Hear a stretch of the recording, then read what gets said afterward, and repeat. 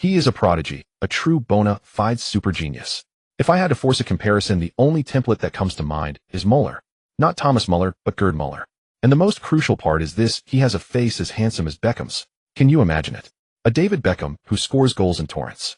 So my suggestion is to bring him to Munich immediately. He will be the finest Christmas present you could ever receive.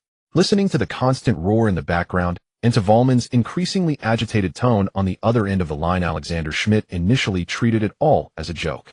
Yet when Vollmann, Munich 1860's chief scout, repeatedly insisted on how real all of this was, Schmidt realized he had better take it seriously. Let me start with his strengths. His physicality in duels is exceptional, so strong it hardly fits the stereotype of an Asian player. His off-the-ball movement is remarkably mature, almost instinctive. His finishing is precise. Damn it, was that goal offside? Is the referee blind? It was obvious that the call was coming straight from the match venue. In other words, that teenager had conquered the club's chief scout in less than a single game, which made Schmidt himself genuinely intrigued by this so-called super genius. It was December 18, 2012. Munich 1860 had just finished their last match of the year, and the team was already on holiday. If not for this phone call, Schmidt should have been on his way home by now. Thinking of the upcoming winter transfer window and his almost unusable forward line, Schmidt did not mind making some subtle adjustments to his already finalized recruitment plans. Of course, a scout's words could not be taken as gospel, so Schmidt chose to remain cautious. Let him come for a trial. That will be after Christmas, though. I hope this belated gift can bring me a genuine surprise. On the other end, Vollmann let out a sigh of relief. You've made a wise decision, boss. But we have to hurry because I just spotted that damn Tomeo. Oh, you don't need to remember his name, just know he's one of my competitors. All right, I'll give him a chance. But you still owe me an explanation. Tell me what exactly is going on. You know as well as I do, true talent cannot be concealed, and a genius is never short of suitors. If he is really as outstanding as you claim, why have we never even heard his name until now? By the way, what is his name? Chu Lin. Well, that's how the beautiful lady beside me pronounced it. But if my memory serves me right, according to the Chinese way of saying it, it should be Lin Chu. Lin is the family name, Chu the given name, without any pause in between. All right then, Lin Chu. I've memorized that name. Now, Vollmann, tell me what you've actually witnessed. It's a very ordinary scouting tale, one whose script I'm sure you've already heard 100 times. Until today, can you imagine it? Right at the doorstep of my own home in Heidenheim, Germany, I finally discovered the one I had been searching for all along. Heidenheim's youth team was playing a U22, or perhaps U19, a match against the Karlsruhe youth side. Whatever the category, the lads on the pitch all looked exceedingly young. And then I saw him, the number 11 of Heidenheim. Perhaps I should first describe his performance in the match. His movement off the ball was like Thomas Muller's, and his finishing like Gerd Muller's. Yes, I admit I am exaggerating, but you can understand it this way: his ability is clearly a whole level above the others in his age group. He has already scored 4 goals. All right, it is 5 now. As Furman spoke, he put down his phone and leaped up with the surrounding crowd, joining their jubilant cheers. On the pitch, Lin Chu, wearing Heidenheim's number 11 shirt, sprinted to the touchline, bent his legs slightly, and raised his arms in a drawn bow pose, miming the release of an arrow in celebration. It was merely a youth match, yet it had drawn over 100 spectators, nearly 1/500th of Heidenheim's entire population. Most of them were young women, as though pierced by an invisible arrow loosed from Lin Chu's hands. Their shrill screams rang out again and again. A proper football match had been forcibly transformed into a miniature idol-chasing scene. Only after play resumed, and the stands finally quieted down a little, did Furman pick up his phone again. Schmidt's voice came through. Then we returned to the original question: why does such an outstanding young man have absolutely no reputation at all? I have no idea, but it is obvious that the spectators, the players, and the coaches here are all stunned. It really does not make sense. There may truly be things we do not know behind this. Oh, it seems I forgot something. When I arrived, the match had only just begun. That kid's performance in the first half was, well, ordinary. I did not even bother to pay him much attention. But I have to say he was very brave. He used his body to block a thunderous shot from the opponent. More precisely, just before halftime, the ball smashed into his head, and he seemed to pass out. After he came back on, he became what you are seeing now. Are you telling a fantasy tale? Schmidt's tone clearly implied, you've got to be kidding me. No, that is exactly what happened. Tell me, did he eat something he definitely should not have? If such a thing really existed, Heidenheim would not be in the 3. Liga, but in the Bundesliga, fighting Bayern. So why is it then? Perhaps only he himself knows. In truth, it really was something only Lin Chu him, because after the ball had slammed into his head, he finally heard a crisp ding. Football card system successfully bound. Newbie starter pack has been issued. Congratulations, you have obtained the Fan Z player card. Congratulations, you have obtained the Legion U player card. Congratulations, you have obtained the Wu Lei player card. Attribute interface generated. Name Lin Chu, height 1. 81 m weight, 78 kilograms, condition, healthy, training points 0, achievement points 0 I. Player cards, Fan Z, white, Li Jinyu white, Wu Lei white. 2. Physical attributes 1. Strength none C2. Speed none B3. Agility none B4. Jumping none C5. Stamina none C6. Injury resistance none B3. Technique 1. Off the ball movement none D2. Dribbling none D3. First touch none D4. Heading none E5. Finishing in the box none D6. Long shots none E7. Short passing none E8. Long passing none F9. Defending none F10. Goalkeeping none F11. Free kicks none D4. Talents 1. Ball sense none C2. Vision none D3. Penalty box instinct none B4. Leadership none E5. Behind each attribute a player card could be equipped. Once a card was slotted into an attribute, he would gain that player's ability in that specific aspect. For example, take Fan Z's player card. If he equipped this card in the speed column, he would immediately possess Fan Z. Ordinary players, white first-class players, blue superstars, purple legendary icons, orange kings. Although the starter pack from the system had yielded only 3 white cards at the level of competition in the German youth leagues, they made him akin to a great white shark among minnows, the kind that devours little kids whole one bite at a time. Fan Z, the Asian Footballer of the Year, former captain of the Chinese national team, and one of the representative figures in Chinese football, is now retired and seems to be coaching a domestic team. Li Jinyu, also a prominent figure in Chinese football, is a forward known for his goal-scoring ability. As for Wu Lei, Sari is a member of the Heidenheim youth team who has trained for 6.5 years. Lin Chu has never heard of this player. However, he can still understand the attributes on the star card. Wu Lei's attributes are mostly average, but his speed, positioning, and goal-scoring instinct are exceptionally outstanding. Speed A, positioning A, instinct A. Combining these 3 attributes, this fellow appears to be an extraordinarily impressive speedster or opportunist, but unfortunately his shooting skill is only C. A bizarre contrast. However, since the star card only allows the host to gain a certain aspect of this player's abilities, placing Wu Lei's card on positioning significantly boosted his strength. Strong Fan Z, A, shooting in the box, Li Jinyu, A, positioning, Wu Lei, A. This is the change brought to Lin Chu by the system. With these 3 cards, Lin Chu wreaked havoc, scoring 5 goals and becoming the most dazzling player on the field. Compared to relying on good looks to win the crowd before, this feeling is 1,000 times more wonderful. It's unimaginable that 3 white cards could be so powerful. What if one day this attribute interface is filled with gold cards? How impressive would that be? Representing Earth to compete in the Intergalactic League. Unfortunately, obtaining cards is not easy and requires points for purchase. Points primarily come from 2 sources. One is training points. As long as you train earnestly, you can earn a certain number of training points with a conversion ratio of 1 to 2, meaning 1 training point can be exchanged for 2 card points. The second source is achievement points. Goals, assists, records, awards, and so on can earn achievement points with a ratio of 1 to 1. White cards cost 100, blue cards 200, purple cards 300, orange cards 500, and the highest gold cards a staggering 1,000. It seems expensive, but in reality it is not cheap. Lin Chu scored 5 goals, earning 5 achievement points, but it is still far from being able to exchange for the cheapest white card. The score on the field has turned into 0-5, and the suspense has long been lost, yet the home fans are still loudly calling Lin Chu's name, hoping he can score again. They are currently playing in the German U19 Youth Football League, which includes the youth teams of various German clubs representing the highest level of youth football competition in Germany and serving as a stepping stone for many young players to enter professional leagues. Among the crowd of over 100 people on the sidelines, aside from a few scouts who came to buy tickets, most are relatives and friends of the players or some bored football enthusiasts. Perhaps because they often come to watch their child's matches, these spectators know each other.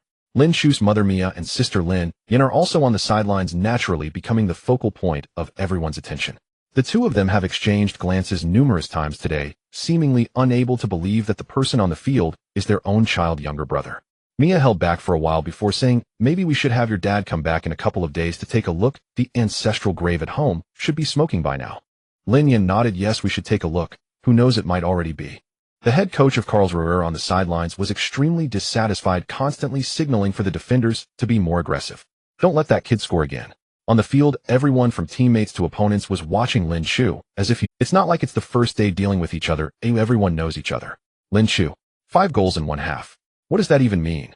After half a season, the top scorer of Heidenheim had only scored 7 goals, and Lin Chu himself had only 4 goals before this match.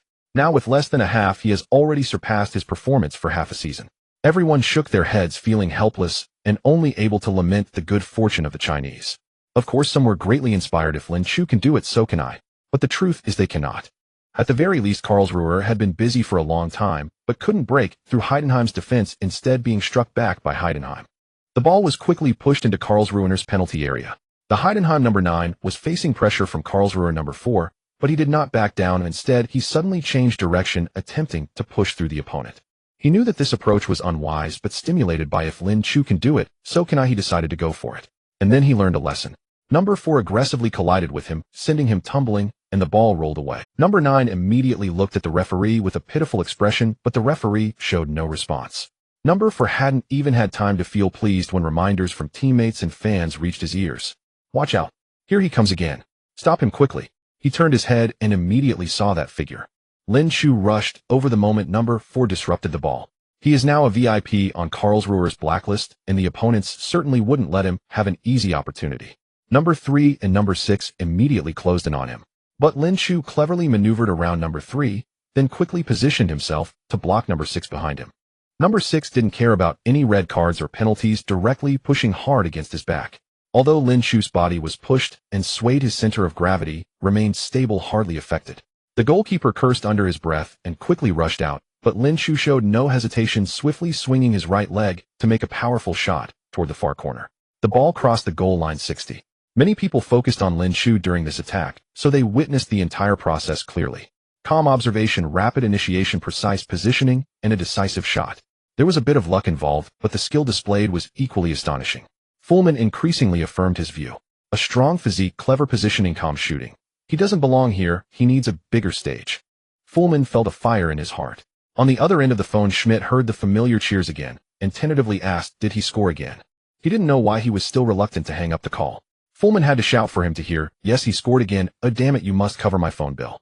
Schmidt ignored the phone bill issue. Is it him again? Lin Chu. Yes, Lin Chu, 40 minutes, 6 goals. It's like Tyson bullying children. Lin Chu ran toward the sidelines again, lifting his head, closing his eyes, and stretching out his arms towards Mia and Lin Yan. I stand before you. Take a good look at me. How much do I resemble my former self? In Mia and Lin Yan's eyes, every strand of Lin Chu's hair and every pore remained exactly the same as before, yet the aura he exuded from within had transformed completely. Mia smiled proudly and gave him a thumbs up, while Lin Yan raised both hands and gave him a hearty slap on the back. Lin Chu arrogantly lifted his head. How about that? Lin Yan couldn't help but tap his forehead. Impressive.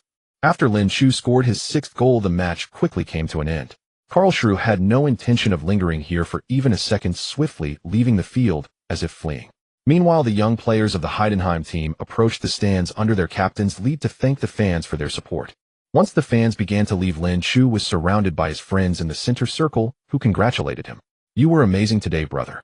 You're 3rd on the scoring list, right? Trust me, you'll soon receive a call up to the first team. Lin Chu smiled and accepted everyone's congratulations. After his teammates departed one by one, the youth team's head coach Gerlich approached. Facing this disciple who had just shown in the match, Gerlich wore a beaming smile, though his astonishment was no less than that of others. Gerlich knew exactly what kind of character Lin Chu had. He had speed and looks, talent and looks, and even shooting skills. Still with looks. The only 2 standout qualities were perhaps his dribbling ability and physical agility, but these were merely relative to his other skills, making him quite mediocre compared to true geniuses. For a player to score 6 goals and a half, it could only be explained by sheer luck. However, a seasoned observer like Gerlich could see that none of Lin Chu's 6 goals were mere flukes. The qualities he displayed had already reached or even surpassed the standards of the first team.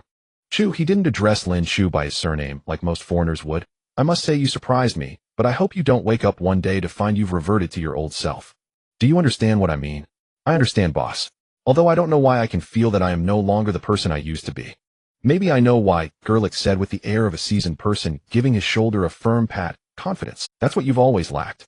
Remember this feeling and believe that you can become a great striker. It's a quality every forward should possess, and now I finally see that trait in you. Lin Chu silently gave a perfect score to his explanation and nodded. I love this feeling. I want to score many, many goals. That's my current state. Maintain this state. Huh, Vollmann, you're back. Lin Chu turned to follow his gaze just in time to see a balding uncle striding toward them. Vollmann burst into hearty laughter, then opened his arms to give Gerlich a big hug. Congratulations, brother, on a fantastic match and a great victory. Come on, Gerlich pushed him away with disdain. Did you come back for Christmas and happen to visit me? No, I misspoke. It should be to visit you, then casually celebrate Christmas. Gerlich sensed danger and casually said to Lin Chu. Chu, you should head back and get some rest. By the way, Merry Christmas. Thank you, Lin Chu smiled. Though Christmas has nothing to do with me, I wish you a Merry Christmas too. Oh, and wait. Volman caught sight of Hamel striding over and quickly called out to Lin Chu. Maybe I should introduce myself formally. Before he could finish, Gerlich interjected, Volman, a soul who is stingy and a scout from Munich 1860. I must warn you, Chu won't join your team. Even if he were to go to Munich, he would only go to Bayern Munich, not some ghostly Munich 1860. Munich has two teams, one is Bayern Munich and the other is Munich 1860. Like the two Milan teams, both Munich teams share a stadium, but unlike the Milan duo, the fates of the Munich duo are vastly different. In the world of football, when Milan is mentioned, everyone thinks of AC Milan and Inter Milan, but when Munich is brought up, people only know Bayern Munich and few are aware of Munich 1860, except for gamblers, of course. Bayern is the southern powerhouse of the Bundesliga, the unquestioned giant of German football, while Munich 1860 is currently ranked 10th in the two Bundesliga. Neither here nor there, rather awkward. However, Volman was not the least bit awkward, instead graciously making a gesture of invitation. Yes, I admit that Lin Chu has the potential to join Bayern Munich, but potential is just potential. If you are willing, I can even help you contact the Bayern scouts right now. I believe that with Chu's current abilities, he can definitely join Bayern's youth team. But the main striker of Munich 1860 and Bayern Munich's youth team. Probably a substitute. Which one will you choose? As soon as he finished speaking, Gerlich couldn't help but smirk. Here we go again. The main striker of Munich 1860, is it that easy to just hand over? What a con artist. Suddenly a voice chimed in. Maybe there's another option, like the main player from St. Pauli. Damn it. Gerlich couldn't help but mumble. These scouts truly have a dog's nose. Just as Volman was about to engage, Gerlich quickly said, both of you, have you forgotten that Chu is still a player for Heidenheim? Hamel immediately exchanged glances with Volman and couldn't help but laugh. All right, we understand the rules. All necessary procedures will be followed, don't worry, but before that. Hamel looked at Lin Chu. On behalf of St. Pauli Club, I formally invite you for a trial training. Volman quickly added, the striker position at Munich 1860 is waiting for you. We really need strikers right now. Everyone needs excellent strikers, Hamel immediately said. Hey Race, a friendly tip, you might want to check the current two Bundesliga standings. It will help you make the right decision. St. Pauli is also a two Bundesliga team, and since Hamel said this, their ranking must be quite a bit higher than Munich 1860. Lin Chu looked at the three of them, smiled. Sorry, I need to go back and discuss it with my parents. You know, I'm only 17, there are many things I can't decide on my own. Hamel immediately nodded. That's reasonable. Volman thought for a moment, then nodded, having made up his mind. I look forward to your good news. Lin Chu tossed the match ball in his hand, waved goodbye to the three, and walked towards Mia and Lin Yin, who were waiting by the sidelines. Mia looked past him at Volman and Hamel, asking, who are those two? Friends of the coach. I don't know them either. Lin Yin glanced at Volman and Hamel, then shifted her gaze back to Lin Chu. Be careful, those two don't look at you quite right. You're overthinking it. Lin Chu shoved the soccer ball into her hands. Here, a Christmas gift, isn't that? According to the rules of the football world, a player who scored a hat trick can take home the match ball as a reward, but this was Lin Chu's first time receiving such an accolade, making this ball particularly meaningful to him. Lin Yin naturally wouldn't refuse him, gladly accepting it. What belongs to my brother is mine, and no problem there. After letting them go to the parking lot to get the car, Lin Chu finally left the field and walked into the players' tunnel. Gerlich watched his departing figure, suddenly feeling a strong premonition. Once he left, he probably wouldn't come. Heidenheim is located in one of the most economically powerful regions of Germany, Baden-Württemberg. However, compared to the large cities within the state such as Stuttgart and Karlsruhe, Heidenheim is merely a small town with a population of around 500 and an area of only 107 square kilometers. The town is most renowned for the industrial giant Voith Group, which started in 1867 and has evolved from a small locksmith workshop to an international behemoth with over 250 branches worldwide. It holds a significant position globally in sectors such as paper machines, energy, transportation, and industrial services, and it also operates in China. Lin He was initially an employee of Voith's China branch. In his youth, he was sent on a business trip to headquarters where he met his current wife. After they became romantically involved, he applied for a transfer, and in the blink of an eye, he has settled in Heidenheim for 20 years. Now in middle age with a son and a daughter and a beautiful and virtuous wife, Lin He finds life to be relatively fulfilling, even if wealth does not equate to freedom. However, he has recently been troubled. The source of his worry is his troublesome son. The boy is sensible with normal physical and intellectual attributes, but he has chosen football. In Germany, football is a legitimate path, but the prerequisite is that you must be talented for it. Clearly, Lin Chu does not possess such talent. Lin He himself is a fan. If Lin Chu had true potential, he would support him in courageously pursuing his dreams. But the reality is that Lin Chu lacks this innate ability. On the contrary, he excels in his studies and is undoubtedly an academic achiever. If he could focus on his education, attending one of Germany's top 5 universities would be a piece of cake. Thus, a significant disagreement has arisen between father and son. Taking advantage of the fact that his daughter has returned from Munich University for the holidays, he decided to hold a family meeting to confront Lin Chu. As he mentally prepared his opening remarks, Lin Chu and the others entered the room. He immediately noticed the football in Lin Yan's hands and frowned. "Why did you buy another ball? Isn't there enough at home?" Lin Yan smiled mysteriously. "It's a Christmas gift from my brother." "You really have no standards." Lin He couldn't help but complain. Mia instantly reacted to his sarcasm. "This one is different." Lin He shook his head, assuming it was just some special edition, and didn't argue with them. He waved his hand. "Now that everyone is here, let's discuss Lin Chu's issue properly. We can't waste any more time." Mia and Lin Yan exchanged glances, then looked at Lin Chu and understood. The three of them sat down at the table. Lin He and Lin Chu faced each other while Mia and Lin Yan sat on either side. This arrangement made both Lin He and Lin Chu feel that the women were on their respective sides, leading to satisfaction. With the setup, Lin He felt as if he and his two protectors were surrounding Lin Chu for an interrogation, while Lin Chu felt that his mother and sister were teaming up against a tyrant. In reality, everyone knew what Lin He was going to say. Lin He launched into his long-prepared opening statement. "It's time to face reality, son. I don't oppose your playing football. I know that even if you choose football as a profession, you won't starve. But the current situation is that you have better options. You need to take responsibility for your future. One cannot rely solely on passion to determine one's path. As the saying goes, dreams cannot be used as food." Lin Chu did not display impatience. In fact, he understood that his father was entirely correct, and he could fully grasp the goodwill and concern behind his father's words. The harsh reality is that he is not cut out for football. Hard work can compensate for many things, but it cannot bridge the gap in talent. But now things are different. He has a system. Lu Sun once said, "Good-looking boys with systems can take on even the gods." This football is his for certain. Even Jesus couldn't stop him, as he claims. He resolutely gave his answer. "Dad, I've made my decision. I want to play football." Seeing the determination in his son's eyes, He shook his head in disappointment. "Are you really not going to reconsider? Some decisions once made last a lifetime." Just as he finished speaking, Mia reached out and patted his hand. "You don't know, our son is really outstanding. I mean, on the football field." He couldn't help but laugh at this. Lin Chu, outstanding on the field. This silly wife of mine. But unexpectedly, his usually clever daughter seemed to have also lost her senses this time. "Yeah, Chu is really impressive now. Look." Lin Yan showed Lin He the football in her hand. "It's a match ball. Do you know what that means?" Lin He paused for a moment before realizing, uncertainly asking, "A hat trick?" Without needing to hear the answer, he could tell from their expressions that his guess was correct. A real hat trick. Well, who doesn't have dumplings during the new year? It does seem a bit out of place to have dumplings on Christmas. Lin He thought oddly to himself, but then he heard Lin Yan's voice. It was 6 goals. Lin He was left bewildered. "What? 6 goals in a single match?" Mia answered for Lin Yan. "Our son Lin Chu scored 6 goals in a game. It was in a half." Lin Yan mumbled. Lin He suddenly looked at Lin Chu, his eyes seemingly expressing 2 words, "Really?" Lin Chu nodded affirmatively. "What match?" "Daqing U19. Lin He looked at him, then at Mia and Lin Yan.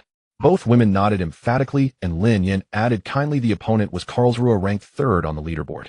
Lin He stared at his son as if he were looking at Godzilla. "How did you score?" "Did you score 6 penalties?"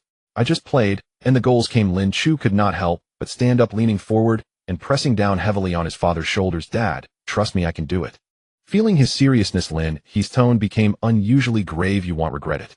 Lin Chu's tone was equally resolute. "No regrets." Yet even with that, He still hesitated. In fact, it wasn't just him. Even Mia and Lin Yan, who had just witnessed Lin Chu's peak moment in life, were unsure if his decision was correct. But for some reason, the image of Lin Chu celebrating a goal in front of them suddenly flashed in their minds. They had never seen Lin Chu like that, confident, radiant, full of passion. At this moment, looking into Lin Chu's determined eyes, Lin Yan even recalled a phrase she had seen somewhere: "Youth and love never grow old, even if they tread on thorns or lose their gallant attire." She decided to stand by her brother. "Let him go, Dad. Believe in him. He really can." "How about this, Lin?" He finally made a concession. "Before the season ends, if you can make it into Heidenheim's first team." But before he could finish his sentence, the sudden sound of the doorbell interrupted him. Lin Yan quickly got up to open the door, only to see a familiar figure standing at the entrance. "Oh, aren't you the uncle from earlier?" Lin Yan first invited Foreman inside. He smiled warmly, nodded politely to everyone present, and then extended his hand toward Lin He. After a brief handshake, Foreman introduced himself. "Hello, Mr. Lin He. I am Foreman, a scout for TSV 1860 Munich. I've come especially to invite your son Lin Chu to join our club." Before he could finish, Lin He had already sensed something amiss. Oh, a fraud. As the saying goes, no one knows a husband better than his wife. Mia instantly recognized her spouse's telltale skepticism and hurriedly interjected, Mr. Foreman is a friend of Coach Gelrich. Lin, he knew his son's head coach well enough. If Foreman truly were Gelrich's friend, then perhaps he wasn't a fraud after all. Foreman produced a business card and handed it over. Lin, he accepted it with cautious curiosity, glanced at it skeptically, and only then invited Foreman to take a seat. Mr. Foreman, coffee or tea? Mia asked. Authentic Chinese tea. I've tasted both pu'er and longjing, and must say they left an indelible impression. His expression grew solemn as if preparing to undergo the sacred rites of Eastern tea ceremony. Only for Mia to reply, no, chrysanthemum tea. Then I'll have one, thank you. After exchanging a few light pleasantries, Foreman turned to the matter at hand. Mr. Lin, congratulations. Your son Lin Shu is a prodigy. Lin, he nearly spat out his chrysanthemum tea. My son, a prodigy. Has April Fool's Day arrived early? Yet the earnest expressions on the faces of the other 4 people in the room left him utterly bewildered. He instinctively glanced at his wife, then at his daughter. Wait, how is it possible that even you two look so convinced? His gaze settled upon his son. Especially you, Lin Shu. Don't you have even the faintest self-awareness? Why isn't your face turning red? Lin Shu read his father's unspoken question and decided to deepen the mystery. Thank you for the invitation, Mr. Foreman, but as you can see, I'm currently under contract with FC Heidenheim, and Coach Gelrich has assured me he'll recommend me to the first team after the winter break. I'm aware, Foreman replied, setting his cup down. But you must understand, Heidenheim and TSV 1860 are not remotely comparable. Yet my parents live here. I love everything about this place. Is proximity to home your chief concern? That was indeed a compelling argument, but Foreman added gently, at such a pivotal moment, you should consider your father's counsel. His gaze shifted to Lin He. As a father myself, I know. Every father would make the right choice between Heidenheim and TSV 1860. Lin He's initial days had begun to lift, but he still struggled to keep pace. My opinion is, if he makes it on a Heidenheim's first team before this season ends, even if only as a water boy, I'd let him chase this absurd professional football dream. But now you're telling me, TSV 1860, the German second division side, is offering him a contract. His mind raced, seizing what seemed the only plausible explanation. Apologies, Mr. Foreman, you mean their youth academy? No, not the academy. The senior squad. I believe Lin Shu possesses the caliber to compete in the 2. Bundesliga. Of course, my word alone carries little weight. I'm merely a scout. But I've already consulted our head coach. My full scouting report will reach his desk tomorrow. We'll arrange a trial shortly, purely procedural. I foresee no obstacles. Lin Shu will become one of ours. Lin He finally accepted. This was no illusion. Composing himself, he said, we'll give this serious consideration, Mr. Foreman. Thank you for your offer. That said, we prefer an official invitation issued directly by the club. Absolutely. It will be forthcoming, Foreman assured him.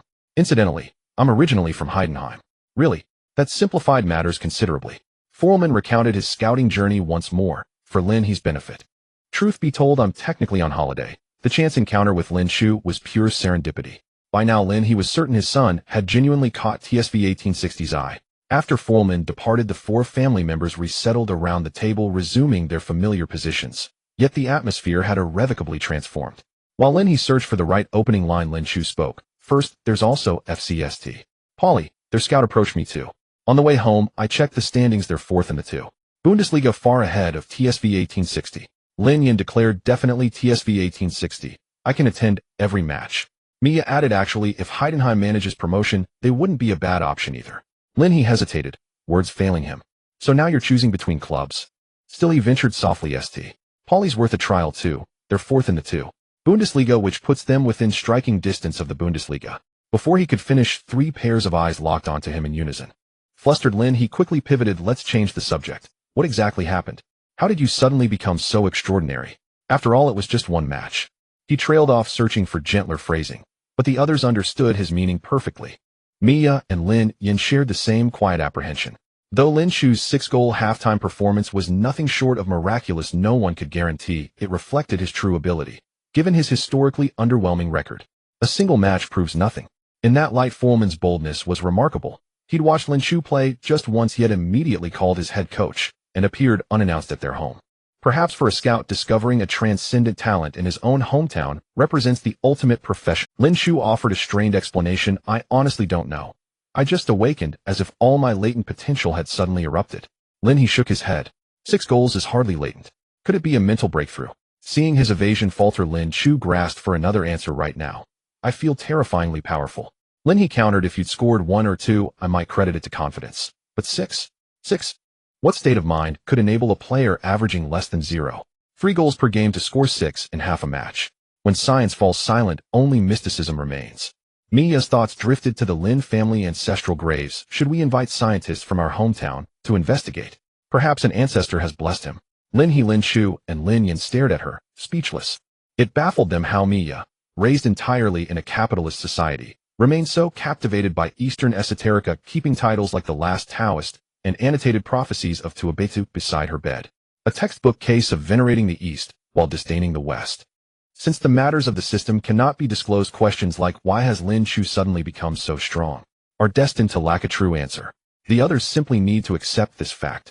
Of course, aside from Lin Shu, they are not even certain that this is the truth. If it weren't for Mia and Lin Yan usually being quite reliable and Foreman not appearing to be someone out of touch, he would have thought this was a misunderstanding. As for the trial training, both St. Pauli and Munich will definitely have to be visited, and a decision will be made after comparing the two. The team is on vacation, but Lin Shu did not idle away his time. He arrived at the training ground the next day to practice more. This was mainly to clarify the system. In addition to cards and point exchanges, there are some small details, such as that cards cannot be changed while a match is in progress, meaning they can only be swapped before the match starts or during halftime.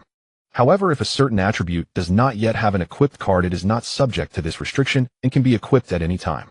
Furthermore, he focused on studying the mechanism for acquiring training points. This mechanism is quite flexible. It's not about how long you train, but rather related to your level of engagement, training volume, training effectiveness, and so on. There is a complex algorithm involved which Lin Shu couldn't fully grasp at once.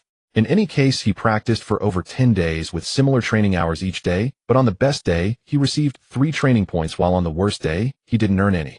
After more than 10 days, he accumulated a total of 15 training points, which can be exchanged for 30 points. This is much faster than achievement points. He thoroughly researched both Munich 1860 and St. Pauli. There are 18 teams in the second division, and Munich 1860 is currently ranked 10th, which is considered mid to lower tier. The team just changed their head coach in mid-November. This means their head coach has only been in office for a month. The foundation is unstable, and he urgently needs loyal supporters. As for the forward position, the team's top scorer is their captain Benjamin Lott, with only 5 goals to his name, while the other forwards are either sidelined for the season or not very useful. So, if Lin Shu can make it through the trial training, there is still a chance. The situation at St. Pauli is somewhat better. Their overall strength is quite formidable, and they have achieved impressive results this season, making them one of the favorites for promotion. If Lin Shu can truly become a part of them, he might even play in the Bundesliga next season. Thus, the entire family spent this Christmas in a mindset of hoping that time would pass quickly. Foreman kept in touch with Lin. He's seemingly afraid he might run away. To everyone's surprise, after Christmas, the head coach of Munich 1860, Alexander Schmidt, personally called and extended a formal invitation for a trial training to Lin Shu. Hamel was also quite proactive. Although he didn't visit in person like Foreman, he called frequently, and he reached out twice to indicate that he had submitted the scout report and was waiting for the head coach's response. Days without being pretentious always pass quickly. Before they knew it, the Christmas holiday was over and various teams began to return to work, ready to embark on the second half of the season. Based on the enthusiasm from both sides, they thought they would receive a notification from Munich first. However, Hamel suddenly called first. A trial training will be arranged tomorrow morning. Hamel's tone carried some emotion. That damn Furtzka.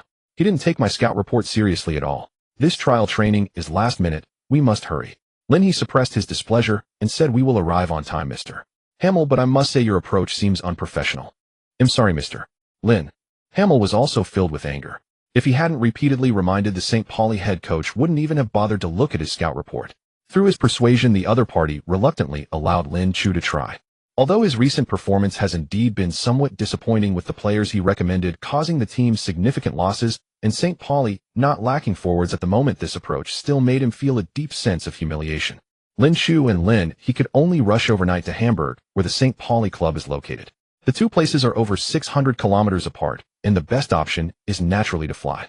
The father and son already had a premonition in their hearts. This trip to St. Pauli probably wouldn't be very pleasant. But since they were here, they naturally had to take it seriously. Hamel personally picked them up from the airport and kept apologizing along the way. Lin, he being clever, could see the underlying issues. In short, this scout still held high hopes for Lin Shu, but the club did not take it seriously. This trial training felt more like a casual arrangement to placate Hamel. Upon arriving, it was indeed as expected. The head coach of St. Pauli didn't even make an appearance and merely sent an assistant coach to organize the trial training. The assistant coach, who had a face that seemed to carry racial bias, looked at Lin Chu with a condescending gaze. Somewhat frail height, barely acceptable. Give it a try, but my time is very precious. You only have 20 minutes. Lin He and Lin Chu both remained silent. As long-term residents abroad from China, they were all too familiar with such looks and expressions. With such people, reasoning or appealing to emotions is utterly futile. The only proper response is to slap them in the face with strength. Hamel could hardly contain himself. Anton Fink, mind your attitude. They just traveled over 600 kilometers to get here, and this kid hasn't even had a chance to rest, and you're only giving him 20 minutes. And what do these people mean? Youth team. You're sending a youth team to evaluate the player I have my eyes on. Anton Fink looked at him as though he were an idiot. Is there a problem? Isn't he from the Heidenheim youth team? Do you want him to play against our first team? He would cry. No problem, Lin Chu said, patting Hamel's shoulder, indicating him to calm down. It works out fine for me, as I'm also pressed for time. The quicker the better. By the way, where's the locker room? Sorry, Chu. Hamel shook his head. Follow me, I'll take you there. They both didn't look at Fink again and walked toward the locker room. Hamel wanted to explain a bit more, but Lin Chu had already spoken first. No need to say more, Hamel. I am neither an idiot nor blind. We are all very clear about what has happened. This is not your fault. On the contrary, you've done well, so I don't blame you. From the current situation, St. Pauli does not suit me, but I will still participate in this trial training. Aside from having promised you, it is also for my own sake. Huh. Thank you, Chu. Teach them a lesson so they know what they missed. Also, I need to think about how to write my resume. He said this while exchanging a knowing smile with Lin Chu, everything unspoken. What they had to do next was quite simple: slap them in the face and leave. Lin Chu did not change into the trial training kit of St. Pauli, but instead came out wearing his own Heidenheim number 11 jersey. The system had also made some adjustments. In terms of power attributes, he still had Fan Zi's player card, and Li Jinyu was still on the shooting column. However, Wu Lei's card was moved to the speed attribute. He was not a fool. His temporary teammates from St. Pauli would certainly not offer him any easy opportunities. If he continued to place Wu Lei's card on positioning, his chances would be very limited. By placing it on speed, his impact became much stronger. Coupled with the level confrontations and shooting skills, dealing with these kids would be like child's play. Similar to Fink, the young players of the St. Pauli youth team regarded Lin Chu with a condescending gaze. Strictly speaking, this was not a trial, but merely an internal training session for the youth team, with Lin Chu allowed to join in to experience the strength of the St. Pauli youth squad. That was all. They looked at the jersey Lin Chu was wearing, their mouths twitching. Heidenheim. What the heck? Fink shook his head and did not comment on Lin Chu's actions, only dividing the team into groups A and B. Group A wore vests symbolizing the main team, while Group B donned St. Pauli youth training kits, except for Lin Chu. He stood among the players of Team B like a husky that had accidentally mixed in with a pack of wolves. Lin He stood at the sideline, his arms crossed over his chest, clenching his hands tightly. Unlike Mia Lin Yan Furman and Hamel, he had never seen Lin Chu in action, so he was very worried that Lin Chu would embarrass himself instead. Yet out of trust in his son, he stood tall here. After all, whether it was glory or humiliation today, they would face it together. The match began, and Team B kicked off first. Everything went as Lin Chu expected. His teammates had no intention of passing the ball to him. They launched their offensive in their own rhythm, deliberately avoiding Lin Chu. Lin Chu did not force his way into their offensive system, but instead leisurely drifted outside their tactics. Team B quickly brought the ball into the opponent's penalty area. The number 7 winger took a shot, but the goalkeeper easily collected the football. The others were unfazed, instead mocking his technique. Everyone was having a good time, as if they were engaged in a pleasant game. Team A soon launched an offensive as well. The football was passed to the edge of the penalty area, and number 9 took a long-range shot. The football hit a defender and was cleared to the midfield.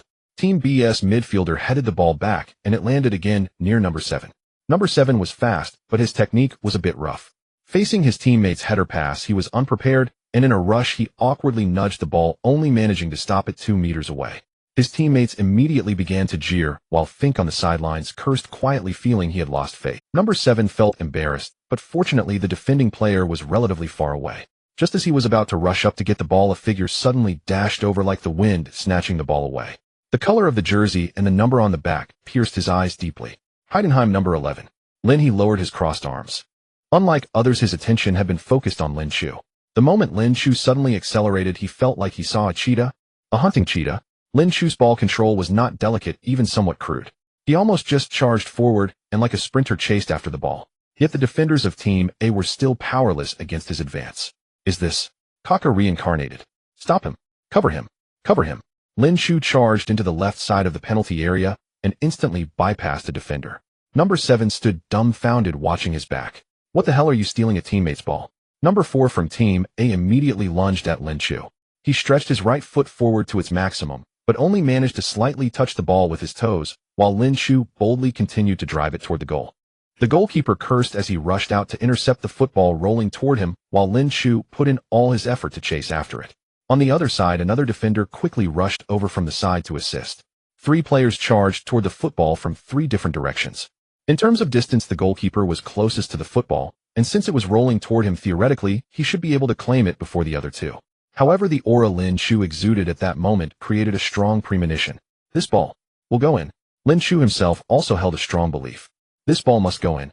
The goalkeeper bent down, reaching out to catch the ball. On the sidelines, Fink Hamel and Lin He unconsciously gritted their teeth. It won't go in, it won't go in, it won't go in. It can go in, it can go in, it can go in. Get in there. Amidst the curses and blessings of the 3, the goalkeeper's fingers were about to touch the football, but Lin Chu's toe also simultaneously poked the ball just behind it. The football immediately accelerated forward, slipping past the goalkeeper's fingertips and into the net. Lin Chu immediately pulled back after scoring, evading the goalkeeper and then rushing toward the sidelines. The goalkeeper and the arriving defender exchanged glances. A light voice echoed in his ear, "You guys are too slow." Lin He remained with his mouth slightly ajar until Lin Chu dashed right in front of him, at which point he quickly opened his arms to embrace him. Lin Chu released his grip and grinned. "How was that?" "Awesome." Lin He couldn't help but reach out, rubbing Lin Chu's head vigorously, just like when they were kids. "Keep going, crush them. Don't worry, there's still a full 20 minutes left." They were speaking in Chinese, which Fink and Hamel could not understand, yet the 2 had opposite reactions. Fink immediately began to motivate the A-team players, urging them to get their spirits up, while Hamel moved to Lin Chu's side and gave him a high five. "Well done. It's just that they're too weak." This was the one sentence Fink finally understood. He immediately shot a fierce glare in their direction. Lin Chu quickly returned a radiant smile to him. "Of course I'm not talking about you, sir, because you are 1,000 times worse than they are." "Ha ha." Hamel laughed as he stepped between the 2. "I completely agree with that." He then pushed Lin Chu onto the field. "Go on just like before, show off your skills." The match continued, and the A-team's focus on Lin Chu was at an all-time high. However, it didn't matter. In terms of strength, Lin Chu didn't even need to use his full power to send their strongest player flying. As for speed, only number 7 could barely keep up with him, but number 7 was on his side. Before the first half ended, Lin Chu tore through the opponent's defense, once more scoring with a sharp angle shot. As the second half commenced, the B-team players intensified their support for Lin Chu, who flourished even more in the forward position, effortlessly scoring 2 more goals. In just 20 minutes, the score was 0-4, averaging a goal every 5 minutes. It was clear to everyone that Lin Chu was completely outclassing this group of peers. Fink's expression fluctuated, but he still suppressed his disgust and said to Lin he'll contact the head coach right now to arrange another trial session. "Here, sir, let me teach you a phrase in Chinese. Repeat after me. I test your horse's beep." After bidding farewell to Hamir, Lin He and Lin Chu arrived in Munich, heading straight to the training base of Munich. The financial situation of Munich 1860 is not optimistic, as evident from the outdated facilities at the Komai training base. Therefore, during this winter break, the team's transfer budget is quite limited. In fact, apart from promoting 2 young players from the youth team and acquiring 27-year-old midfielder Marin Tomasov from Croatia, Munich 1860 has no new signings this winter. Thus, head coach Schmidt actually places great importance on the so-called super genius mentioned by Foreman. He first glanced at Lin Chu and immediately concurred with Foreman's assessment. The boy has a handsome face. It is known that there are significant aesthetic differences between the East and the West, but Lin Chu is one of the rare individuals who can unify both standards of beauty. His features possess the rugged lines typical of Europeans, while also embodying the delicate restraint of Asians. His demeanor is also quite sunny and cheerful, making it easy for others to like him. Then, looking at Lin He, it becomes clear where Lin Chu's excellent appearance comes from. Schmidt is the type of person who acts decisively. He first shook hands with both of them, and then said, "Welcome to Munich for your trial. Now, shall we begin?" Although it was similar to what Fink had said, Lin He and Lin Chu did not feel any disrespect from Schmidt's words. Instead, they sensed a hint of eagerness. Lin Chu replied straightforwardly, "I can start any time." Soon a club staff member took him to change into training gear, and then the assistant coach led him to warm up. Schmidt also called over the players of 1860. "Guys, for the scrimmage, I need you to treat it like a real match." Everyone responded in unison, and then curiously looked at Lin Chu. If nothing unexpected happened, this scrimmage was probably prepared for him, right? Fans who came to watch the team's training were also discussing among themselves. "Is there another player trying out? Is he of age? I saw Foreman, so it must be someone he brought. A Chinese. Well, I hope he can stay. Oh, I like Chinese players." How do you know he's Chinese and not from an island or a foreigner? It's hard to explain, but I'm sure he's from China. I remember we used to have a Chinese player. Yes, Xiao Jiai. I liked his free kicks. Schmidt quickly divided the teams. He did not place all 3 new signings in one team, nor did he group them by starters and substitutes. Instead, he mixed the teams to form 2 sets of 442, with not much difference in overall strength. One group wore white training gear while the other group wore red vests. Lin Chu was assigned to the red team. This team not only included the newly signed Croatian midfielder Marin Tomasov, but also team captain Benjamin Loth. Loth formed a dual striker partnership with Lin Chu. He curiously looked at the exceptionally young Lin Chu beside him, first giving him a friendly fist bump, and then encouragingly saying, "Don't be nervous, just show what you're best at. By the way, what's your strongest skill?" "What's my strongest skill?" Lin Chu pondered for a moment. It should be scoring goals, right? He then returned Wu Lei's player card to his running position.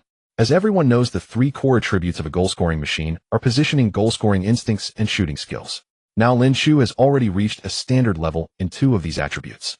Of course, if he could also improve his ball control and speed, it would be perfect, but those improvements cannot be achieved overnight. He believes that the advantages he currently possesses are already sufficient to earn him a position at Munich 1860. Loth did not expect Lin Chu to be so unreserved. However, he did not feel averse to it, but rather appreciated Lin Chu's confidence. Although Loth is the team's main striker and the top scorer, he is not prolific and belongs to the rarer type of playmaking striker. He prefers partners who are confident and aggressive. The 2 strikers of the opposing white team were different. They were also young, just promoted from the youth team of Munich 1860, indicating that this team indeed lacks forwards. The 2 initially thought their only competition was each other, but they did not expect a newcomer to join the fray. They quickly set aside their grievances and decided to eliminate Lin Chu first. With a whistle from the assistant coach, the match officially began. The white team kicked off. Lin Chu and Loth immediately pressed forward, launching a high press against the opponents. After receiving the ball, a defender from the white team cleared it with a big kick. Loth proactively dropped back to midfield for support, but Lin Chu did not follow him back. Instead, he stayed forward. Some veteran players frowned in dissatisfaction, but foremen on the sidelines nodded in satisfaction. Lin Chu is not a forward who can solve all problems by himself, though his ability to advance the ball is not strong. His strengths lie in agile positioning and precise shooting. If he were to chase the ball recklessly like other trial players, even if he got the ball, he would only expose his shortcomings for others to see. It is better to wait near the penalty area for an opportunity, showcasing his best qualities by playing to his strengths. He waited like this for nearly 10 minutes. Marin made a precise diagonal pass to Loth, who was pushing forward through the center. Loth faced pressure from the white team's defensive midfielder, but calmly controlled the ball, evaded the defender, and suddenly sent a through ball. "Aren't you supposed to be good at scoring? Come show me." This sudden through ball caught everyone off guard, including the players on the field and spectators like Schmidt, Foreman, and Lin He. Lin Chu was actually a beat slow. This was the result of insufficient goal-scoring instincts.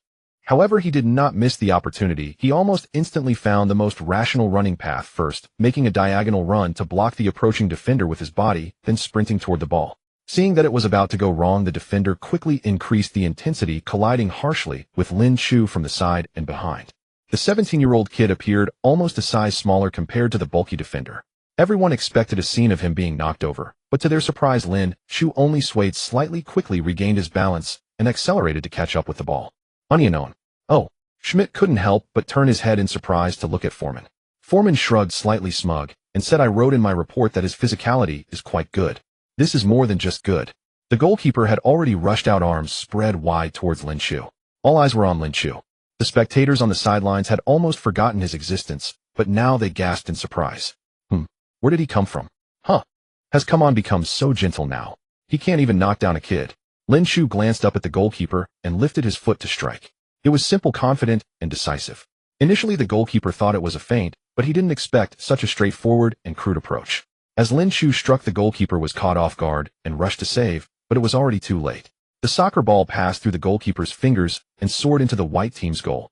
Simple and unadorned, efficient and effective. Lin Chu turned around and pointed at Lauder, who had made the assist for him. Lauder, taken by surprise at receiving an assist out of nowhere, quickly ran over and high-fived him, saying, "Beautiful." "Thank you," Lin Chu smiled. "You passed it really well too." "Keep going," Lauder said. "Next you need to let them know that this goal wasn't luck, but your skill." "I know, although I've always believed that luck is also a part of skill, I don't like to leave my fate in the hands of luck." Lin Chu clenched his fist, waved to his father on the sidelines, and then high-fived his teammates, accepting their congratulations. Lin He gave him a thumbs up, finally feeling relieved. Whispers from the fans filled his ears. If I remember correctly, this seems to be his first touch of the ball. Luck, huh? Lauder practically delivered the ball on a platter. I could score too. He disappears for 10 minutes, and when he shows up he scores. What's that called? He smirked. This is called returning to simplicity, great skills hidden within. One could say that Lin Chu's goal was quite ordinary, neither divine nor ethereal, but it showcased solid fundamentals, which the coaches actually preferred over flashy scoring methods. At least it looked more reliable and stable. The white team was certainly not satisfied with conceding a goal so easily.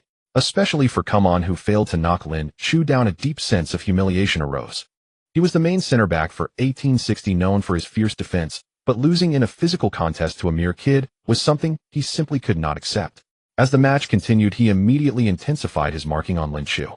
There won't be a next time, Asian boy. Come On positioned himself between Lin Chu and the penalty area, constantly moving with him, saying, I admit I underestimated you and I recognize your potential to be one of us, but I swear you won't score again today.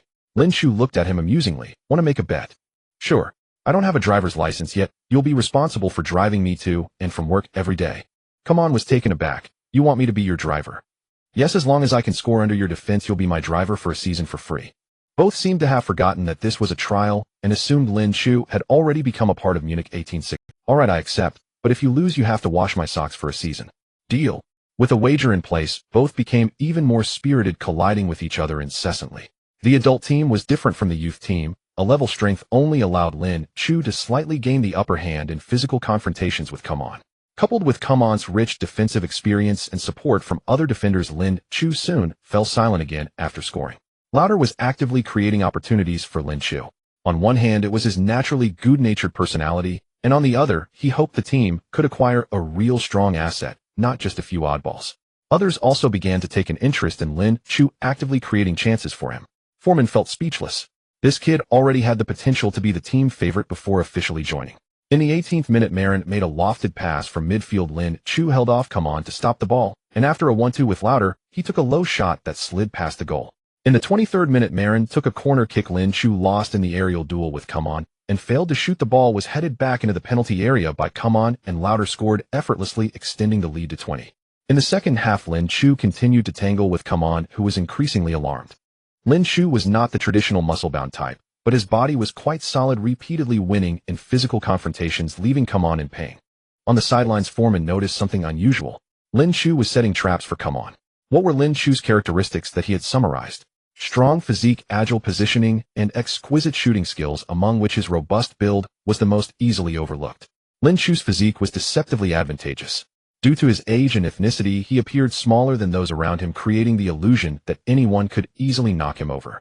Yet now Lin Chu repeatedly collided with Come On, the strongest in the field, and actually gained the upper hand in direct confrontations, providing a stark contrast and shock, while making everyone forget that his greatest threat was his elusive positioning. Come On, engrossed in the physical battles with Lin Chu, naively believed that Lin Chu would stick to a real man's contest until the end of the match. But Lin Chu decided to change the game. In the 12th minute of the second half, Lauder sent another diagonal pass to Lin Chu. Just as Come On thought Lin Chu would continue their real man showdown, Lin Chu suddenly made a deceptive run, and Come On was easily shaken off and left bewildered. Lin Chu slid the ball into the penalty area, creating another unknown opportunity. The goalkeeper internally cursed Come On as an idiot and reluctantly rushed out again. While running, Lin Chu made a motion to push the ball into the lower right corner of the goal. Having learned from the first lesson, the goalkeeper acted decisively this time. He didn't hesitate for even half a second before diving in without reservation. But he dove into emptiness. Lin Chu gently pulled the ball back and lightly pushed it into the open net. He scored a brace. Lauder was the first to rush over. He realized he was starting to like this kid. Lin Chu wasn't lying, he really knew how to score. He clenched his right fist and gently shook it. Shooter. Schmidt's voice suddenly came through. Your son is a born shooter. His positioning is very reasonable, he is confident and calm in front of the goal, and his shooting is extremely steady. No father dislikes hearing praise for his son, but he still calmed himself down, smiling as he said, Thank you for the compliment. First, I must admit that Lin Chu is not perfect, but as a forward, he is already quite excellent. Most importantly, he has a heart for progress, and I believe he won't disappoint those who believe in him. Yes, 17 years old, an enviable age filled with infinite possibilities. Now I can confirm that he is the player I need. We can discuss his future now. Munich 1860 is a great team. If possible, I hope Lin Chu's future can be tied to this team, but I hope to receive a more genuine commitment, such as stable playing time. With Lin Chu's brace and Lauder's goal, the red team achieved a 30 victory. Of course, the score is not what matters. What is important is the strength and potential Lin Chu displayed during the trial. As Foreman noted in the scouting report, Lin Chu's strengths and weaknesses are quite evident. He has various shortcomings, but all of them are overshadowed by his remarkable ability to score. On the football field, scoring goals is paramount. And coincidentally, Munich 1860 is currently in need of a decisive striker. Although not all teammates recognize his abilities, at least Schmidt has decided to include him in his plans for the second half of the season. The father and son were soon invited to the head coach's office. "We will offer Lin a professional contract," Schmidt stated directly. "We have all seen his unique qualities. Munich 1860 has many excellent passers who can provide Lin with a continuous stream of goal-scoring opportunities, so I believe this will be a win-win-win deal. Munich 1860 gets the player they desire, Heidenheim receives a transfer fee, and Lin will step onto the stage of the two Bundesliga to showcase his talents." Though he already had an answer in his heart, hearing Schmidt say it made Lin he feel a mix of emotions. "I also hope this is a mutually beneficial choice. Lin Chu can have the opportunity to display his talents and grow here, while Munich 1860 gets a prolific scorer with limitless potential. However, there's something I should inform you. We just came from St. Pauli, and they are also quite interested in my son." Schmidt shook his head. "Let's set aside those unnecessary negotiation tactics, Mr. Linhe. We can be more sincere with you. St. Pauli is a good team, but there is no position for Lin Chu there. Munich 1860 is your best choice. We all know this. As for the contract terms, there is no need for concern. Munich 1860 will not let down anyone who chooses. We will soon make a formal offer to Heidenheim. As for you, you can start looking for a suitable agent now." Lin was most concerned about ample playing time. As long as this could be agreed upon, everything else would be easier. Lin Chu only had a youth training contract, which had very low binding force. It can be said that as long as he nods his head, even if Heidenheim doesn't want to let him go, they wouldn't have much of a choice. Thus, both parties basically reached a consensus. There is about a week left until the winter break ends. I need Lin to join quickly and train with the team officially, so we don't have much time. Lin smiled and said, "I can't wait to see him wear the 1860 jersey." Schmidt then turned to Lin Chu, who had been silent all along, and asked, "What number do you want to wear, kid?" "First of all, as you can see, number 11 already has an owner. If you want it, you can discuss it with Lauder, but even if he agrees to give it to you, you won't be able to wear it until next season." "Thank you, but actually the number 11 is not my favorite. If possible, I would like to wear number 9, as I noticed no one on the team has that number." Yes, number 9 was originally Wood's, but he is transferred to Borussia Mönchengladbach, so now it belongs. We all know what this number signifies, and I hope you won't let it down. He looked at Lin Chu in surprise. They hadn't discussed this, and he didn't expect his son to be brave enough to ask for it. Even more surprising was that Schmidt was willing to give it. There are also unwritten rules on the field. Unless you are a well-known prodigy, numbers like 5, 7, 9, and 10 are generally not given to rookies like Lin Chu. From the moment you wear number 9, the only expectation everyone has for you is score, and score again. In this regard, Schmidt indeed has high hopes for Lin Chu. This also instilled a sense of urgency within Lin Chu. He must improve quickly. From the perspective of a striker, he still has many flaws. The most fatal one, his ball sense is too low. It is well known that ball sense is the foundation of all techniques. As long as he has a good ball sense, even if all other technical attributes are 0, he can still train them up by himself. However, a clever ball sense significantly limits his other abilities. Additionally, he needs to work on his positioning and speed in front of the goal. His current level positioning and speed are not bad, but just barely sufficient. He does not lag behind, but he also cannot create advantages. The remaining skills are heading, long-range shooting, and free kicks. Although these can be improved later if he truly wants to pursue the perfect striker path, these 3 are indispensable. After bidding farewell to Schmidt and thanking Foreman, the father and son set off on their way home. The distance between Munich and Heidenheim is much shorter, only a little over 100 kilometers. With the unrestricted speed of German highways, they can basically get home in less than an hour. This is one of the reasons Mia likes Munich 1860. It's close to home, and Lin Yin is attending university in Munich, so the siblings can look out for each other. Lin teased on the phone, only mentioning that the trial at St. Pauli did not go well, without mentioning anything about Munich 1860. Therefore, the mother and daughter anxiously awaited news at home. As soon as they entered the door, 2 pairs of eyes looked at them expectantly. Upon seeing the gloomy expressions on the faces of the father and son, a pang of dread shot through their hearts. The trial must have failed. Mia took the luggage from Lin Chu's hands and comforted him, saying, "It's okay, Heidenheim is in a good position this year, and being a local team is more suitable for your growth." Lin Yin also said, "We definitely have to visit Munich in the Allianz Arena, but as for Munich 1860, well, let's forget it. Let's establish ourselves in Heidenheim first, and then we can directly go to Bayern." In the words of the fans, Achu will also surely be the prince of Heidenheim by then. Lin he initially wanted to play it cool, but he could hardly contain a smile, quickly finishing his act before his expression broke. I mean, the same thing. Munich 1860 is somewhat below par. It would be better to establish a reputation in Heidenheim first, and then go directly to a big club, but this pause carried a weight, and Mia and Lin Yin instinctively thought something was wrong with Heidenheim, immediately getting tense. But Munich 1860 won't allow that. You don't know. Lin he finally let his smile break free. Schmidt is eager for Ah Chu to report tomorrow, and he even gave him the number 9 jersey. Mia was momentarily stunned before realizing who Schmidt was, while Lin Yin cheered and pounced on Lin Chu, pinching his cheeks and exclaiming, "I knew it, my brother is the best." Lin Chu helplessly allowed his sister to knead him, while Lin he vividly recounted his training experience at the Maguire training base. Upon hearing that Lin Chu had scored twice, Mia and Lin Yin finally felt relieved. MIA's carefully prepared feast was not wasted after all. The subsequent events went smoothly. The next day, Lin Chu went to school to process his leave of absence, and Munich 1860 officially faxed a request to Heidenheim to acquire Lin Chu. The staff at Heidenheim couldn't recall who Lin Chu was for a long time, finally finding his name on the youth team roster. Jurlich had just recommended Lin Chu to the Heidenheim head coach, who was still hesitating about whether to let the kid try out for the first team when the general manager's call came in. Well, now there's no need to worry anymore. After a bit of back and forth on the transfer fee, they settled on 100,000 euros. Lin Chu returned to the team once more to officially bid farewell to his friends. Jurlich looked gloomy but still offered his blessings. The intensity of the second division is not comparable to the youth team, but the coach should only let you play during less critical times for practice. You must seize every opportunity and adapt quickly. If you can secure a regular spot before turning 18, then there is hope for everything. Lin Chu nodded with a smile. All right. You can't carry the ball alone. You need your teammates to create shooting opportunities.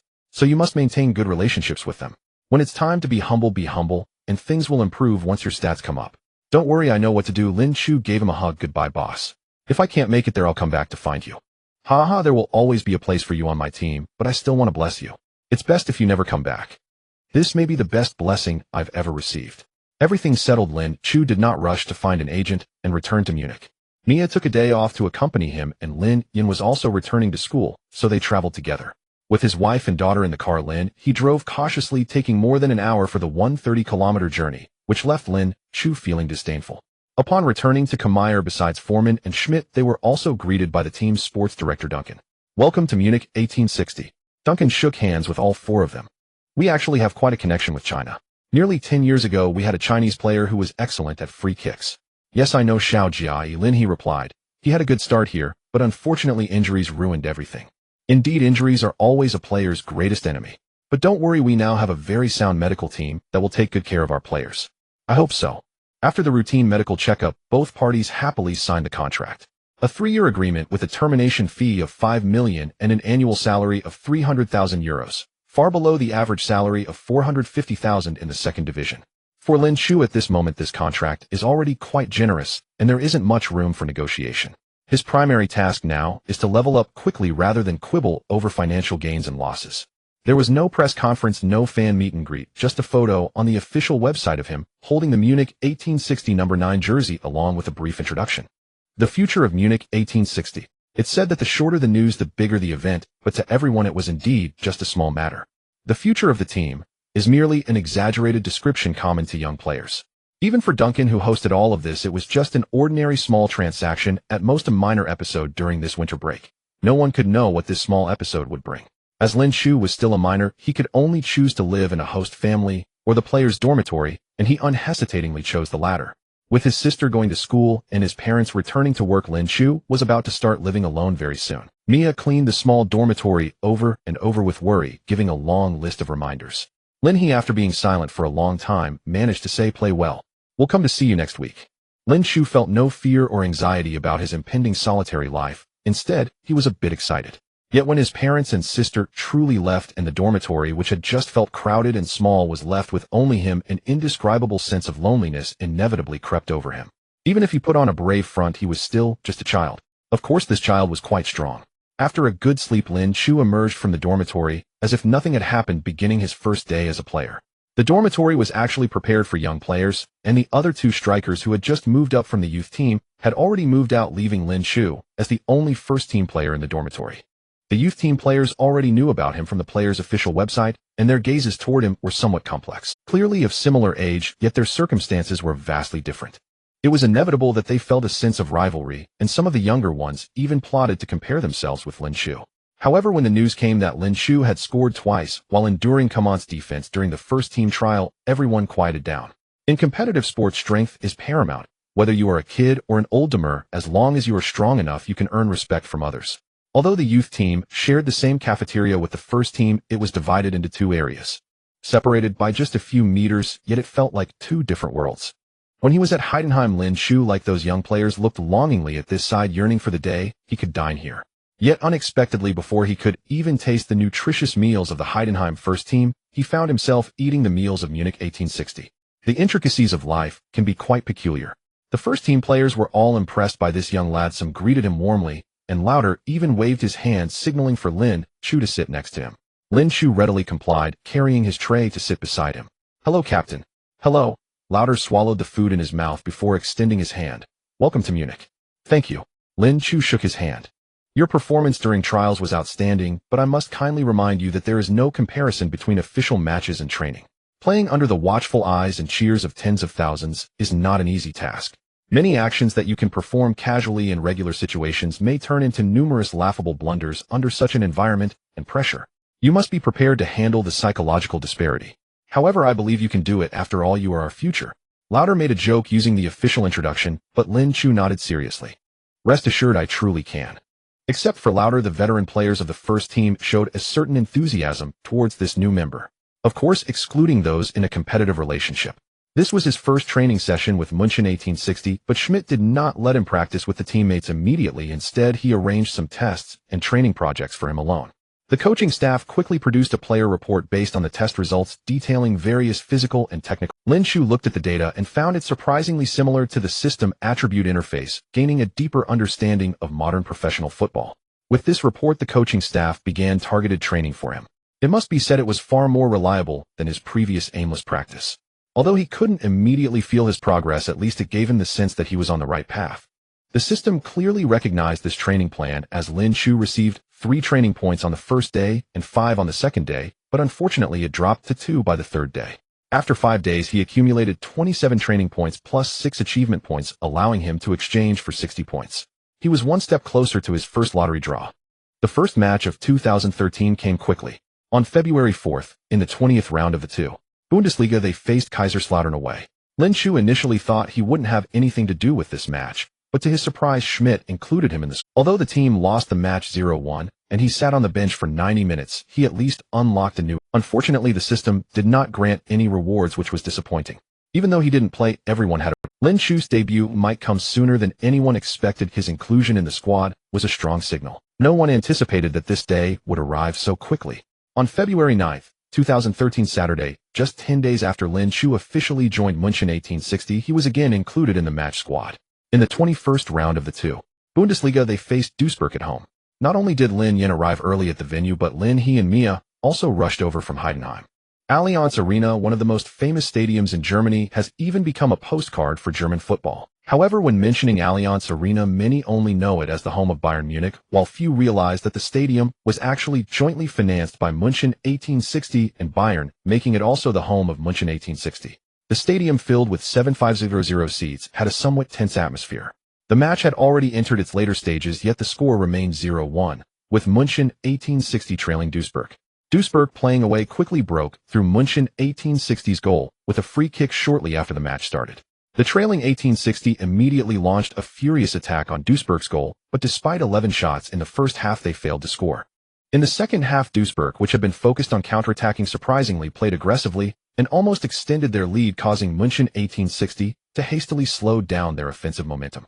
Schmidt anxiously paced along the sidelines, eventually turning his gaze toward the bench. At this point, all he could do was send a substitute to make a desperate charge. The substitute players immediately straightened their backs, instinctively hoping to be called upon, but felt their chances were slim, filled with a mix of hope and anxiety. Only Lin Shu knew that his moment had finally arrived. The forwards of München 1860 are too poor at seizing opportunities. Schmidt must do something. He had been in charge for 2 months, but coincidentally it fell during the winter break, so he had only led the team in 4 matches with a record of 1 win, 1 draw, and 2 losses.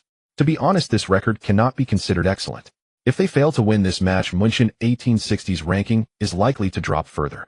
Kamara shoots. Unfortunately, it missed again. München 1860's attack once again proved fruitless. How could such a shot go wide? A player from the München 1860 bench is warming up. Excuse me, who is that? I found him.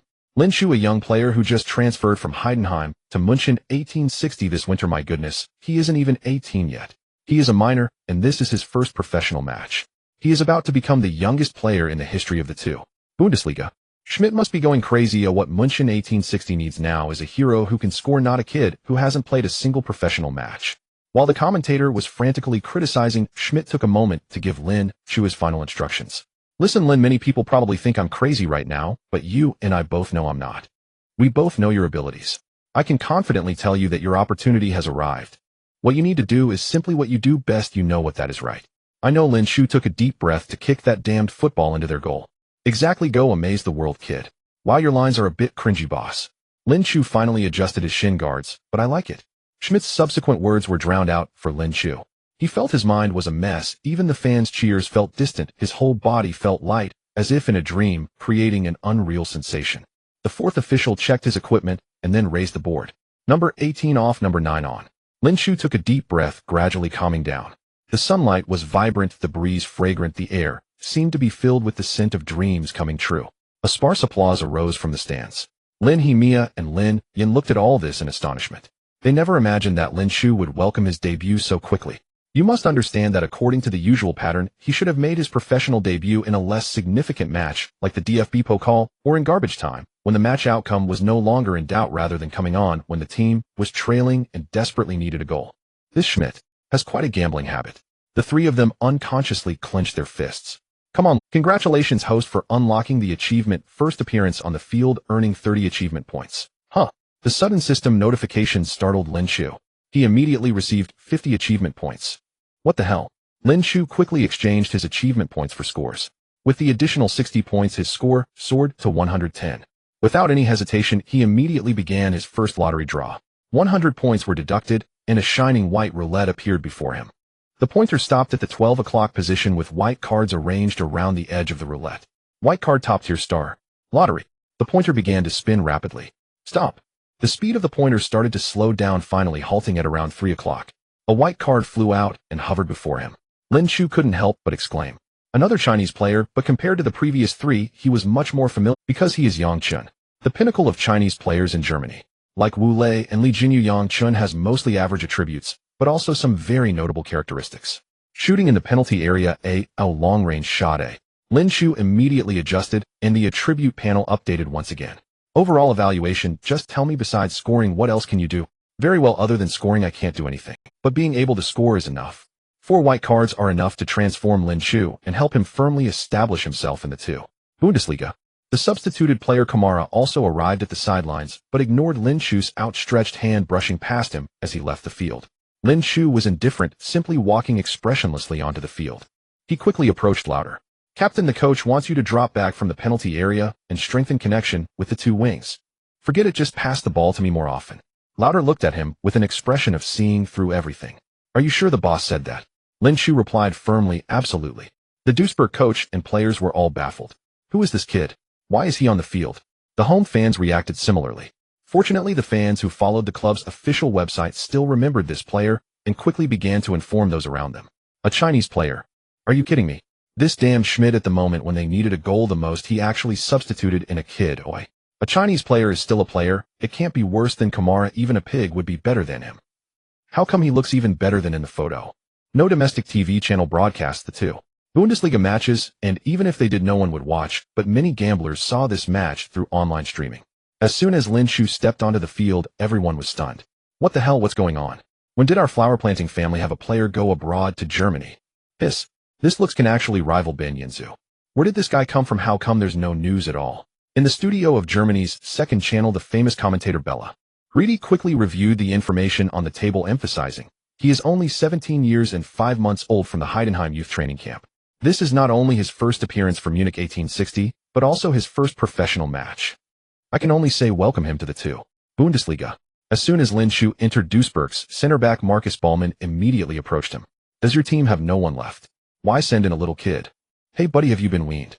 I have, Lin Chu said as he stepped into the penalty area, but if it's your wife's I can give it a try. Ballman paused, his anger surging immediately. It was just the usual trash talk. He wouldn't easily lose his cool. However, coincidentally his wife had just given birth, and now he had that thing. He instinctively reached out to push Lin Chu, but fortunately his experience prevailed, and he overcame the devil in his heart. However, his gaze remained sharp as a knife fixed on Lin Chu. You'll regret this, I swear. I will break your legs. You better pray that your team's doctor isn't a vet in disguise. Lin Chu couldn't help but laugh. Then you better pray that your team's doctor is a vet-turned-doctor. It would be just right to show you later. Ballman's head spun several times before he realized what he meant. He wasn't furious, but knew that trash talk wouldn't win against this kid, so he decisively decided to apply some pressure. Ballman immediately closed in, using his shoulder to push Lin Chu out of the penalty area. Lin Chu pushed back hard with his feet. Ballman suddenly felt as if he had collided with a wall. He looked up and down at Lin Chu in disbelief. Not skinny, but not really sturdy either. How is he so strong? He skeptically pushed harder, but not only did he fail to move Lin Chu, but he was also pushed back 2 steps by Lin Chu. The others looked over puzzled. What are you two doing? Duisburg's captain Bajik scolded. The ball is here, a focus. The football was thrown into the field, and Munich 1860's midfielder Maximilian Niku received the ball and immediately passed it towards the wing. Munich 1860 primarily played a 442 formation with a diamond shape in midfield, and right winger Daniel Borovka immediately advanced with the ball along the right side. Central midfielder Stoperkamp was about to go support when Lauter unexpectedly got there faster, already running eagerly to the side of the penalty area. Borovka faced the defense of the opposing defender and was about to make a strong run, but Lauter had already reached out for the ball, and from the sideline came Schmidt's shout of quick pass, so he reluctantly made a low pass. Lauter stopped the ball and turned position diagonally at the edge of the penalty area, making a shooting gesture. This position was certainly not suitable for a direct shot, but if he managed to strike a curved ball, it could still pose a threat. Bajik immediately charged up. Captain against captain, both sets of fans couldn't help but feel tense. Munich 1860 organized an attack through the wing. Lauter received Borovka's pass on the right side of the penalty area. Bajik moved up to intercept. Can Lauter score? The ball at Lauter's feet did not fly toward Bajik, but was lightly nudged outward with the outside of his right foot, then gently stroked with the inside of his foot. The football drew a curve, flying toward the center of the small penalty area. Everyone was perplexed. What are you passing for? There's no one there. Huh. The soccer ball flew into the small penalty area, and another defender jumped high, but failed to touch the ball. Bormann finally realized that Lin Chu had already sprinted away and hurriedly tried to catch up, but unfortunately his speed was only on par with Lin Chu, and with Lin Chu having a head start, he could only eat dust behind. There was no choice but to take action. He reached out, grabbed Lin Chu's shoulder, and forcefully yanked him back. Lin Chu immediately felt the pulling force on his shoulder, but instead of falling back, he surged forward with. Bormann was almost knocked over by the sudden force, quickly let go, and watched in despair as Lin Chu moved away. Lauter's deceptive shot sent the ball into the center of the small penalty area with a curved kick. Lin Chu shook off Bormann's defense. Bormann grabbed Lin's shoulder with his hand. This was a very foul play. Lin broke free from the defense. His body was far stronger than it appeared. The commentator couldn't keep up with the pace of the game. Before he finished speaking, Lin Chu had already reached the spot where the soccer ball was about to land. There was no one around. Everyone in Duisburg felt as if they had fallen into an ice cellar. In this situation, Lin Chu had plenty of time to stop the ball, even to dribble past the goalkeeper Unionon before putting the ball into the net. But to everyone's surprise, Lin Chu jumped directly into the air. His left leg bent slightly backward, while his right leg extended forward, his right foot striking the bottom of the ball with great force. Boom. Bormann watched Lin Chu take off, and then jump into the air to strike. He could only hope for the goalkeeper, but the goalkeeper was just as stunned and hardly reacted at all, merely reaching out symbolically as the ball flew past him, not even grazing a single hair of the ball. The soccer ball crossed the goal line and struck the back of the net, igniting the entire Allianz Arena. Goal. Lin Chu. The incredible Lin Chu. He scored on his very first shot. Before this, Munich 1860 had tried for over an hour without finding a way past Duisburg's goal, yet Lin Chu managed to break through in just 1 minute after coming on. Congratulations to Schmidt, his gamble paid off. Bormann was too careless. He failed to effectively interfere with Lin Chu right from the start. Of course, no one expected Lin Chu to possess such strength. Even with Bormann resorting to foul play, he couldn't stop him. Does anyone feel like Lin Chu's shooting action seems familiar?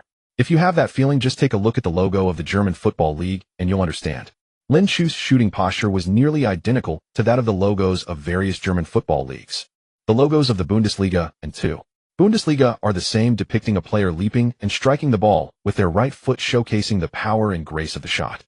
Just like what Lin Shu had just done, Schmidt was completely dumbfounded. He witnessed the entire goal, but couldn't help but glance at his assistant coach. Did it go in? Yes, it went in, Alexander. That kid Lin Shu executed a shot, just like the league logo. Finally believing what he saw, Schmidt smiled so broadly that his face almost distorted. Haha, I knew he could do. Yes, you knew. Lin Shu quickly rose and ran towards the sidelines, raising both arms high and looking up at the stands. The afternoon sunlight cooperatively poured down from the sky behind him, making it seem as if he was bathed in holy light, allowing photographers to capture the perfect composition without any need for adjustments. Time seemed to freeze in that moment. The fans who had been cheering loudly gradually lowered their voices as if afraid that their shouts would break the overly beautiful scene. Lin He, full of spirit, pointed at Lin Shu from afar, excitedly exclaiming in his native tongue, "My son. This is my son." Mia and Lin Yen were a bit more restrained, simply covering their mouths tightly with their hands, tears glistening in the corners of their eyes, but their faces already blossomed with smiles. Louder dashed towards Lin Shu and jumped onto his back, excitedly shouting, "Great job, Lin." Other teammates rushed over, surrounding them, continuously patting Lin Shu's shoulders or ruffling his hair. Scoring in the first match, what kind of luck is this? Not just the first match, but the very first touch. This must be a record for the top 5 leagues, right? More accurately, it was the first match, first touch, first shot, and the ball went in. Is there a more dreamlike debut than this? Lin Shu's strength was severely mismatched with his age. Under the circumstances of the opponents being unfamiliar and not taking him seriously, he could definitely act as a surprise player, so his teammates were not surprised that he scored. What was surprising was the speed and manner of the goal. It was too fast. He came on at 75 minutes, scored at 76 minutes, and even directly copied the league logo. Just as Lin Shu was about to boast to his teammates, the system notification came again. Congratulations to the host for becoming the youngest goalscorer in 2 Bundesliga history, earning 30 achievement points. Adding the remaining ones, the total suddenly became 40. Perfect, not a loss. No, the goal should also count as achievement points. Lin Shu quickly opened the system interface and took a glance. Achievement points, 41. This meant that 1 goal rewarded 1 achievement point. Initially, he thought the level of 2 Bundesliga would be higher than that of the Youth League, and he would gain more achievement points after scoring, but it seems he was overthinking. With the level of competition rising, his strength was also continuously improving, and in terms of goal-scoring difficulty, it was actually not much different, so it was still somewhat acceptable. The screen began to replay the goal. Everyone focused their attention on Lin Shu and finally saw the whole process. Almost the moment Lauder kicked the ball, Lin Shu reacted and started moving immediately. At first, people didn't feel much about his reaction speed, but with Bormann next to him looking as dumb as a post, everyone realized how keen his instincts were. Then Bormann, in a fit of anger, reached out to pull him, but Lin Shu broke free, forcefully leaped, and struck the ball into the net, all actions flowing seamlessly. Sharp, calm, strong, and bold. All the fans of Munich 1860 were enveloped in immense surprise. Even Bormann, who had noticed Lin Shu and held high hopes for him, couldn't have imagined this kid's performance would be so let alone everyone else. Duncan now wished he could grab Bormann and give him a big kiss on the face. 100,000 euros. Lin Shu only cost 100,000 euros. But what did they gain? A super potential stock, a superstar, a super idol. He gazed intently at Lin Shu on the field. At that moment, Lin Shu shone so brightly that it seemed he could. The head coach of Duisburg yelled a few words from the sidelines and began making substitutions. Duisburg has replaced a midfielder with a forward. It seems they are unwilling to settle for a draw. Munich 1860 needs to be cautious. Lin Shu's goal was spectacular, but undeniably had an element of luck. They must contain Duisburg's offensive momentum, or Lin Shu's goal will be meaningless. Duisburg is currently ranked just 1 position lower than Munich 1860, sitting in the range where they cannot push upward into the promotion zone nor drop down into the relegation zone. Naturally, they cannot accept the prospect of losing the 3 points that were so close. On the other hand, Munich 1860 was naturally buoyed by morale and immediately intensified their offensive efforts after the match resumed. With both sides possessing similar strength and a desire to attack, the pace of the game accelerated dramatically. Lin Shu remained at the forefront of his team, not stationary in the penalty area, but constantly moving, leading Bormann in circles. The game quickly reached the 82nd minute. It was unclear whether it was a clearance or a pass. The ball was suddenly kicked out amidst the chaos, soaring across most of the field and landing at the edge of Duisburg's penalty area. Both sides have a strong desire to attack, and the ball has once again been pushed into Duisburg's territory. Here comes Lin Shu. The home fans immediately rose in excitement. Bormann felt a chill down his spine. He had been closely following Lin Shu, but just took a moment to glance at the ball. By the time he refocused, Lin Shu had already dashed forward as if he could predict where the ball would go without needing to observe its trajectory. The ball had great power flying high and far, demanding exceptional touch and control from the receiving player, which unfortunately Lin Shu was rather average at in both aspects. Therefore, when the ball landed on the top of his foot, it rolled forward more than a meter before being controlled. At that moment, Bajik had already rushed in with Borman also rapidly closing and forming a pincer attack. Lin Shu completely ignored Bajik, glanced at the upper right corner of the goal, and struck. Bajik was startled, quickly leaping up to block, but soon realized he had been fooled. Lin Shu indeed took a shot, but it wasn't aimed at the upper right corner, instead it was directed beneath him. Coincidentally, Bajik seemed to be cooperating with him, leaping upwards just as the ball slipped past. With a low drive, the goalkeeper was momentarily distracted by Lin Shu's gaze and did not dive out. However, upon seeing the ball rolling toward him from his peripheral vision, he quickly regained his balance and stretched his left foot out in a frantic attempt. Amidst the gasps of the crowd, his left foot narrowly grazed the ball, sending it brushing against the post and out of play. Lin Shu's clever shot deceived Bajik, but it couldn't outsmart the goalkeeper. It was just a hair's breadth away. The young substitute Lin Shu from Munich 1860 has been quite active, and his playing style is remarkably intelligent and mature, far from resembling a rookie. If Schmidt had put him on the field earlier, the score might not be 11 right now. Borman rushed over, and after seeing the ball roll out of bounds, he exchanged a glance with Bajik, feeling relieved yet anxious. This goal was technically still on him. In comparison to Lin Shu, he felt like a complete failure. Lauder came over and patted Lin Shu on the back, saying, "Just like that, well done." Lin Shu replied, "Wasn't it pretty even though it didn't go in?" Of course, Lauder encouraged. "Who can guarantee every shot will score? Besides, it was just a matter of a bit of luck. You've done exceptionally well already." This wasn't merely flattery. He was genuinely impressed by Lin Shu's performance. Lin Shu's training performances were indeed outstanding, but the reality of the game is different from practice, especially for someone like Lin Shu, who lacks practical experience. Being able to showcase half of his ability on his debut is already commendable. Unexpectedly, this kid was an exception. His performance was even better than in practice. He was undoubtedly a practical player. Schmidt made a second substitution. Marin Tomashev, a Croatian midfielder who also joined during the winter transfer, was brought on. Schmidt had only one requirement from Marin: pass the ball to Lin Shu. He admitted there was a gamble involved, but Lin Shu's every performance was telling him that this was a gamble worth taking. After Marin entered the field, his teammates quickly took a corner kick aimed directly at Lin Shu. Lin Shu jumped with all his might, but failed to connect with the ball, which was cleared out by Borman. This was the first time Borman had gained the upper hand in a confrontation with Lin Shu. He was so excited he felt like singing, but the next moment left him terrified and wanting to curse. The ball he cleared ended up right in front of Marin. Schmidt could no longer contain his excitement. "What the hell? Am I that amazing? 2 substitutions, 2 goals. I just want to ask who else." The home fans were already excitedly cheering. But who would have thought that facing a golden opportunity, the damned Marin actually squandered it? He was clearly unprepared, just frantically swinging his foot at the ball, missing the strike entirely, with the ball soaring dramatically over the crossbar. The 1860 fans in the stands, who had already begun celebrating, suddenly fell silent. This is just. Marin is 27 years old, and Lin Shu is 17. A full 10 years apart, with at least 7 or 8 years of experience difference, yet in front of the opportunity their performances were worlds apart. Without comparison there is no harm, but with comparison Marin seemed like a fool.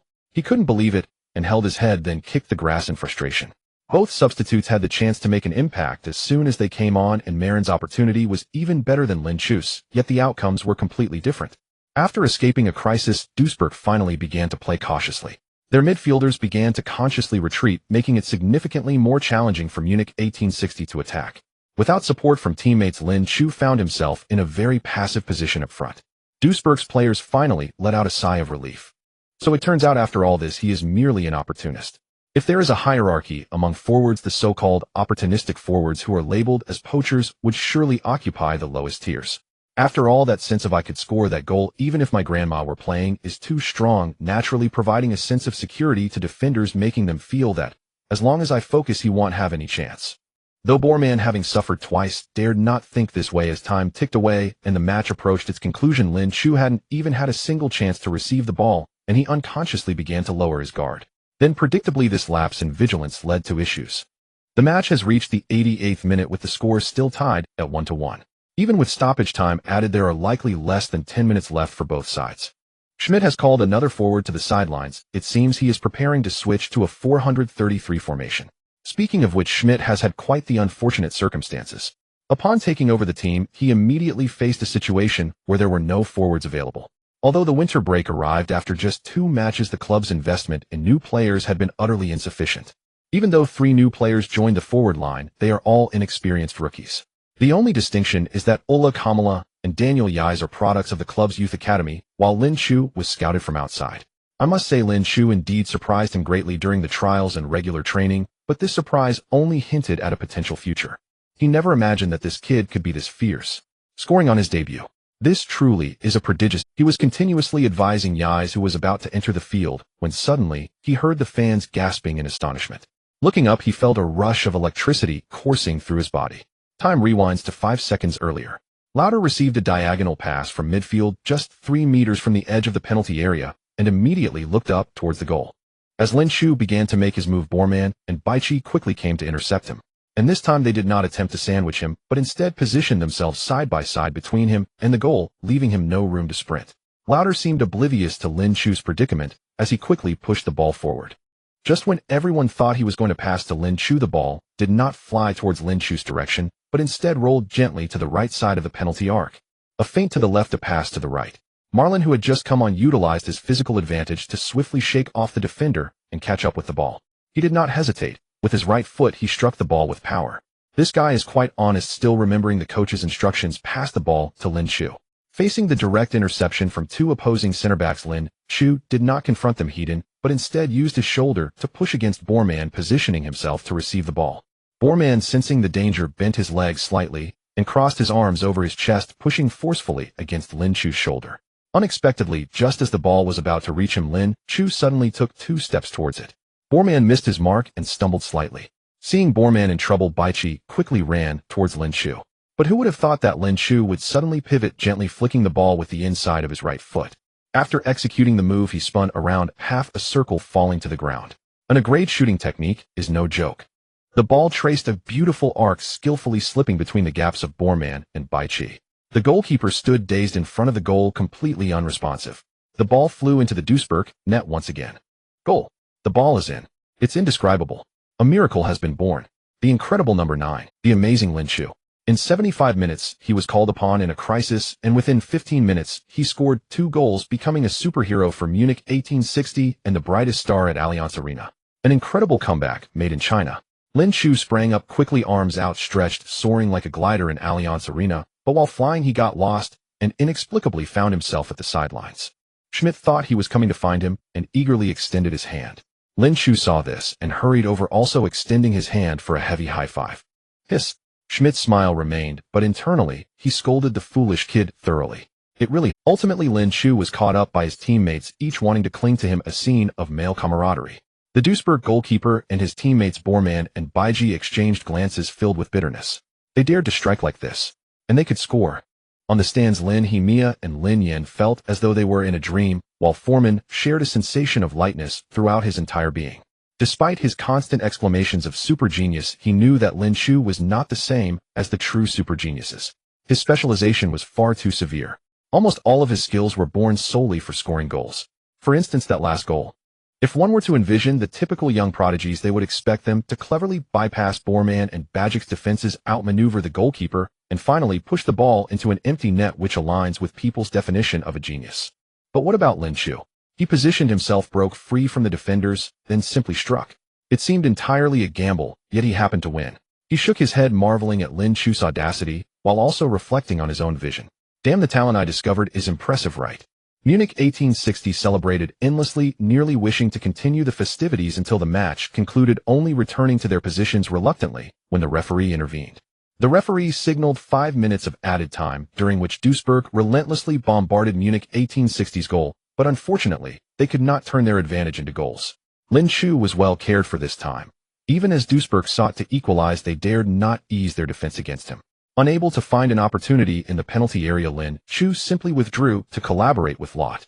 Duisburg dared not let him touch the ball, with Borman providing almost a bodyguard-like all-encompassing protection, while other players were ready to assist, defensively determined to prevent him from having any chance, even at the cost of fouls. Lin Chu did not expect to enjoy such superstar treatment in his first match. He was uncertain whether to laugh. The added time swiftly elapsed, and amidst the anxious waiting of the home fans, the referee finally blew the whistle to signal the end of the match. With the scores settled, the match concluded. Thanks to the 2 goals scored by the young Chinese player Lin Chu, Munich 1860 managed to stage a comeback after conceding an initial goal, securing a hard-earned victory. Strong physique, keen instincts, agile positioning, and precise shooting. This is Lin Chu, the supernova of Munich 1860. 2 substitutes, one of whom scored twice to lead the comeback, while the other provided a key assist in the final stages. Schmidt's winter signings have clearly made an impact. Thanks to the super performance of the super substitutes, Munich 1860 has also managed to secure their 7th victory of the season. Although they are ranked 9th, the gap between Munich 1860 and the teams above them is not significant. Looking at the entire Bundesliga 2 standings, apart from the clear advantages of the top 2 teams, Hertha Berlin and Brunswick, the points difference between the teams ranked from 3rd to 10th is only a few points. The gap between Munich 1860 and 3rd placed Augsburg is only 15 points, and with 13 rounds remaining in the league, it is not impossible for Munich 1860 to push for 3rd place and secure a playoff spot for promotion. Of course, it's quite difficult. After all, Schmidt has been in charge for a while, and at least from the current perspective, this veteran coach, who has spent most of his life in Germany's lower leagues, has not shown the potential of a savior. Certainly, in addition to the team's performance improving, fans are also looking forward to Lin Chu's performance. Although he performed exceptionally well in this match, factors like luck, the opponent's lack of focus, and unfamiliarity among defenders could all serve as excuses. Fans are somewhat anxious, fearing that he might revert to his original form after this match. This situation is not without precedent. The football world has seen too many so-called geniuses who shone brightly, but ultimately did not achieve greatness.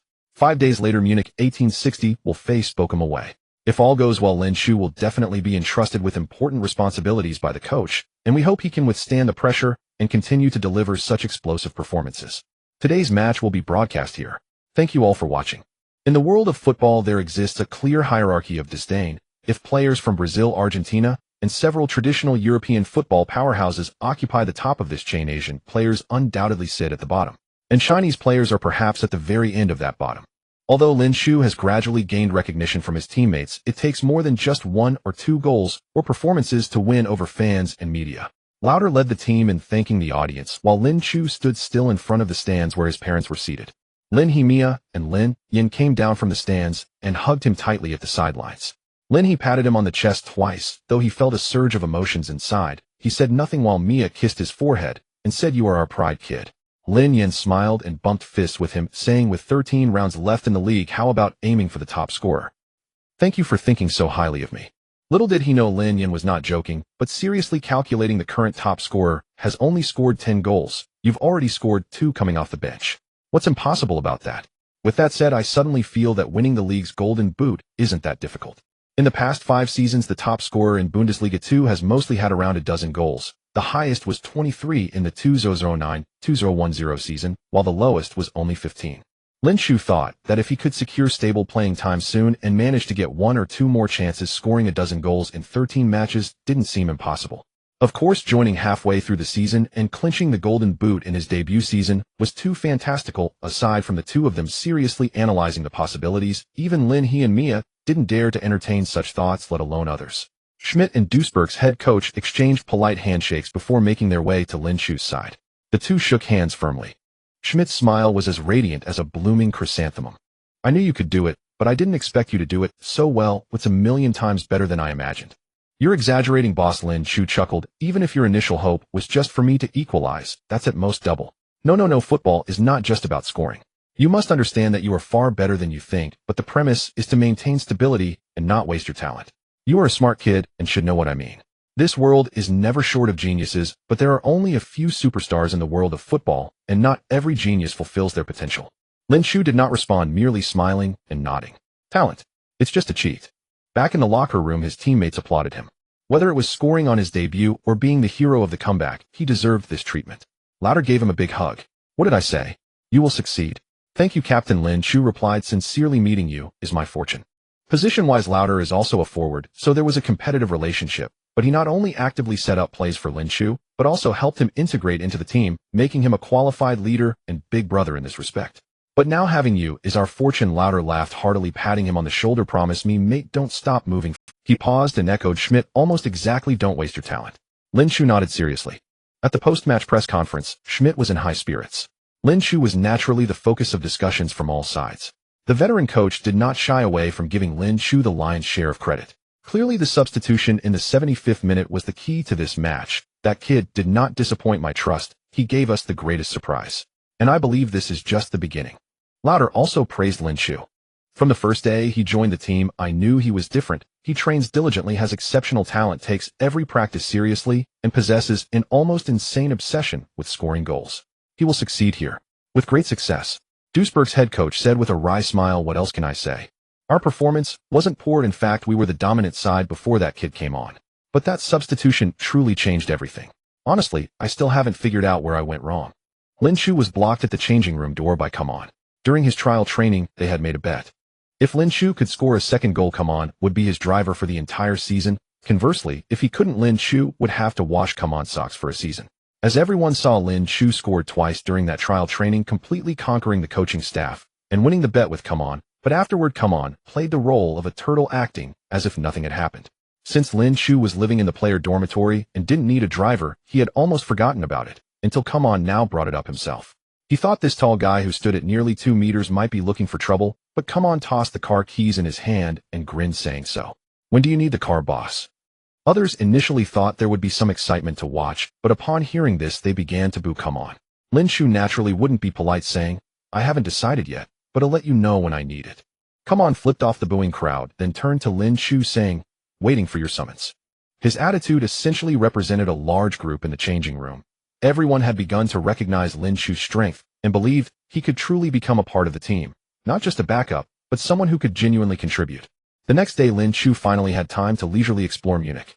He put on a white shirt, styled his hair like an adult, and strolled the streets of Munich with his family. They had originally thought that the city was filled with Bayern fans, and that not many would recognize him, a rookie from Munich 1860, but the actual situation was quite different. Munich 1860 was established on May 17, 1860, hence its name, but when professional leagues began in Germany in 1963, only one team from each city could participate in the Bundesliga. At that time, the thriving Munich 1860 secured the qualification to represent Munich, while their local rival Bayern Munich was excluded, meaning Munich 1860 was the original representative team of the city. Although times have changed and Bayern is now the true powerhouse of Munich, Munich 1860 still has a large number of supporters in the city. Bayern fans are mostly distributed in the northern and central parts of the city, primarily from the petite bourgeoisie, while 1860 fans are mainly in the western region, consisting mostly of local workers and students. Along the way they kept receiving attention from passers-by. Initially they thought it was because their family was too good-looking, but when someone started greeting Lin Shu and asking for his autograph, they realized that Lin Shu had gained some minor fame in the city. In fact, many people had not seen that match, but the media coverage afterward made quite a few aware of Lin Shu and his achievements. The most famous football media in Germany is undoubtedly Bild and Kicker. Like the scoring mechanisms in most fields in Germany, these two media outlets have quite unconventional scoring systems. Instead of the commonly used 10-point scale, they use 5 and 6-point scales, and the scoring is done in reverse. The highest score is 1 point, while Bild's lowest score is 5 points and Kicker's lowest score is 6 points. Bild's scoring tends to be quite arbitrary, giving out a bunch of perfect scores whenever they feel like it. In contrast, Kicker is a bit more rigorous, even having the option of 0.5 points. So when Bild unhesitatingly gave Lin Shu a score of 1 point, Kicker cautiously assigned him a score of 1. This left him with some room for improvement. However, even so, compared to his teammates who received various scores of 4, 5, 0, and 6, Lin Shu's 1.5 was quite outstanding. Bild stated, "From today onwards Munich will have 2 Müllers. One is Thomas Müller from Bayern Munich, and the other is the Chinese Müller from Munich 1860. Kicker commented, "The number 9 for Munich 1860 is the biggest surprise of this round in the 2. Bundesliga." He was very composed in front of the goal and confident in his shooting skills. "We have every reason to believe that he will have a very bright future."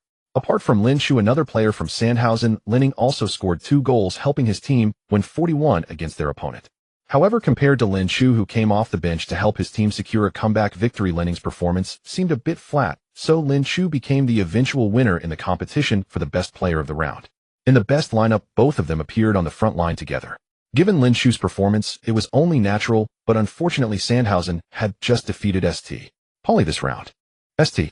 Pauli's assistant coach Fink was now in a state of shock. He looked at the awkward name on the list of best players and best lineup, hoping he had misread it, but upon glancing at the photo of Lin Shu, he knew he was in big trouble. Others certainly didn't know the connection between all this, but the problem was St. Paul's scout Hamel did. He hurriedly called Hamel, hoping the latter would show mercy, but all he heard was the sound of Hamel already being on another call. Fink couldn't help but feel anxious. This damn guy wouldn't be reporting me to the head coach, would he? His anxiety heightened, He quickly made a flurry of, just as he was about to throw his phone in frustration, the call finally went through. Hamel surprisingly answered the call promptly. Thank God you finally picked up. You weren't calling Vortsek just now, were you? No, it wasn't me. I was calling Lin Chu. I'm the trial player you eliminated to congratulate him. Yes or no? Fink stammered. I should congratulate him. He performed very well in his last match, but I didn't eliminate him. In fact, he passed the trial. It was he who chose to give up. Before he could finish his sentence, he was interrupted by a rough voice on the other end. But I didn't ask you to send a youth player for a trial. And you didn't tell me that kid scored 4 goals in the trial. Even worse, you didn't try to keep him or rectify your ridiculous and shameful mistake. Fink was nearly scared to death. Hamel didn't call Vortsek, but went directly to confront him. Sorry, boss. Don't say sorry to me. You'd better pray that his performance in this match was just a fluke, otherwise we won't have a good time. The noses of reporters are sharper than those of dogs. If Lin Chu truly excels in Munich 1860, then his training trial at St. Pauli will certainly be exposed, and at that time any vivid little article could turn Furzek and Fink into the butt of jokes. Furzek even specifically watched the footage of the match between Munich 1860 and Duisburg, of course, only the parts after Lin Chu appeared. To be frank regarding Lin Chu, he is actually no different from Fink, not taking it to heart at all. Even when Hamer proudly approached him slapping Kicker and Bild in his face, he still felt bewildered. It wasn't until Hamer kindly reminded him that he recalled there was indeed such a matter. As for now, looking at Lin Chu shining on the screen, he could only try to find some excuses to comfort himself. Fortunately, he is just an opportunist. The times have changed. The once popular type of player who said I can't do anything, I just score goals has lost its market. Modern football demands more from forwards. The ability to hold the ball, support play, score goals, and even defend. This is the current mainstream. Although in recent years players like Chicharito, Hernandez, and Muller have emerged reminiscent of the former glory of Inzaghi, Furzek believes that their success relies on team strength. After all, one is backed by Manchester United, and the other is with Bayern receiving support unmatched by other teams. If it were Munich 1860, they shouldn't be able to support such a penalty area fox. Thus his conclusion was Lin Chu absolutely cannot perform. After convincing himself, Furzek finally breathed a sigh of relief and quickly put the matter behind him, focusing on the next match. The current situation for St. Pauli is not optimistic. They had barely climbed to 4th place before Christmas, and a little further would bring hopes of promotion, but unexpectedly after returning from Christmas, they lost 2 consecutive matches, conceding 4 goals, dropping to 6th place. Round 22 of the 2. Bundesliga is approaching with St. Pauli hosting Cologne. This match holds special significance for St. Pauli, as it is the first time since former head coach Stanislavski was dismissed that he returns to Millerntor Stadium. The club's higher-ups surely hope to win, preferably by a large margin. However, contrary to their wishes, just 3 minutes into the match, Cologne was awarded a free kick near the right side of the penalty area. Clemens unexpectedly scored with a direct right-footed curved shot into the near corner, giving Cologne. Then St. Pauli's center-back, Torrent, was sent off with a second yellow for bringing down the breaking Royal near the sideline. In the first minute of injury time, another center-back, Moore, was also sent off after a late challenge on the flying header from Hector, receiving 2 yellows as well. St. Pauli, now down to 9 men, could only swallow the bitter fruit of defeat and welcome their 3rd consecutive loss. Furzek was furious. After blasting the players, he lashed out at the referee, then at the association. When he got home and was still simmering with anger, he randomly turned on the TV, and it just happened to be German TV channel 2. What was being broadcast was also a 2. Bundesliga match, Bochum versus Munich 1860. This match started much later than the one between St. Pauli and Cologne, and it was only in the 10th minute. The score was still 0-0. Furzek was just about to check if Lin Chu was on the field when Bochum suddenly crafted a highly threatening attack. Midfielder Zatkowski sent a lob from the top of the penalty area. Forward Shadhor tried to poke the ball with his right foot at the edge of the small box under the defense of Barioli, but unfortunately, he missed the ball. To his surprise, the ball bounced off the ground and hit Shadhor's right arm, deflecting into the net. This was a handball goal, yet the referee showed no sign of protest. Although the 1860 players protested vigorously, the score was still recorded as 10. Listening to the commentator incessantly ranting about how obvious the handball was and how ridiculous the referee's decision was, Furzek felt relieved. Great, I'm not the only one feeling disgusted. His mood lightened a bit, and he decided to continue watching the match. Soon he saw Lin Chu on the substitute bench through the live broadcast. As expected, still a substitute, it seems Schmidt doesn't trust him much either. After all, he is just a penalty area fox. A team like Munich 1860 has no space for a penalty area fox to grow. An even more delightful scene occurred in the 17th minute of the match. Lauter broke through the offside trap and formed a clear chance, but he was pulled down from behind by Bochum defender. However, referee Wingenbach not only did not show a red card to Maltritz, but instead penalized Lauter for diving, directly showing a yellow card in the face of Munich 1860's captain. Ferzek was nearly laughing out loud. "I told you today's referee is an idiot." The match continued. The trailing Munich 1860 attacked fiercely, but they couldn't equalize the score until halftime. At this point, Ferzek actually didn't want to watch anymore, but Lin Chu walked towards the warm-up area under Schmidt's instructions, which made him pause while reaching for the remote. A few more minutes wouldn't hurt. The second half has begun. Munich 1860 immediately made a substitution. The Chinese youngster Lin Chu, who came off the bench in the previous match to help the team turn the game around, is called upon again. Can he save the team once more? Lin Chu has once again received the opportunity to prove himself, and this time he has a full 45 minutes, but he should have been a starter. Schmidt is still too conservative. Lin Chu replaced the number 18, Ola Kamara. This guy is the top forward of the Munich 1860 youth team, and he has started 3 consecutive matches since joining the first team, but has yet to make an impact. This time, he didn't dare to throw a tantrum, but extended his hand toward Lin Chu from a distance. Unfortunately, Lin Chu acted as if he didn't see it, pretentiously adjusting his jersey without lifting his head.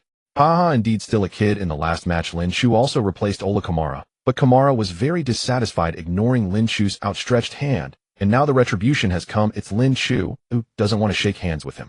Kamara's face turned pale as he angrily returned to the bench, while Lin Chu stepped onto the pitch. He knew that if this yellow-skinned monkey scored again in this match, his starting position would likely be lost. Lauter was excited about Lin Chu's appearance, running up to him and whispering in his ear, "You should have come on early. That piece of shit Kamara doesn't deserve to start." "I agree," Lin Chu nodded earnestly. "He won in the future, because the starting position will be mine from now on." Munich 1860 played in a 442 formation. Goalkeeper 1 Gabor Karali, defenders 2 Fools of 15 Malik, Fatty 4 Come 3 Wojtek, midfielders 8 Maximilian Niku 6 Dominic Stahl 7 Daniel Borovka 10 Moritz Stoppelkamp, forwards 11 Benjamin. Lot was partnered with Lin Chu. Although he was also a forward, he preferred not to charge at the front line, but rather lurked behind the leading striker to create opportunities. He loved scoring goals, but his finishing skills were not high. However, his ability to assist was quite impressive and his technique was very delicate. Lin Chu, on the other hand, struggled to hold on to the ball and get past defenders, but he understood positioning and could shoot, making them a perfect complementary pair to some extent. Everyone played their game, yet they managed to work well together, which was quite remarkable. As the best player of the last round, it was unlikely that Lin Chu could quietly burst onto the scene this time. As soon as he entered the field, the defender was right on him for man-to-man marking. He had just updated his arsenal in the last match, but the game ended after only about 20 minutes, leaving him unsatisfied. Now he was almost immediately in the zone as he stepped onto the pitch. He constantly made off-the-ball runs in the forward area, appearing like an over-energetic kid, yet whenever the ball was passed up from the back, he reacted the fastest. After Lin Chu came on, the threat of Munich 1860 in the front line clearly rose to another level. Not to mention Kamara, even if Flander returned from injury, the effect wouldn't be as significant. The left winger Borovka quickly tore through Bochum's defense with his skillful breakthrough, dribbling fast down the flank and delivering a cross. Lin Chu showcased his exceptional goal-scoring instinct once again, making a half-step run early. However, the defender marking him was clever, not blindly following him, but instead preemptively blocking his shooting route and forcing him towards the sideline. Lin Chu caught up to the ball, but the angle for his shot was nearly non-existent.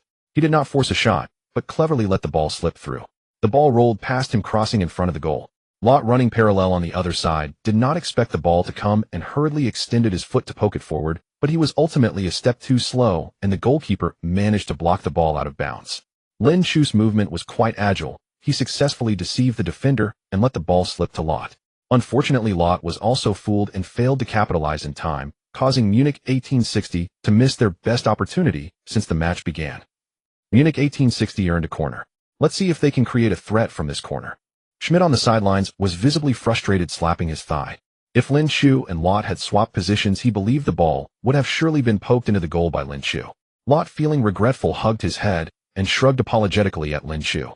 Lin Chu waved his hand, indicating not to worry, then moved to the corner spot, preparing to contest the corner. Though his height did not give him an advantage among the tall defenders, his physicality was not weak, and he successfully held his position against the defender's push. Instead, Lot, who looked bulky, was pushed around by the defender, giving an impression of struggling in a giant wave. Niku, taking the corner, glanced towards the goal and delivered a curling ball.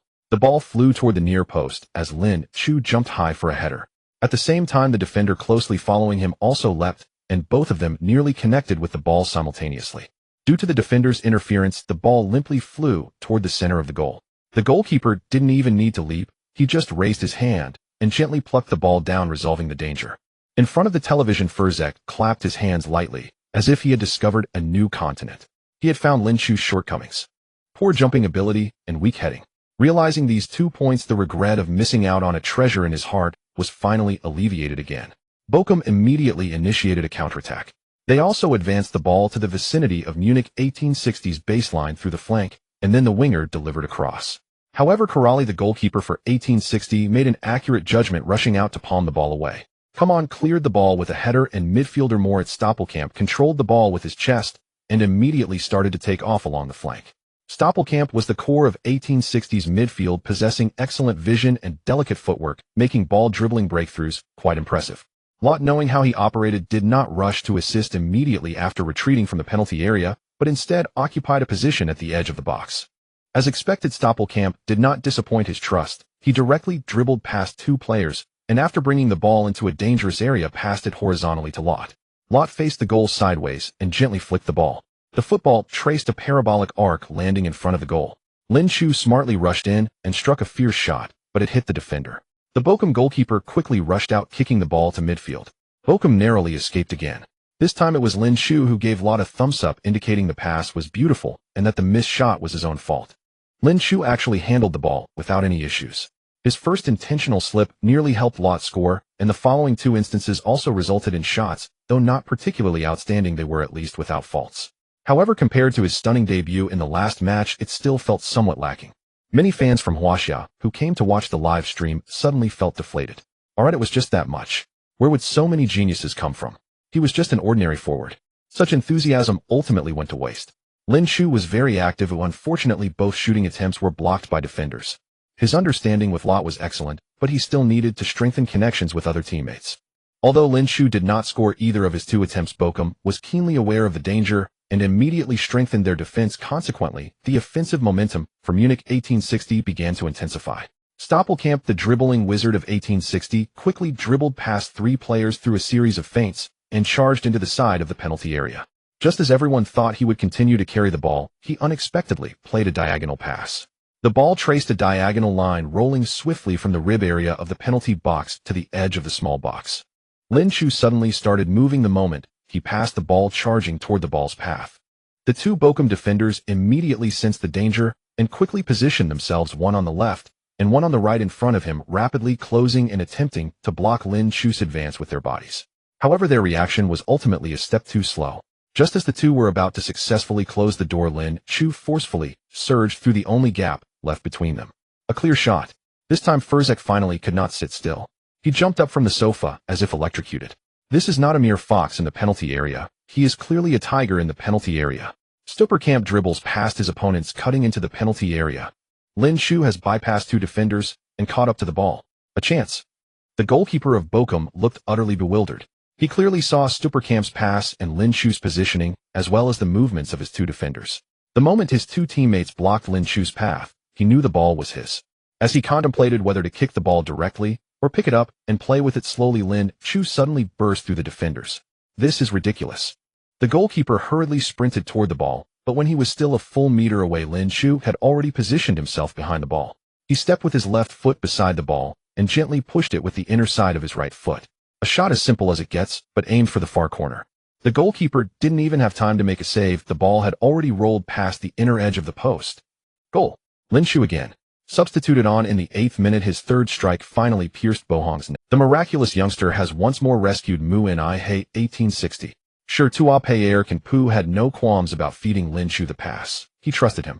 But even he could not have imagined the assist would come so effortlessly. He wanted to sprint toward Lin Chu to celebrate, only to see Lin Chu already inside the net, clutching the ball as he ran back out. Lin Chu has now scored in 2 consecutive matches off the bench, a last gasp savior. This goal displayed his power and shooting craft in full measure. Confronted by 2 defenders, he charged forward without fear and actually broke through, then finished with a precise push into the net. 2 matches, 3 goals. What kind of efficiency is this? One could dismiss the last match as mere underestimation by the opponents, but this time, he practically scored beneath Bohong's tight marking. Does that not prove his quality? On Mu and Ihe 1860's bench, a few substitutes exchanged meaningful glances with Kamala. Including tonight, Kamala has started 3 matches yet remains goalless, while Lin Chu, twice introduced as a substitute, has already netted 3 times. The contrast stings. Kamala celebrated with his teammates, but beneath the cheer lay an awkwardness he could. Unlike Lin Chu, who had mainly been in the youth ranks, Kamala had already seen several first-team appearances. He was not a complete rookie. Compared to the technically distinct Lin Chu, Kamala was more balanced across the board, something of a utility forward. But set against Lin Chu, he now looked merely competent and uninspiring. If it were up to him, he wished a Bohong player would put Lin Chu's studs through his foot. Now, immediately. Fusik, watching Lin Chu score on his television, now hoped someone would break Finkest's leg.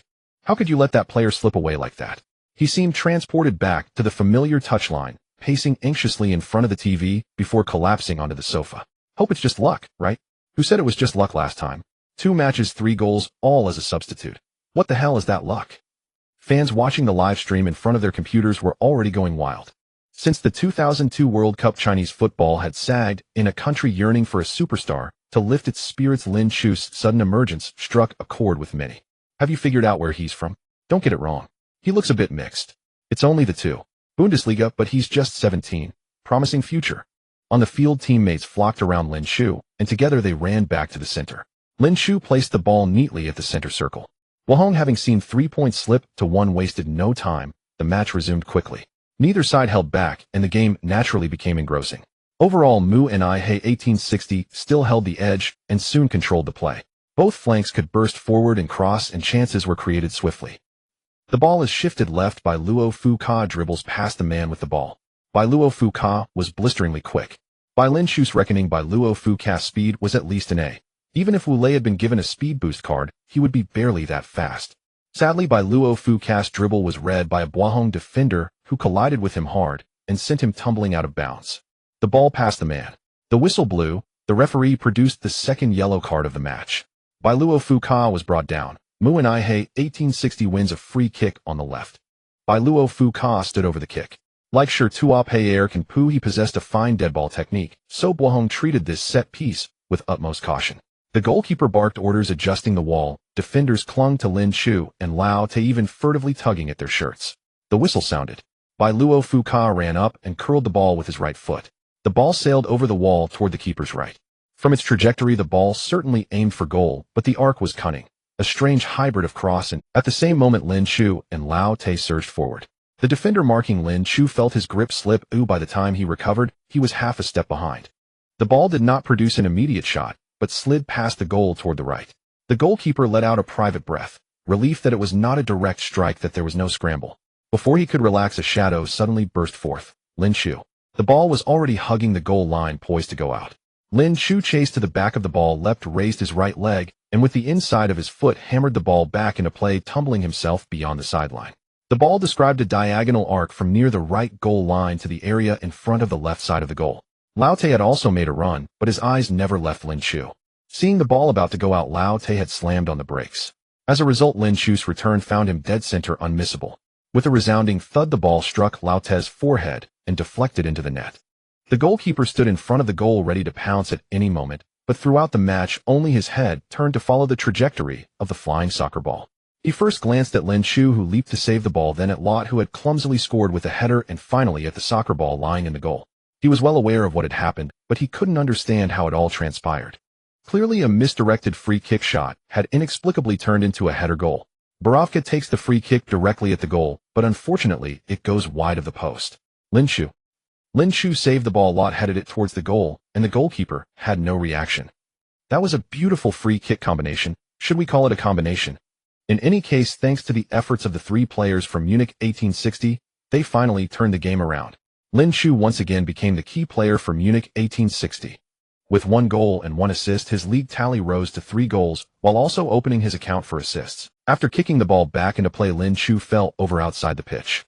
Once he regained his composure, he saw the soccer ball fly into the goal, unaware of who scored it. It wasn't until Lot rushed over to him, knocking him down again like a hungry wolf, that he realized the goal must have been scored by the captain. Haha, what a brilliant pass, brother. Yeah, you shot beautifully too. Who knows, he was just blindly kicking the ball in. Soon other teammates rushed over, surrounding Lot to celebrate wildly. Schmidt clenched his right fist, repeatedly striking his left palm, murmuring to himself. You really are. Thanks to Foreman, thanks to Christmas, and yes, thanks to Heidenheim. From the moment he decided to sign Lin Shu had already become an important part of his plan, but it required a process. Lin Shu needed to familiarize himself with the team's tactics, and his teammates needed to adapt to Lin Shu's style, but who would have thought Lin Shu needed no adjustment at all? Seamlessly integrated plug-and-play. At that moment, Gerlich, who had just directed the Heidenheim youth team in a youth league match, was also watching the game through a live broadcast. Looking at Munich 1860's number 9 shining on the pitch, it was difficult for him to reconcile the person before him with the Lin Shu he knew. Such talent, such strength had been buried under his management for so many years. In that moment, Gerlich felt a mix of confusion and guilt, but also a sense of relief and regret. A whirlwind of emotions. Meanwhile, Chinese netizens watching the game via live stream could hardly contain their excitement. Everyone began to gather information about Lin Shu. Unfortunately, aside from a few sparse words on the Munich 1860 official website, they could not find any further information about Lin Shu. But at least one thing was confirmed.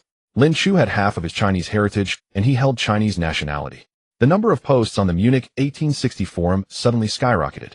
Some longtime forum members who hadn't been following the matches initially thought there was a mistake and took this for a Bayern thread, but they quickly realized they were indeed here for Munich 1860.